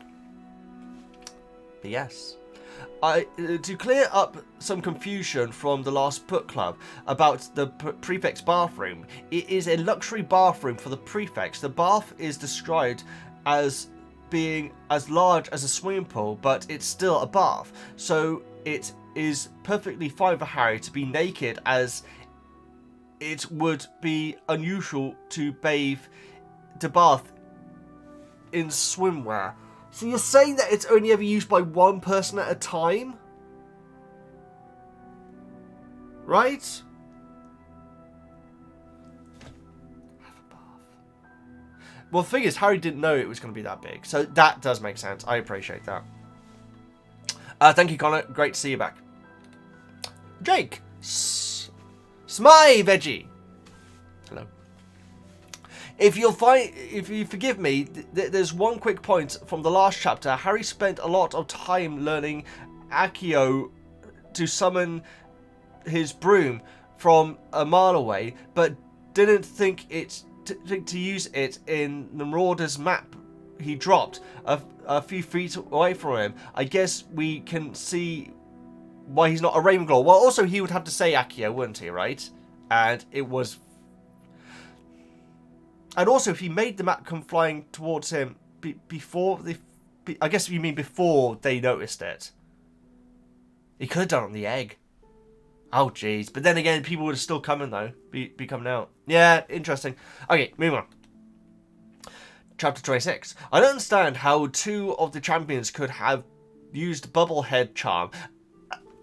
Pardon me.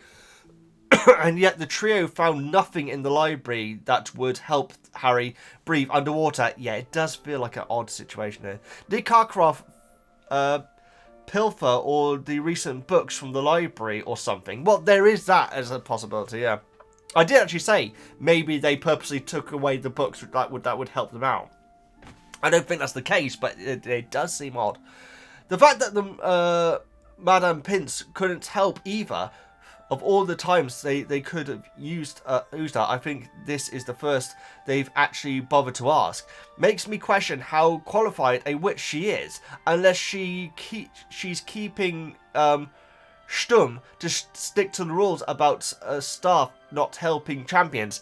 I feel like that's fair. And even if Ron and Hermione asked, she would be very sus to it all. So yeah, I think that's fair. I wonder what magic they used to keep the kidnap victims alive while unconscious. Yeah, I was wondering that, but it was Dumbledore who put them under, so you know it's going to be pretty watertight again, ironically. And how did Dobby know where Harry was to wake him up? Do house elves have some sort of logical map? Well, the thing is, it's very possible that Dobby went to Harry's bed that night, realised he wasn't there, thought, okay, I need to try and find him. Where would he be? He may be still trying to work out the clue. I'll go to the library. And it does say that the invisibility cloak had slipped off him. So yeah, that's my account for that. I wonder what magic they used. Already done that bit. I'm sorry, but the second task sounds like less of a spectacle for the crowd than golf. Oh, I enjoy watching golf on TV. I've never actually been to watch it live. I'd love to though. Been getting into watching golf a lot this year, guys. I really have. And they just staring at the lake for over an hour. Ron and Hermione probably had the best seats in the lake. Shame they were unconscious, really. Although I think it would have been too hard. Had I watched from the stands. Very bored from boredom. Yeah, it's true, but yeah, very good.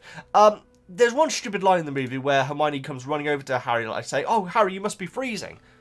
Yeah, because you were just freezing, Hermione. Doesn't matter. You read too much into it. One last thing. So far, this book, we've seen Harry in danger from Burns, the Horntail, and briefly losing treasured possession, Ron. Sound familiar? What next, I wonder? Burning treasured possession. Sound familiar? What next, I wonder? I'm not sure. I'm not sure. But either way, I'm going to be looking forward to it. Thanks so much, Jake. Greatly appreciate it. Tony out. Hi, Veggie. I watched the movies first, so when I came to the scene in the book where Harry wakes up 10 minutes before the task, I thought he was just having a bad nightmare and kept waiting for him to wake up. Oh my goodness, I've had those. Have you ever had those nightmares where you wake up and like everything seems the same, but then things are slightly off? I remember having nightmares like this before important exams. Oh dear, Tawny. I have to say, the point system of the tournament seems seems kind of strange to me. A bit like the house points. The jury doesn't seem to have a fixed set of parameters for their ratings, and it's communicated to the champions that they could also get points for stuff like moral fibre. Yeah, the moral fibre thing does bother me a bit, but maybe it's because I'm a Hufflepuff. My rule-loving brain gets easily annoyed by stuff like this, even though I don't actually think it's a big deal. Tawny, that's such an interesting way of putting it, because I feel like that's completely why my brain is like that. So, apparently it is a thing with a lot of people on the spectrum, guys, where injustice... Everyone doesn't like injustice.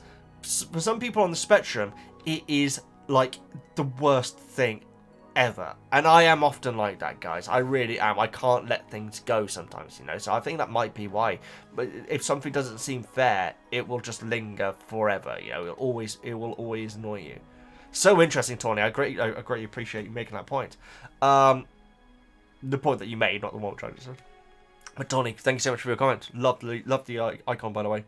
CJ! G'day, Veggie! Hope you're doing well. Chapter 26. The second task. This one in the movie was most similar to the book's counterpart. Interesting. Very interesting. In reference to Gillyweed, do you prefer Dobby or Neville giving it to Harry? If Dobby was in Goblet of Fire and Neville gave him the Gillyweed, I would think that would be insane, because Neville would never go stealing for Snape. That's the big issue for me. Because Dobby isn't in it, I think it's a fine replacement. It really is. That's where I'm at. But I prefer Dobby. I actually liked the Neville change. It gave the character more screen time and showcased his talent and herbology. Yeah, and the thing is, it's not just... It's showing the fact that he knows so much more about it than Hermione does. And so it means that he is very good at that subject. I really like that. Yeah, I do actually really like that aspect of it. But stealing from Snape? I don't know. It's interesting that the Mer people don't have magic, or at least afraid of Harry's wand. I wonder if they have some kind of equivalent. You know what, CJ? I think it's because there have been bad times in the past where Mer people and wizards haven't got on that well. And so a wizard getting their wand out is seen as an immediate threat to people. That's how I take it, but maybe they do have their equivalent to wands.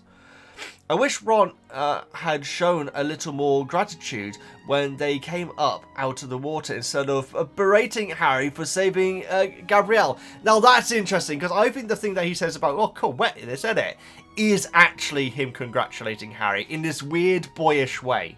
He's never going to go, well done Harry, you did it. You know, he's never going to do that. He's got to be kind of mocking him at the same time, you know. And even when he says that he's a prat for saving Gabrielle, I do still think he is, in a weird way, still congratulating Harry. I know that probably sounds mad, but I just do feel like that's the case. Harry's a good egg. Good term. But he reaps the reward when Fleur kisses him. Hermione looks super furious. Yes, she absolutely does. Yeah, I can't really explain, but I do feel like Ron, in a weird way, is actually congratulating Harry. Chapter 27, my favourite chapter of the book. Wow, excellent. We learned so much about Crouch in this chapter and about the magical magical judicial system.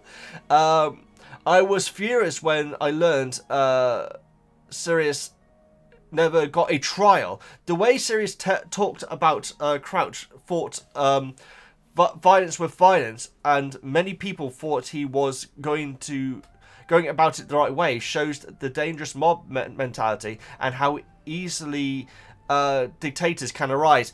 I mean, CJ, that's very well put. That is very well put.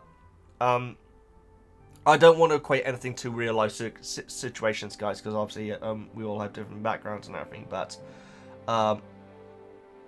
this whole using violence against violence, and then on like information that you've been specifically given by people, and then finding out that information isn't right, and for you to not then back down is terrifying. And so yeah, and you know, there's been a lot of that. But yeah, I don't want to go into specific examples. But there have been some riots in the UK recently, which is what that's where my mind went when I read that part of your comment, CJ. Which I don't know if it's being reported outside the UK, guys. Probably. I have no idea. If you want to know what a man is like, take a good look at the way they treat the inferiors, not the equals. That is an amazing quote and so true. Yeah, I love that, and I do feel like it is a play off the Gandhi quote that I said, but it is so great. Also, how does Rita get her information? That woman is a menace. She's the second person to call her a menace today, honestly. Phantom menace, literally, in this case. And Ron's jealousy is about as subtle as a train wreck. He makes me laugh so much. Absolutely. Well, the thing is, and also Hermione's as well, it's so cool that since the ball, I thought it was going to be, okay, so that's the Ron and Hermione stuff done for this book. Maybe in a couple of books' time, we'll get a little bit more, you know, suggestion that there may be some sort of affection. But no, it's back-to-back scenes now, guys. It really is. I'm loving it as well. And the fact that Harry's picking up on it all is fantastic. CJ, thank you so much for your comments. From Australia. Sorry. Extra features. Right. Martin. Hi, Veggie. Interesting to note that Harry obviously wasn't the only captain who believed the hostages were in danger. Fleur was convinced. Yeah, I think you're probably right, Martin, but my brain does think that there might be more to it. The fact that she failed and was just feeling this massive guilt about it, but no, and also Percy was worried as well, so yeah. And we don't actually know whether Cedric believed they were in danger. He turned up with Harry already there and the others not far behind, so probably just assumed all would be saved in the time limit, so didn't hang around. Yeah, it's true. Well, he does say that they're on the way, but I do also feel like that might be actually helping Harry out, like saying, hey, don't waste time, dude. The others are on the way. That's my take on it. Something about listening to the egg and being underwater for that long, but probably makes you ignore common sense. Of course, Dumbledore and the mystery wouldn't let the mer people kill them. Yeah, and also on top of that, Harry woke up 10 minutes ago, like of a very short, very unrested sleep, ran to the place. Yeah, he didn't even have his morning pumpkin juice, you know. It's not like he must have been very disorientated even before eating the gillyweed. Quote of the week. There you go, Harry. You weren't being thick, you were showing moral fibre. That is good. Nice to see that Madame Maxime was prepared to give Harry credit, not just for Hogwarts, the UK contingent. Yeah, absolutely. And it could be because of Gabrielle. It being Gabriella, I should say, that was saved. It could be that aspect of it. It does say that Maxine is holding Fleur back, and that eventually Fleur breaks free from Maxine. How the heck did she do that? I want to see that in the movie. And this TV series. Every time. Sirius not getting a trial answers a question if I had from the last book. Why didn't Sirius explain himself after Pettigrew died? Isn't he just like laughing over and over and over again, right? I don't know how long that lasted for, but I assumed it lasted for at least days. I thought it did. I could be wrong. So I thought that's why he wasn't able to defend himself. I could be wrong. He was laughing, wasn't he? He was made to laugh, I'm pretty certain. Even if he wasn't believed, and Dumbledore might have believed him and stood up for him, surely his defense would have been known by everyone. Sorry, his defense would have been known by everyone. That's a very good point. Eventually, he wasn't given. Evidently, he wasn't given a chance. Yeah, no, absolutely. Well, yeah. My headcanon is that he wasn't literally able to talk and plead his defense. But I'm not now I see that. Now I read your comment. I'm not exactly sure where I've got that from. So, yeah. I mean, it makes sense that people didn't know his defense until now because he didn't get a trial. Martin, thank you so much for your comment. Katic, hi Veggie, greetings from my holidays in Albania. No way, I hope you had a lovely time. Keeping an eye out for Burger for Jorkins, but no luck so far. Amazing. I have no idea where this Burger for Jorkins thing is going, guys. I'm thoroughly enjoying it though. Edit. Back home now. Albania was great. Excellent. These are my these chapters now. I'm often amused by how much earlier in life for easier the life of our heroes would be if they had access to modern technology. Oh, absolutely. We are told Muggle technology is supposed to be a compensation for lack of magic, but here in the case of the failed library research, access to Google or just Control F text search. Oh, fantastic! So there must be a magical equivalent of that. Find all the words in the book and everything. Search beats hand down any magic we know from existing in Harry's world. Well, that's so interesting, Caddick, because the whole thing about Muggles' technology being a compensation is probably something that wizards tell themselves just to big themselves up, you know. But yeah, that there's definitely argument for both sides. We get to see another side of Fleur. Apart from her loving her sister, we also get a glimpse of how tough she is on herself. I deserve 0. There we go. Thank you so much for bringing that up, Katek. Archie, she gets 25 marks for the task, which for me makes her easily earlier snobbish sounding comments about Hogwarts food, etc., more forgivable. Oh, absolutely, of course. Yeah, no, there's such a big change in the character. As she obviously has a high standard, first and foremost for herself. At this point in the story, I see her as a high-achieving perfectionist who demands the same perfection from others, but doesn't deal well with failure. I like it a lot, Katic. And I haven't really thought about her in that way, but I think they're absolutely right. She's a perfectionist who demands that from those around her as well, which, you know, a lot of people are like that, guys. That's so interesting. I mean, just watching Encanto, guys. It's so interesting how similar Encanto and The Iron Claw are. Those two movies. It really is actually quite bizarre how similar they are, guys. If you want to see an Iron Claw, check out the trigger warnings first, guys. But it's very good. But yeah, Encanto, it's essentially what you're bringing up there, Katek. Thank you so much for your comment, greatly appreciate. Marianne! Hey, Veggie! I'm not sure if I prefer Neville or Dobby to be the person to help Harry out with the second task. I normally don't like the movies changing things from the book, but I love Neville, so I really like to see more of him in the films. Yeah, yeah, and I think the actor's great as well. He's very watchable. Although Dobby's interactions with Harry were very sweet. Well, it's cool. It's really cool that you can't decide which one's better, because it means that you enjoy both of them, which is kind of ideal, really, isn't it?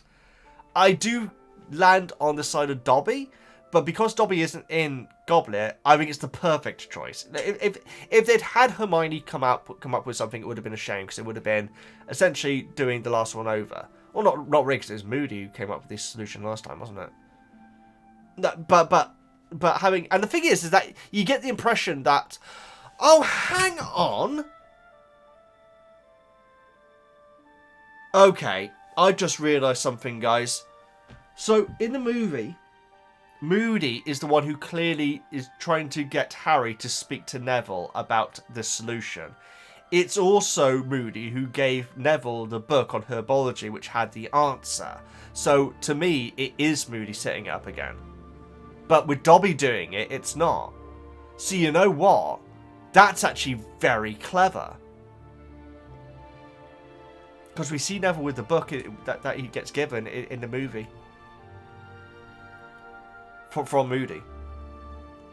And so I've just realised subconsciously that's what I've always assumed. The fact that Moody set it up again. And Neville had the answer. Whereas Dobby...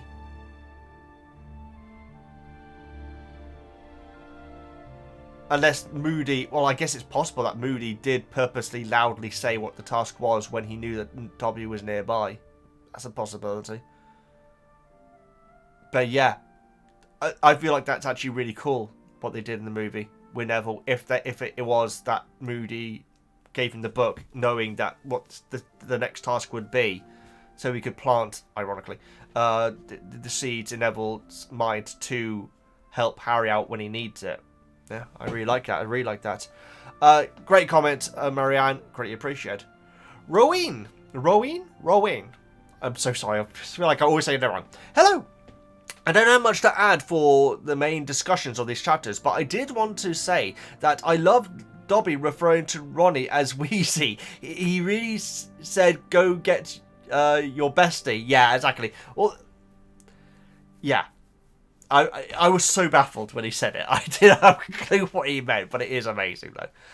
Also, the older sibling love in this task is lovely. Really shows that no matter how you usually behave, your siblings change everything, and it is of the utmost importance. Yeah, that is actually very sweet. And yeah, you can compare Percy to Ron to Fleur and Gabrielle. Absolutely, I think that is actually a very nice comparison. It's nice to get it at the same time, you know, especially as what Harry's opinion of those two characters are.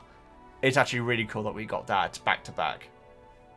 Okay, I genuinely don't know how we've done this. I genuinely don't know how we've done it. I feel like I've missed a bunch of comments, guys, but it doesn't look like I have. We've absolutely flown through this book club. We've still got 11 more comments to go. But I thought I'd have a break, thinking that maybe I was approaching halfway. We've absolutely gone through it today, guys. So if I've been talking too fast, I really apologise for that. If I've missed bits of comments, I'm really sorry about that, guys. I'm pretty certain I haven't missed any actual whole comments. If I have, I am terribly sorry about that, and I will recompense that. If I haven't been replying long enough for people for each comment, then I apologise for that as well. I think that there have been some long comments, and when it comes to the longer comments, I do reply shorter to them, just because if I'm taking so much time reading your comments, I need to be able to dedicate more time to the people who have shorter comments, if that makes sense, just so it balances out. But yeah, guys, we've absolutely flown through it, and so the great thing is that once we get through these final comments, we get to open up the I won't show that because it's got the address on it. The final gift from Dara family. So I'm really looking forward to that. Although there are more planned in the future, apparently. And yes, we'll talk about reopening the PO box, because thinking about it, that needs to be done fairly soon. It's expensive though. Oh well. It's still worth it, guys. I love it when you send me stuff. But yeah, keeping it all year round is expensive. So if we do it for like my birthday and Christmas, which is like a 3-month thing, I feel like that's a good system. But that'll be exciting to get to that. But first of all, we need to get through these comments. Again, guys, if I've messed up somehow, I'm so sorry, because I don't know how I've gotten through this book club so fast. I think it's because my description of the chapters was so long. Back in my head, I'm thinking, okay, we need to make sure that we keep this to a good length. and somehow we've just flown through it. And so, or maybe it's because you guys have been keeping your comments short. If that's the case, thank you so much. It's greatly appreciated. Although I always want you to be able to comment what you want. And so never feel like you have to absolutely stick to it. But if you can shave pointless or repetitive bits off your comments, that's greatly appreciated. But yeah, anyway, let's get this book club finished. Somehow, I can't believe we've done it so fast. Johnny! Hi, Veggie. One of the few things I didn't mind the change was Neville getting Harry the gillyweed. I'd still prefer Dobby, but since he was completely left out, Neville was the best option. You have just basically summed up my opinion on it.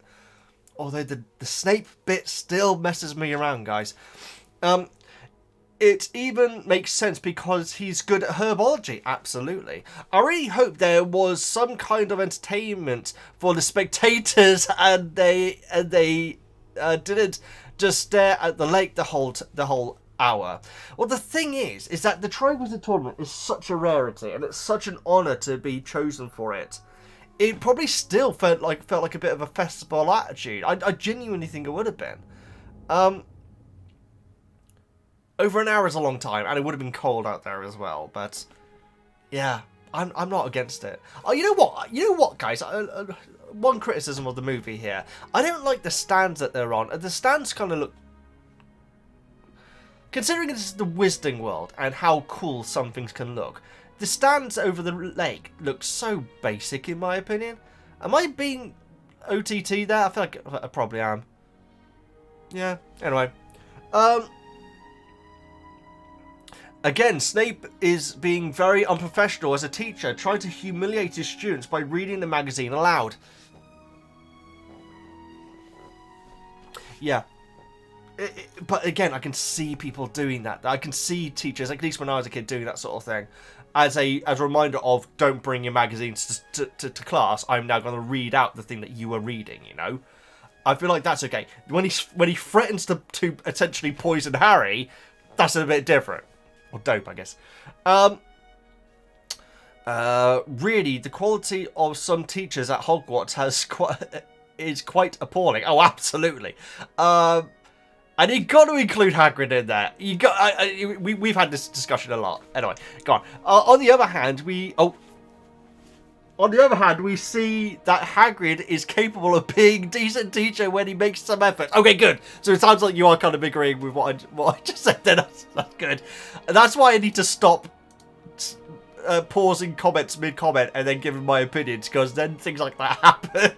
Janny, great comment. Greatly appreciated. Grace, hi Veggie, chapter 26, Professor Flitwick. I feel like every scene with him in, he has no control over his class whatsoever. That's very interesting, Grace. I would argue, though, that at least in this current case, it's kind of good that he doesn't, because he doesn't need to, because everyone is trying to do the task. And they're messing up, sure, and he's going flying across the room. But as long as he's not getting hurt, and everyone is at least trying, I kind of like it. But I'd have to take it on a case-by-case basis, though. With this one, I don't mind it. It's so like McGonagall. It sounds like McGonagall was not too happy about students' lives being at stake for the sake of a task. Do you think all the teachers were in the know on what was going to happen with this task? Did we hear from McGonagall in this? Oh, I think we did, didn't we? We did. I can't remember what we hear from her, but we definitely actually did, didn't we? Do you think all the teachers were in the know on what was going to happen task? No. I think Flitwick would have known because of Cho, and I think McGonagall would have known because of Ron and Hermione. That's my headcanon. Yeah, that's my headcanon.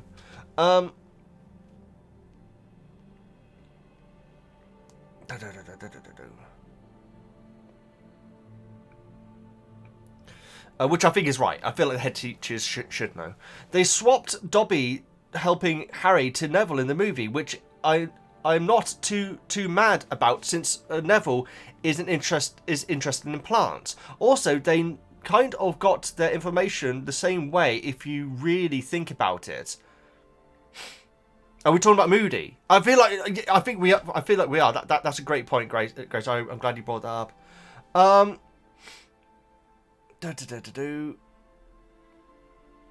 I really like Fleur's character in the books, and I feel like this is the first time we really see a good side of her. Yeah, it's all been negative up to this point, and to be honest, I would take the negative over what we got for the movie, which is essentially nothing. Yeah, I'd definitely take the negative attitude up from her, but I'm so glad that this was included, because I was wondering if it wouldn't be, because of what we know, how Fleur is in the movie, but seeing this side of her means so much more when we've seen what the other side of her is like, and so yeah, it's really good.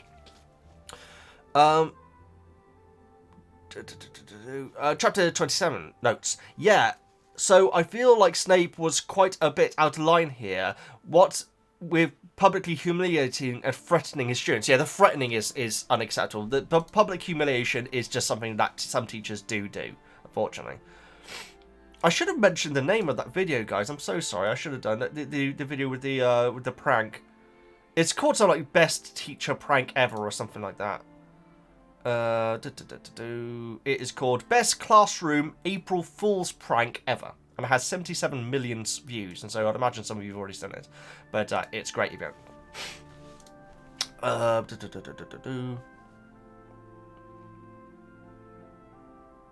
Speaking of, Karkaroff is a lot more worried in the book than in the movie. Cupboard scene, yeah. Well, the thing is, in the movie, we also get that deleted scene, Grace, when, during the ball, he's confronting Snape about the whole thing and like saying, you don't fool me, Sirius, and all this sort of stuff. That being removed really does make it that it's just the cupboard scene, isn't it? Which is a shame, because it definitely it feels like something ominous is coming, and I really like the fact that the book is building that up in this special way with Karkaroff.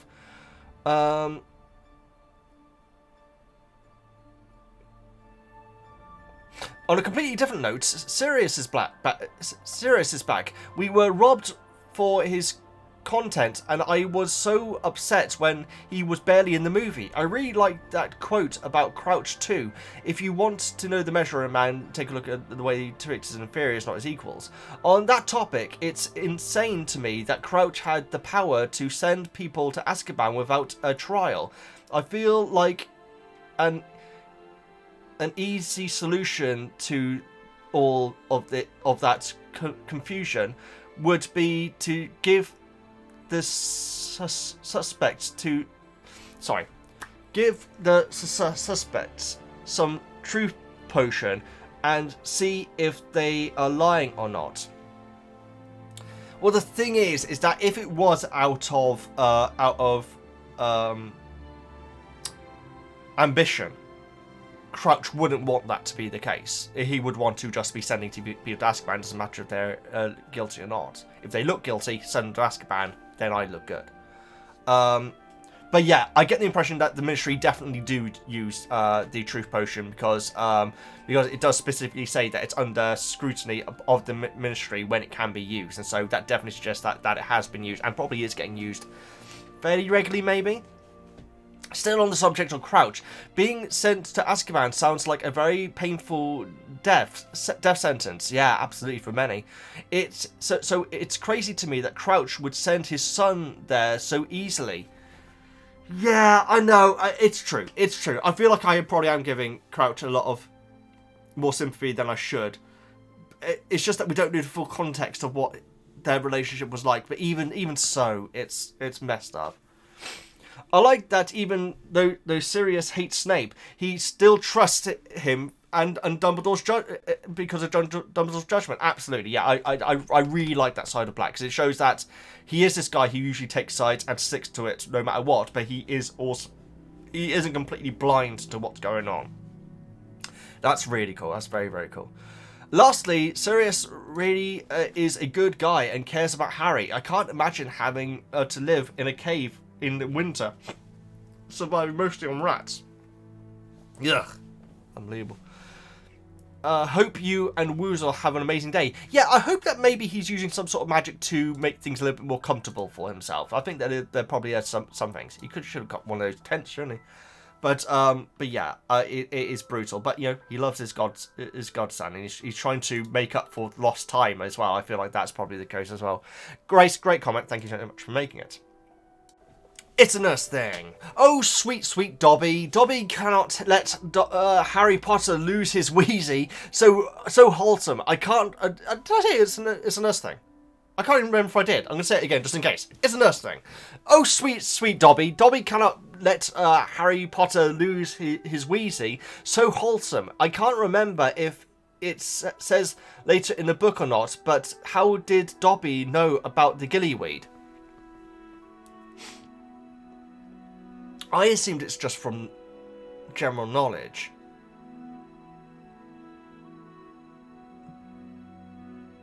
But he may have heard Moody saying, well, it'd be good if they got gillyweed, especially from Snape's office. You know, it could be. Because the movie definitely does suggest that Moody has more control over the second task than the book suggests. And so it could be that. But I do feel like that's just Dobby's actually smarter than he looks, to be honest. And Percy, for all his rule-abiding and professionalism, no one can question whether or not he loves his brother after that second task. Absolutely. And even before it, it says like how white he is. And the fact he's like, it's very interesting actually, because when he scolds Harry for being late, that could be because my brother's down there. That could be it. That could actually be it. Oh, jeez. I didn't think about it like that.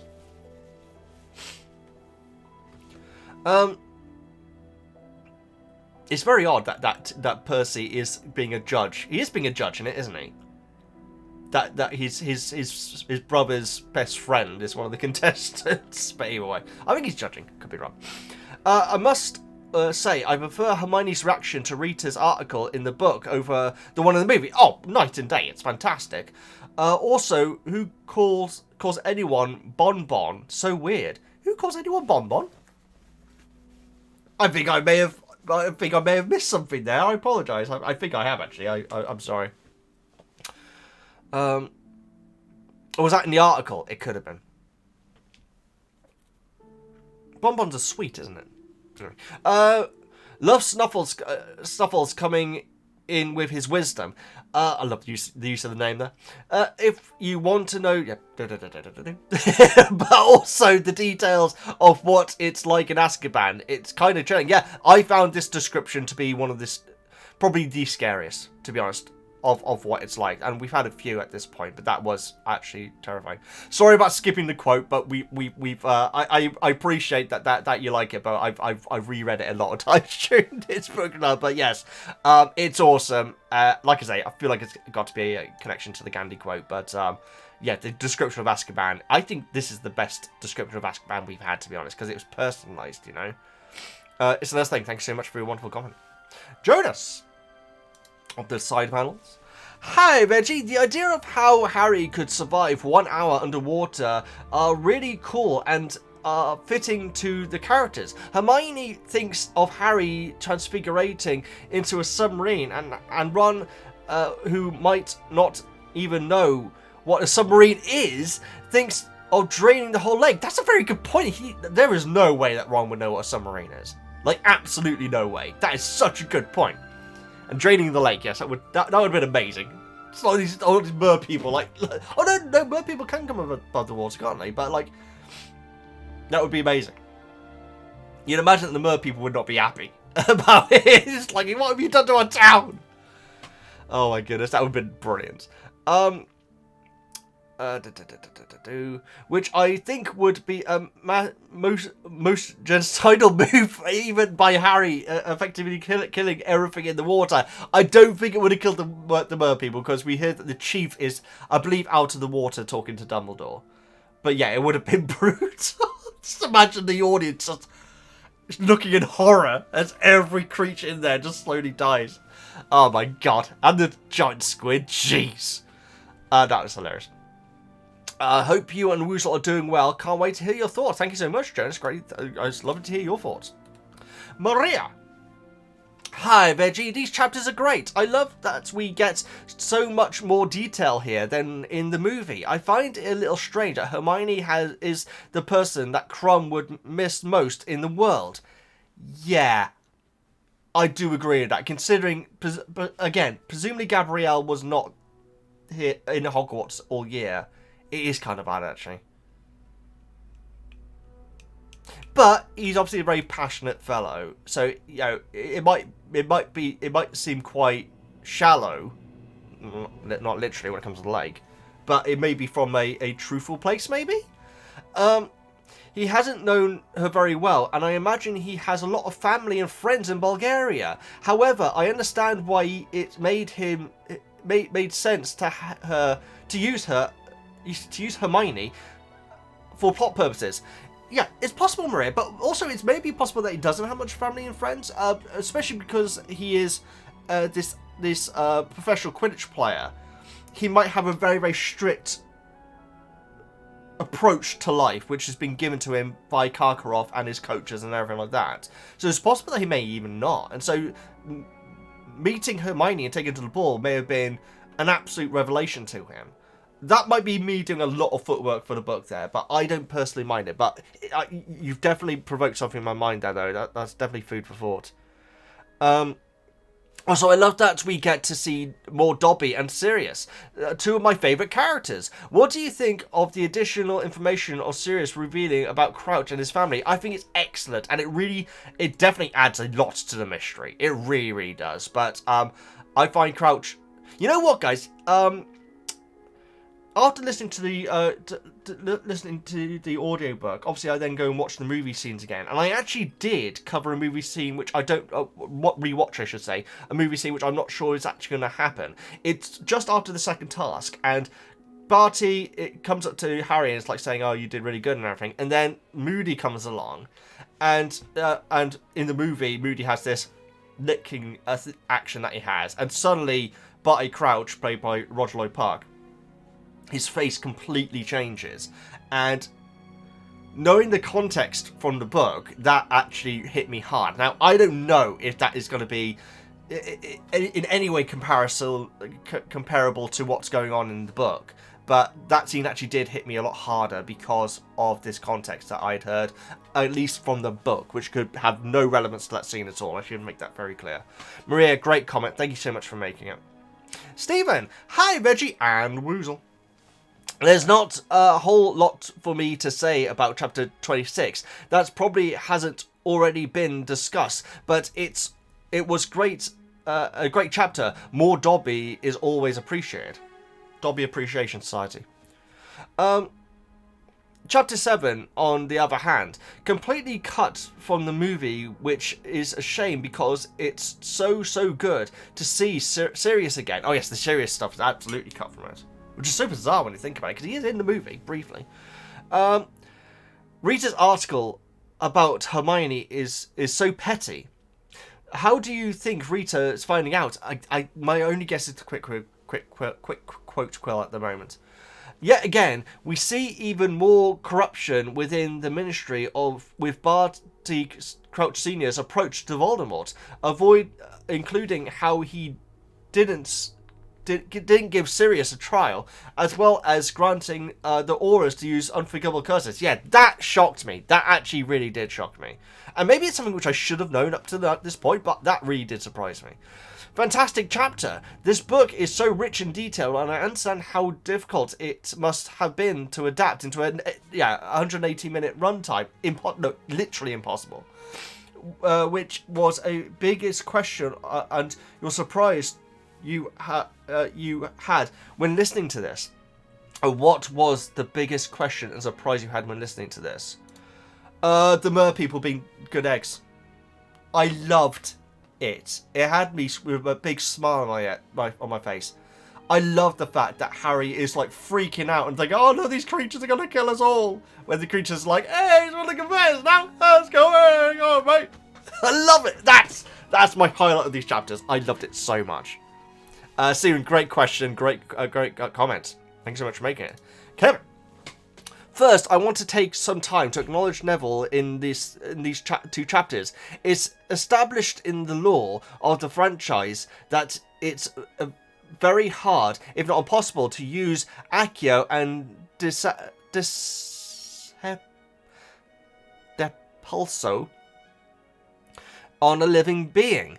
So, despite the fact that he's been missing the cushions in the charms lesson, the fact that he was able to use the banish spell on Flitwick is legitimately impressive, and a subtle clue to his actual great magical ability. Yeah, also, yeah, and I guess you could say the movie does that in a way. It's not really ability, but it's knowledge and passion. But yeah, no, that is actually a very good little dangle of his destiny. Dangle of the destiny. That's what I should call the book. Next, several things that always frustrated me about this second task. First, I appreciate the movie wanted to give Neville a bit more autonomy and scenes, but it irks me that the movie omits Dobby's important role in giving Harry the gillyweed. I also never understood how Harry, Ron, Hermione did all this research trying to think of a way to breathe underwater, survive underwater, and somehow were never able to figure out the bubble head charm, which seems like it would have been an easy and obvious answer that they could have found in any book. Yeah, the fact that it's not in the library is insane to me. I mean, both Cedric and Fleur think of it. You're telling me Hermione couldn't figure it out? Well, Fleur and Cedric are meant to be pretty damn like smart, aren't they? But yeah, it does seem like there's something missing there.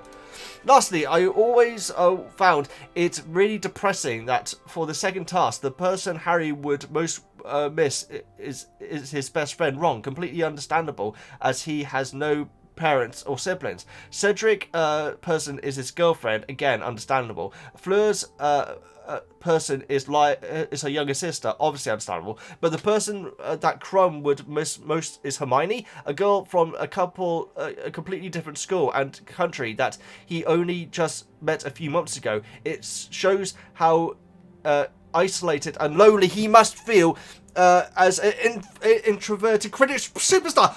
Kevin, you summed that up better than I did. Thank you so much for doing that. That is what I should have said to Maria's comment. That is my headcanon. That's absolutely it. It shows him as a tragic character, quite frankly. Yeah, well done. I like it. I like it a lot, Kevin. I do appreciate that all of the hostages, in inverted commas, were finally aware that they were fully aware that they were in no actual danger from the mer people with Dumbledore around. That point doesn't really get translated by the movie, that Dumbledore would never intentionally put their lives in danger just for the sake of the competition. Yeah, which again, I feel like they did because they want it to be more dangerous, but it actually takes away from the storytelling. And it takes away from Harry's character, absolutely. Also, it just popped into my mind, why are they still wearing school robes? Could they give them something which is going to be more appropriate for the task? Or maybe not. No, actually, and also drying in the Wizarding World. Well, actually, it's not. I was going to say drying in the Wizarding World is really fast. It is for Newt Scamander when he dries Jacob, but here they're wrapping in towels and having potions chucked down their throats, aren't they? So it's obviously not as easy as I thought. Maybe it's because they're so cold. It has to be done gradually. Maybe. I don't know. Either way, Kevin, great comment. So glad that you brought up the thing about the introverted Quidditch superstar. I really like that. That's honestly where my headcanon was for it. Great comment. Simon, I shot an arrow in the air. She fell to earth in Berkeley Square. I don't know. I actually don't know what that's from. I shot an arrow in the air. It fell to earth in Berkeley Square. It sounds like it's from a song.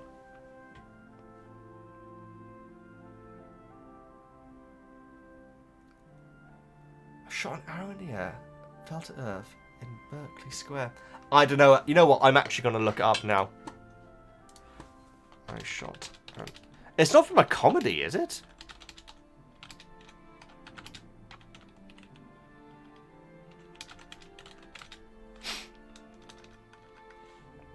Oh, come on now. Autofill.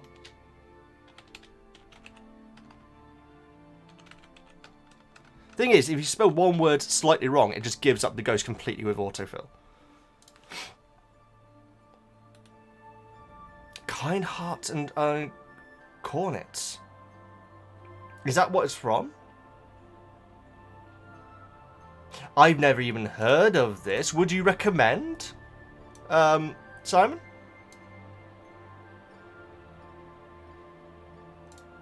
Very interesting. Let's see who's in it. Dennis Price. Alec Guinness! Oh, always up for Guinness. Literally and figuratively. Valerie Hobson. Okay, cool. I don't know anything about this at all. Great quote, Simon. You intrigued me. A very different depiction of the film version, but you didn't expect... Sorry. A very different depiction from the film version, but you didn't expect Dobby and Myrtle to turn up.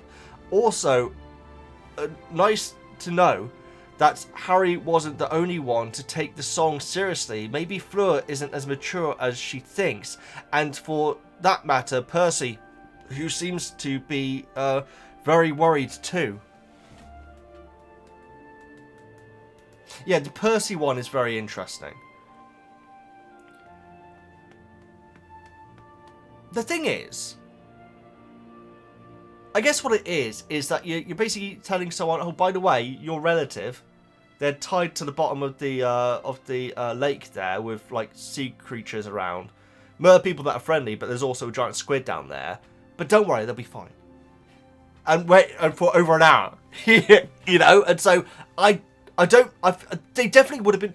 Percy definitely would have been reassured to say, don't worry, but Ron's going to be fine. Fleur, maybe not. But I do feel like Fleur's failure to complete the task caused her to have this massive emotional reaction. Maybe that's me being unfair. Not unfair, it's not a problem. That's exactly how I would be. Rita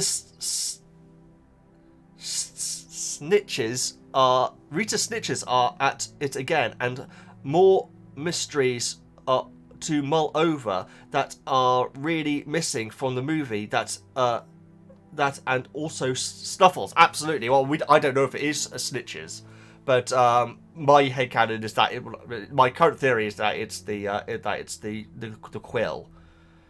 Again, it could be Fleur, but why would she be listening to Hermione and Crumb during what was going on at that point? Thank you so much for your comment, Simon. Greatly appreciated. H. Hi, Veggie. The only person except girls I have been in love with that I would be able to listen to 6 hours without my breaks. Oh, I see. Thank you so much, H. I wasn't sure. I thought you were talking about the second task for a second there. Thank you so much. That's very kind of you. In the second task, they really needed a spell to make them able to swap feet. He would have sunk like a rock, like a Ron. Ron's massive feet would have been really useful underwater. That's so true. It's like one way it'd been like all the way over to England. That's such a good point, H. Ron's story changing is to a thrilling tale is hilarious, and so is Hermione's response. What were you doing, snoring at them? Yes, when Ron was like saying he's fighting them all off. Brilliant. Snape reading the article aloud and calling Harry a nasty little boy is a bit, ! Over the top, though he thinks Harry has stolen from him. That is actually a very good point that we have not brought up here, H. The fact that at this point, Snape is convinced genuinely that Harry has stolen from him. And to be fair, guys, it's not without fair merit, you know. Harry's history and also the fact that the thing that Harry used is missing from his larder. I know I keep saying larder, guys. I think that's a really cool word for this term. Storeroom. So yeah, it's not without warrant. And so in a way, he feels like Harry is goading him. That's not to say it's okay in any way, but that is something that we have not discussed in this book club. Before reading this book, you probably wondered what all the changes people had been telling you about was. Now that you've heard about certain person dying, I suspect that you've not you're not very surprised that a lot of people have a huge problem with the movie. A lot is different. It's crazy. The fact that Barty Crouch Jr. in the movie is at the start of the movie and it actually shows him do the mark is essentially a two fingers up to the book. It really is. It's like Stephen King's The Shining, which had lots of things which were basically mocking. Kubrick's The Shining, which actually had many things were actually mocking Stephen King in it. Like the cover of the Stephen King book had a yellow Volkswagen Beetle on the front, I think. And in the movie, when the guy is traveling back to the hotel because of The Shining. He drives past a Volkswagen Beetle that's been like crushed by a tree or something like that. I can't remember what it is. All these little subtle digs, you know. It almost feels like that. It really does. I still enjoy the movie though. Oh god, it's getting harder to though. I would like to read Powers You Never Know You Had and What to Do With Them Now You've Wised Up. Yes, that is such a great title. The fact it's almost an insult in the title is brilliant, by the way. That's it. I did appreciate that title. The sassiness of it. Like, now you worked it out, here's what you can actually do with it. Amazing. H, great comic, greatly appreciated. Let's just see how many we've got 2 more. Okay, we've got 2 more, then I will do a quick refresh. Doesn't look like... Oh, someone may have just commented late. Which is fine, I will still read it. But we should still be in time to do... the comments and then the unboxing, and then I'll do one more refresh just in case if anyone else has commented, just to give you a little bit of extra time. But we're getting through this well, guys. It's all good. Because we had so many people saying hello, Veggie and Woozle today, I decided to bring her in here for a bit, guys. It's a very nice day today, actually, so she'll probably want out soon enough before I bring her in here for the last 2 comments. For now, because like I say, I think there might be some more. Elizabeth. I am recording, yes. Elizabeth. Hey, Veggie and Woozle. Perfect timing. Happy almost September 1st. Is your trunk packed? Absolutely. I feel like this present might be a back-to-school themed one as well, which would actually be perfect for this time of year. But yes, very nice reference there. I missed Harry's birthday a couple of weeks last time, didn't I? I'd love to visit King's Cross to learn once to cross to at least once see the Hogwarts Express announcement. You know what? I think I mentioned it last time, but I've got like YouTube have been sending me this stuff, including that light. And one of the things which they've been sending me is the potential to go on a tour of my choosing. And 2 of them are Harry Potter tours, and one of them does go to King's Cross. So maybe I should really do that. Maybe. I need to get on that, actually. I really, because it's all time limited.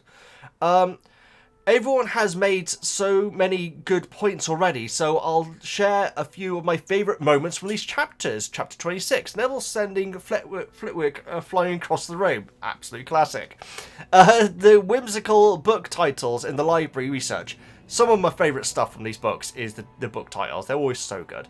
Dobby, I couldn't possibly love him more, bless. Yeah, every scene is so well written with him. The mer person with the pet Grindylow. Yes, absolutely. The Grindylow tied up outside. Fleur's I deserve 0 moments. Yes, I really like that. And they could have thrown that into the movie, but then again, it would have meant nothing because they didn't.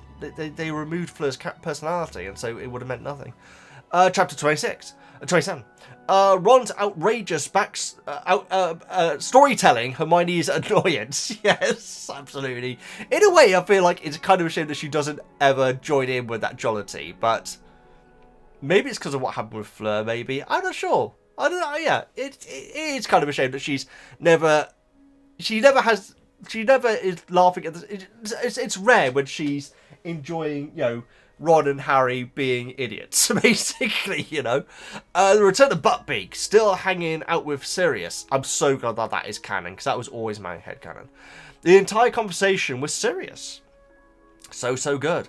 Our trio each patting him on the head, on his furry head before to say goodbye. Yeah, I forgot to mention that. It says that he allows them to, which is very nice, and maybe they actually asked, which would be amazing.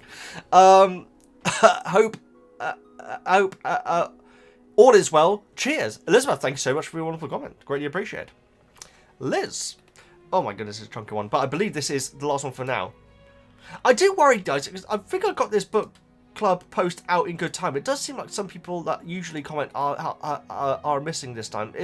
If that is for any reason because of me, I'm so sorry, guys. I feel like I may have messed up somewhere along the line, but hope to see you next time. Hi, Veggie. I was so close to commenting on the previous book club. I was going to the week beginning the 29th of July, but unfortunately my attention was taken up by that that devastating incident in Southport. Oh God, Liz. I hope everyone is okay and everything. I hope you're okay. The Southport thing is what I was talking about earlier on, right? The riot thing. I think so. I think that was Southport. Yeah, I hope everyone's okay. Jeez. Sorry that you couldn't be a part of the last time, Liz. Was that a month ago? Jeez, it must be. That's crazy. It feels like it's more recent. Well, either way, I hope you're well, Liz. Chapter 26.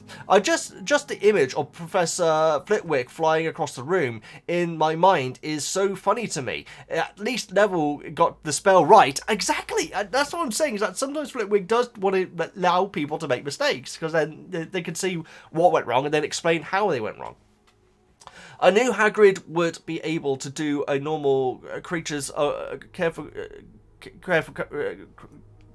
magical creatures lesson. Sorry. Was able... Okay, trust that again. I knew Hagrid would be able to do normal creatures for his lessons. I think he just finds dangerous creatures interesting, but the part of him that is the giant side of him doesn't see the danger in them. Absolutely. And also, Liz, I'm pretty certain that in these chapters it actually says how Harry believes that Hagrid finds unicorns a bit boring because there's no venom or anything like that. So he does like it's, according to Harry, like it's more dangerous stuff. I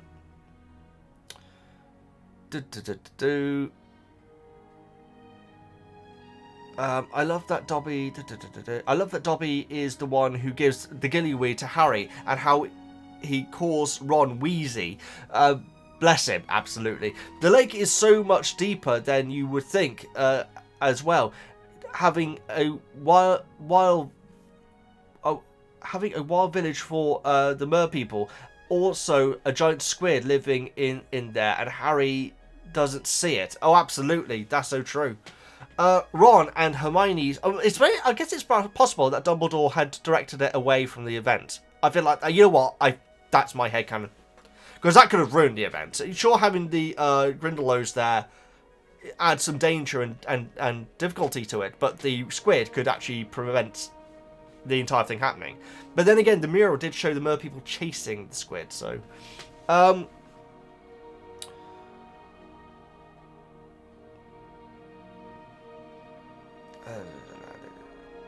didn't see it. Ron and Hermione comments afterwards annoy me. Of course, Harry wanted to make sure everyone came out of the lake safely, whether he took the song seriously or not. Well, no, if he knew for a fact that they were going to be absolutely fine, he would, I think, done exactly what Cedric and Crumb did, right?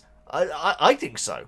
And so Ron would just naturally, dig at Harry for making that mistake. It is a shame that Hermione is like, because Hermione really wants Harry to do well, and so in a weird way, she's being a good friend by doing the way it is. But yeah, I can see how it's annoying that they didn't just congratulate him and say that what you did was a great thing. In fact, in a weird way, it does seem like they are saying that he shouldn't have done a great thing. Chapter 27. Ron's stories and Hermione's what would you do? Snore at them. Haha.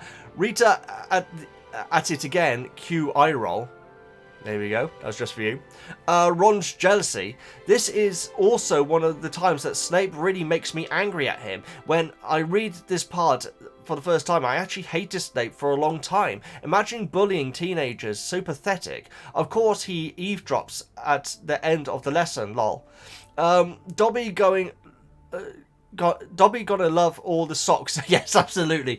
And I wish the socks that screamed loudly were when when too smelly exists. There are some people I'd love to give them to. Oh yeah, that'd be the ultimate insult gift, wouldn't it? Oh my goodness, it really would. It really would. Because you have to be careful with some gifts, guys, because sometimes they can be quite insulting. And so yeah, that would be the ultimate example of it, especially as they're socks as well. Just need to check on something because I've got a delivery coming. It's still not there. Love the interactions and conversations they had with Sirius in the cave, and more backstory too. I like hearing original stories and what made someone the way they are, kind of stories. Oh, absolutely. Yeah, absolutely, and it gave me empathy for Barty, guys. It really did, and it sounds like most people did as well. I was wondering if there were going to be anyone who was going to be completely different from it, but I feel like in this book club we've generally agreed with each other. We really have. You're right, monkey. Hey, you're right, monkey. Because I'm talking loudly. It's okay, Bobo. It's okay, Bobo. There you go.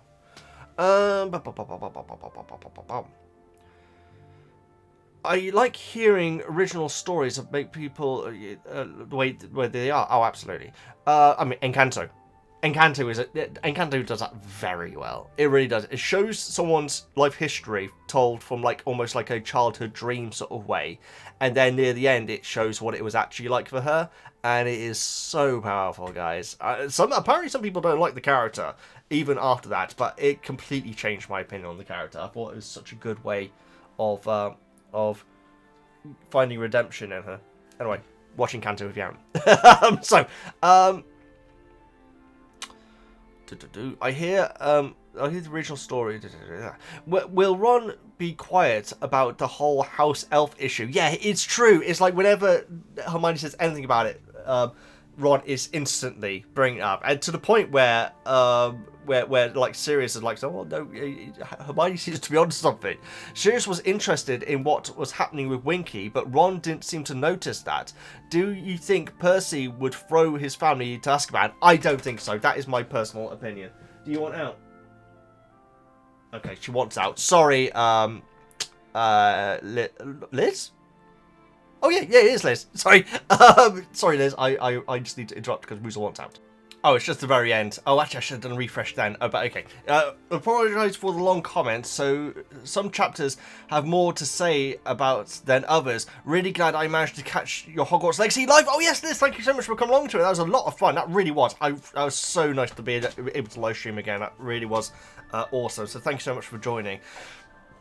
And yes, this was a chunky comment, but like my notes were very long as well, so I can barely, I can hardly say that say that other people shouldn't be. So what I'm going to do, guys, I'm going to make this disappear for now, and we're going to open up the gift now from Dara and family. Thank you so much. This one has been with me for ages. I'm going to take the stickers off because I want to keep them. We've got Draco there, very nice. But yes, this one has been with me for a while, but it's just finding time to open up the parcels and everything. I should really check. I mean, we should be absolutely fine for time. We're absolutely fine for time. I don't know how I got through that book club so fast, guys. I really, if I somehow missed some people's comments, because there were some people who usually comment who I noticed weren't there this time, but maybe just didn't have much to say about these chapters. Or maybe they've been busy and everything with holidays and stuff. But yeah, if I've messed up in any way, I am so sorry. And if I somehow missed comments or missed part of comments, I will rectify that, guys. And so you guys let me know. Let me know in the comments if something went wrong, or did I just absolutely just fly through it somehow? Because it's this time of month, so you guys must have realised that the book club was coming to its deadline. Although I don't have a particular setting deadline. It's usually towards the end of the month, and it's the 30th today, guys. Tomorrow's the last day, and so I like to get it posted before the end of the month as well. That's absolutely something important to me. My goodness, this one is well packed, Dara. But yes, Dara and family like to send me stuff via the PO box, which is currently closed, guys. but I will be reopening a new one soon. And so when I do reopen it, it will most definitely, in fact, I'm sure it will be a different address. And so be careful for that. What I will do is I will update the video where I basically describe what to do with the. In fact, I might make a new one with the PO box. So you can send me stuff. I love receiving stuff, guys. It blows my mind that you guys would be willing to send me anything, quite frankly, and so thank you so much. It can be bought stuff, guys. It can be stuff that you've made. It can be pictures. In fact, a little while ago, I unboxed it must have been a while ago now, because Mum definitely saw it. A picture that it was Dara who commissioned. Was it? Oh God, if it wasn't Dara, I'm sorry, but I feel like it was Dara who commissioned it. If it wasn't, I'm so sorry to whoever commissioned it. Commissioned an artist to draw me in Wizarding World robes. Oops, sorry about the boxer. With Woozle and a ghostly Patronus Penny. It was absolutely gorgeous. Penny was my previous dog, if you didn't know. It was her death anniversary 5 days ago, and weirdly enough, that same night when she died, there was a thunderstorm. And I think I've already described the rest of the story in this stream, haven't I? In this video, I should say. That was the night that Woozle was found tied to a gate. Bless little Penny. Right, we're in, guys. That was a lot of work. No, we're not quite in yet. My goodness. But yes. So if you do want to send me stuff, guys, I will post a video or repost a video. There will be a few rules around it. No edibles, because I'm vegan for one thing, but also all edibles for Woozle, because it's just a bad idea. But yeah, there'll be some rules around it, like shirt sizes and stuff like that. But yes, look out for that in the future if you want to send me stuff. Is that money? London to Hogwarts. One-way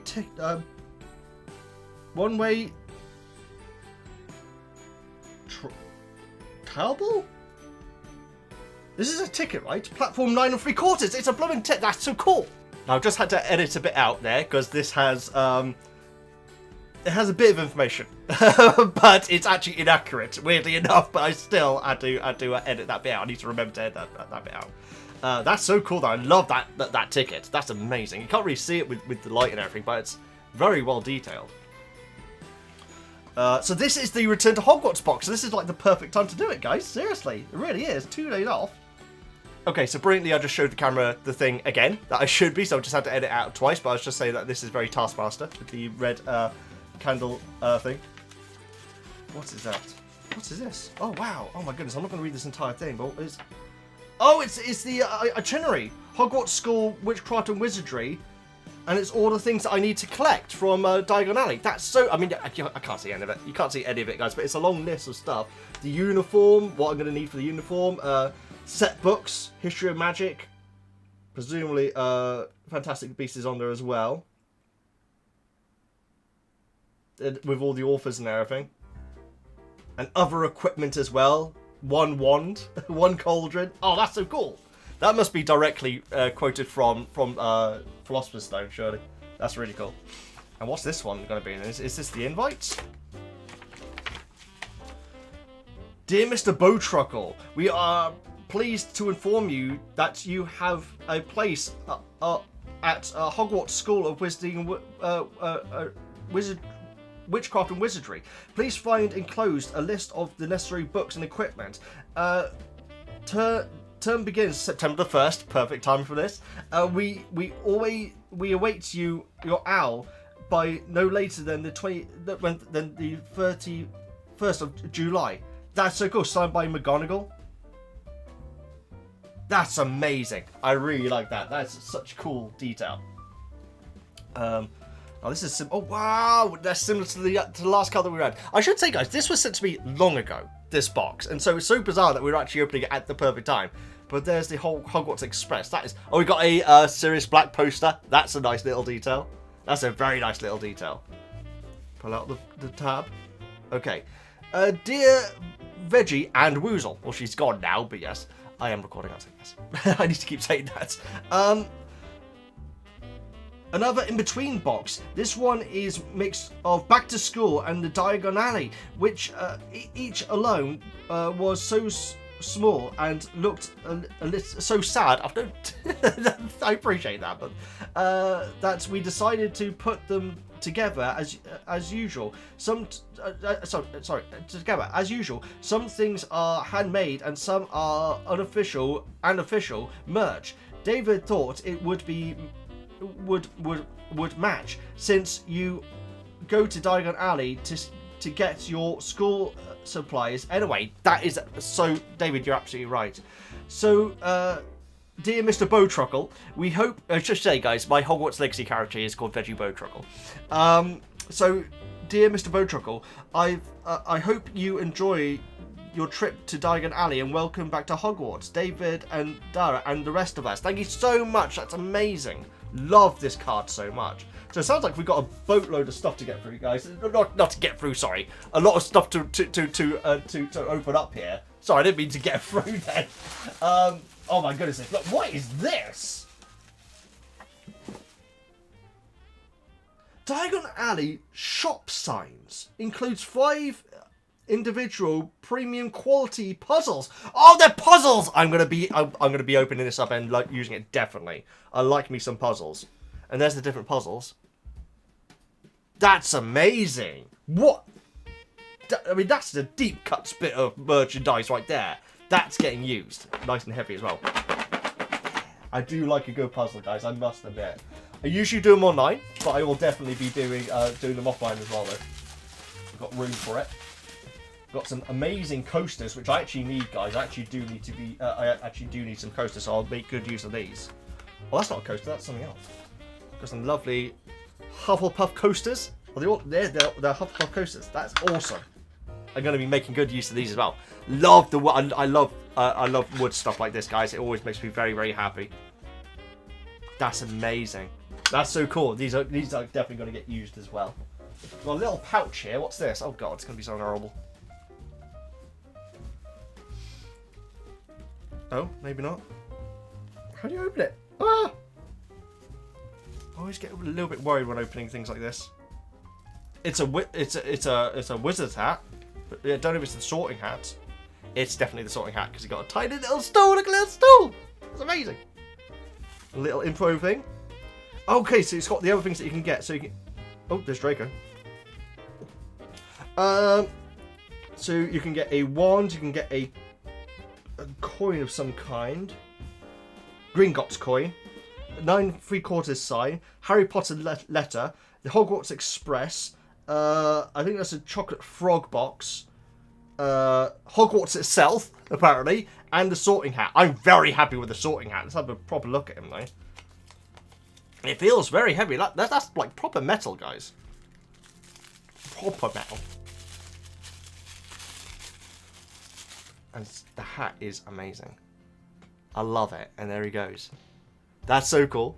I love it so much. I mean, it's hard to describe how good quality it feels, guys. This feels really nice quality. Awesome stuff. Awesome choice, quite frankly. I think that I got the best one there. Thank you so much. Pop you back in there for now. Let's see what's in this tiny little box. Jewelry, maybe?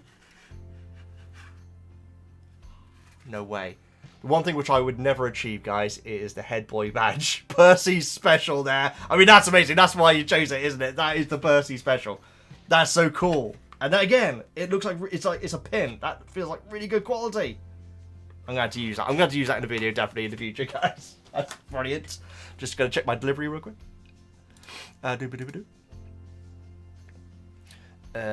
Oh, it is nearly here, but okay, I will carry on. But I might have to disappear for a second. It is a tiny badge of Ollivander's one shop. I'll take it out of the packet. Can't really see it like that. That's really cool, though. Oh.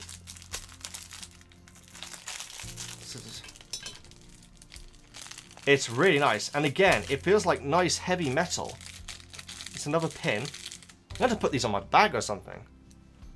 Little Ollivander. Look at the detail on that. That looks amazing. Oh, I was holding it upside down. Hedwig is in the window. He's upside down. There we go. That's better. That's so cool. Thank you so much. I'm going to pop that in the prefix box. There we go. Keep all the pins together. Another box of some kind. Lots of bubble wrap. Always appreciated. There we go. I do need to keep an eye on that delivery, though. Make sure they don't run away. But yeah, guys, thank you so much for taking part in the book club today. I just really worried that I've screwed up somehow, because we got through it so fast. Maybe I'm just getting faster at reading, you know, which would be a miracle. I can smell paint on this. Oh, I need to be very, very... Oh, yeah, I need to be careful with this. There we go. I'm guessing this is custom made. What is this? Oh my god! That's amazing! So it is that! That's so cool! Look how realistic and in scale everything is! That's absolutely brilliant! Oh. There we go. That's incredible. Yeah, sorry I was holding it upside down. That's incredible. I've never seen anything like that before. That looked really cool on the bookcase, like between some books and everything. That's absolutely amazing. It's hard to really put over, guys, how well proportioned everything is. It looks it looks real. That's incredible.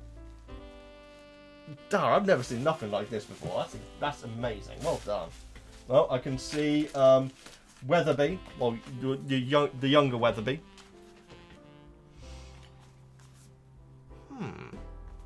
What is this? Got the ticket there. All aboard the Hogwarts Express, London to Hogwarts, platform 9 3/4, departure time 11. What is this?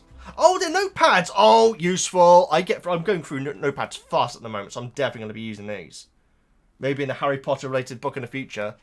But yeah, awesome notepad. Always useful. Lovely pictures of Hedwig on the last page there. Then we got another one. All aboard the Hogwarts Express. This time from Chamber. Because the car is there. Which I always feel like it's a shame the car never got a name. Like Harry. Not obviously not Harry. So that'd be a bit of a problem, wouldn't it? But yeah, Nova Notepad. Awesome. Thank you so much. It's always so useful. What have we got in this little bag? This is the sort of bag that sweets used to come in when I was a kid, guys. Spello tape. Oh, that's a nice little detail. Spello tape over the opening. Very clever. It's a check. Oh my goodness! It is a checkbook for Gringotts, guys. That's incredible. And it's got all the detail there and everything. Again, my light is really not really doing this justice, guys. But there we go. That's insane. I got several pages for it as well. That's amazing. What an idea, guys. What an idea of a gift. Is this going to be Gringotts related as well? Little bag. Where's my delivery? It's not updating, is it? Okay.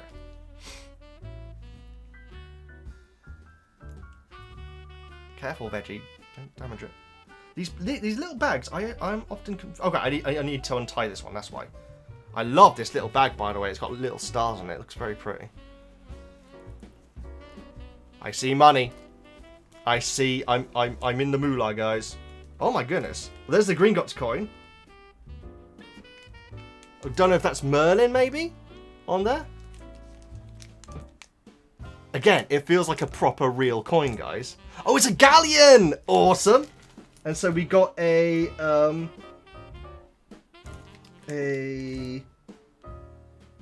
sickle, is it? Little dragon on there. Again, same guy on the back. I'm guessing that's meant to be Merlin, maybe. I have no idea, actually. And a nut. I'm probably saying that completely wrong. But it has a little griffin-like character on it. Not a griffin, but some sort of mythical creature. Magical creature, I should say. That's awesome that it's actual money. And it feels like proper money. I'm going to try and spend them in a pub or anything. I need to display them. I need a coin collection, actually. That'd be actually really cool. I do have a pocket watch collection somewhere. I haven't seen it for a while. What is this? Magical currency converter. You're kidding me. So we can actually find out what the conversion rate is? Yes, because we got we got sterling, which is GBP, but we call it sterling. We got the US dollar, we got euro, so it's... Would have the euro been around when Harry Potter was being made? Where did the euro come in? I feel like it was around that time. Right? I'm probably being stupid. What we have the conversion anyway.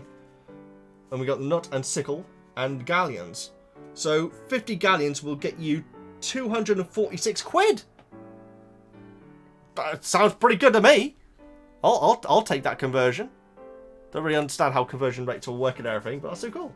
And then you got different numbers. That's amazing.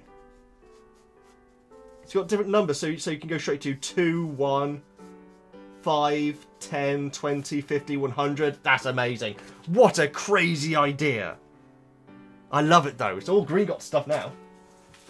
Oh, again, need to be careful with the postcode again.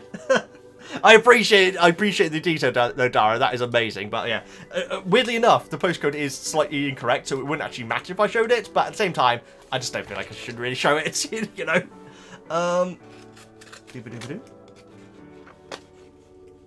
Very careful not to break anything that is inside. There we go.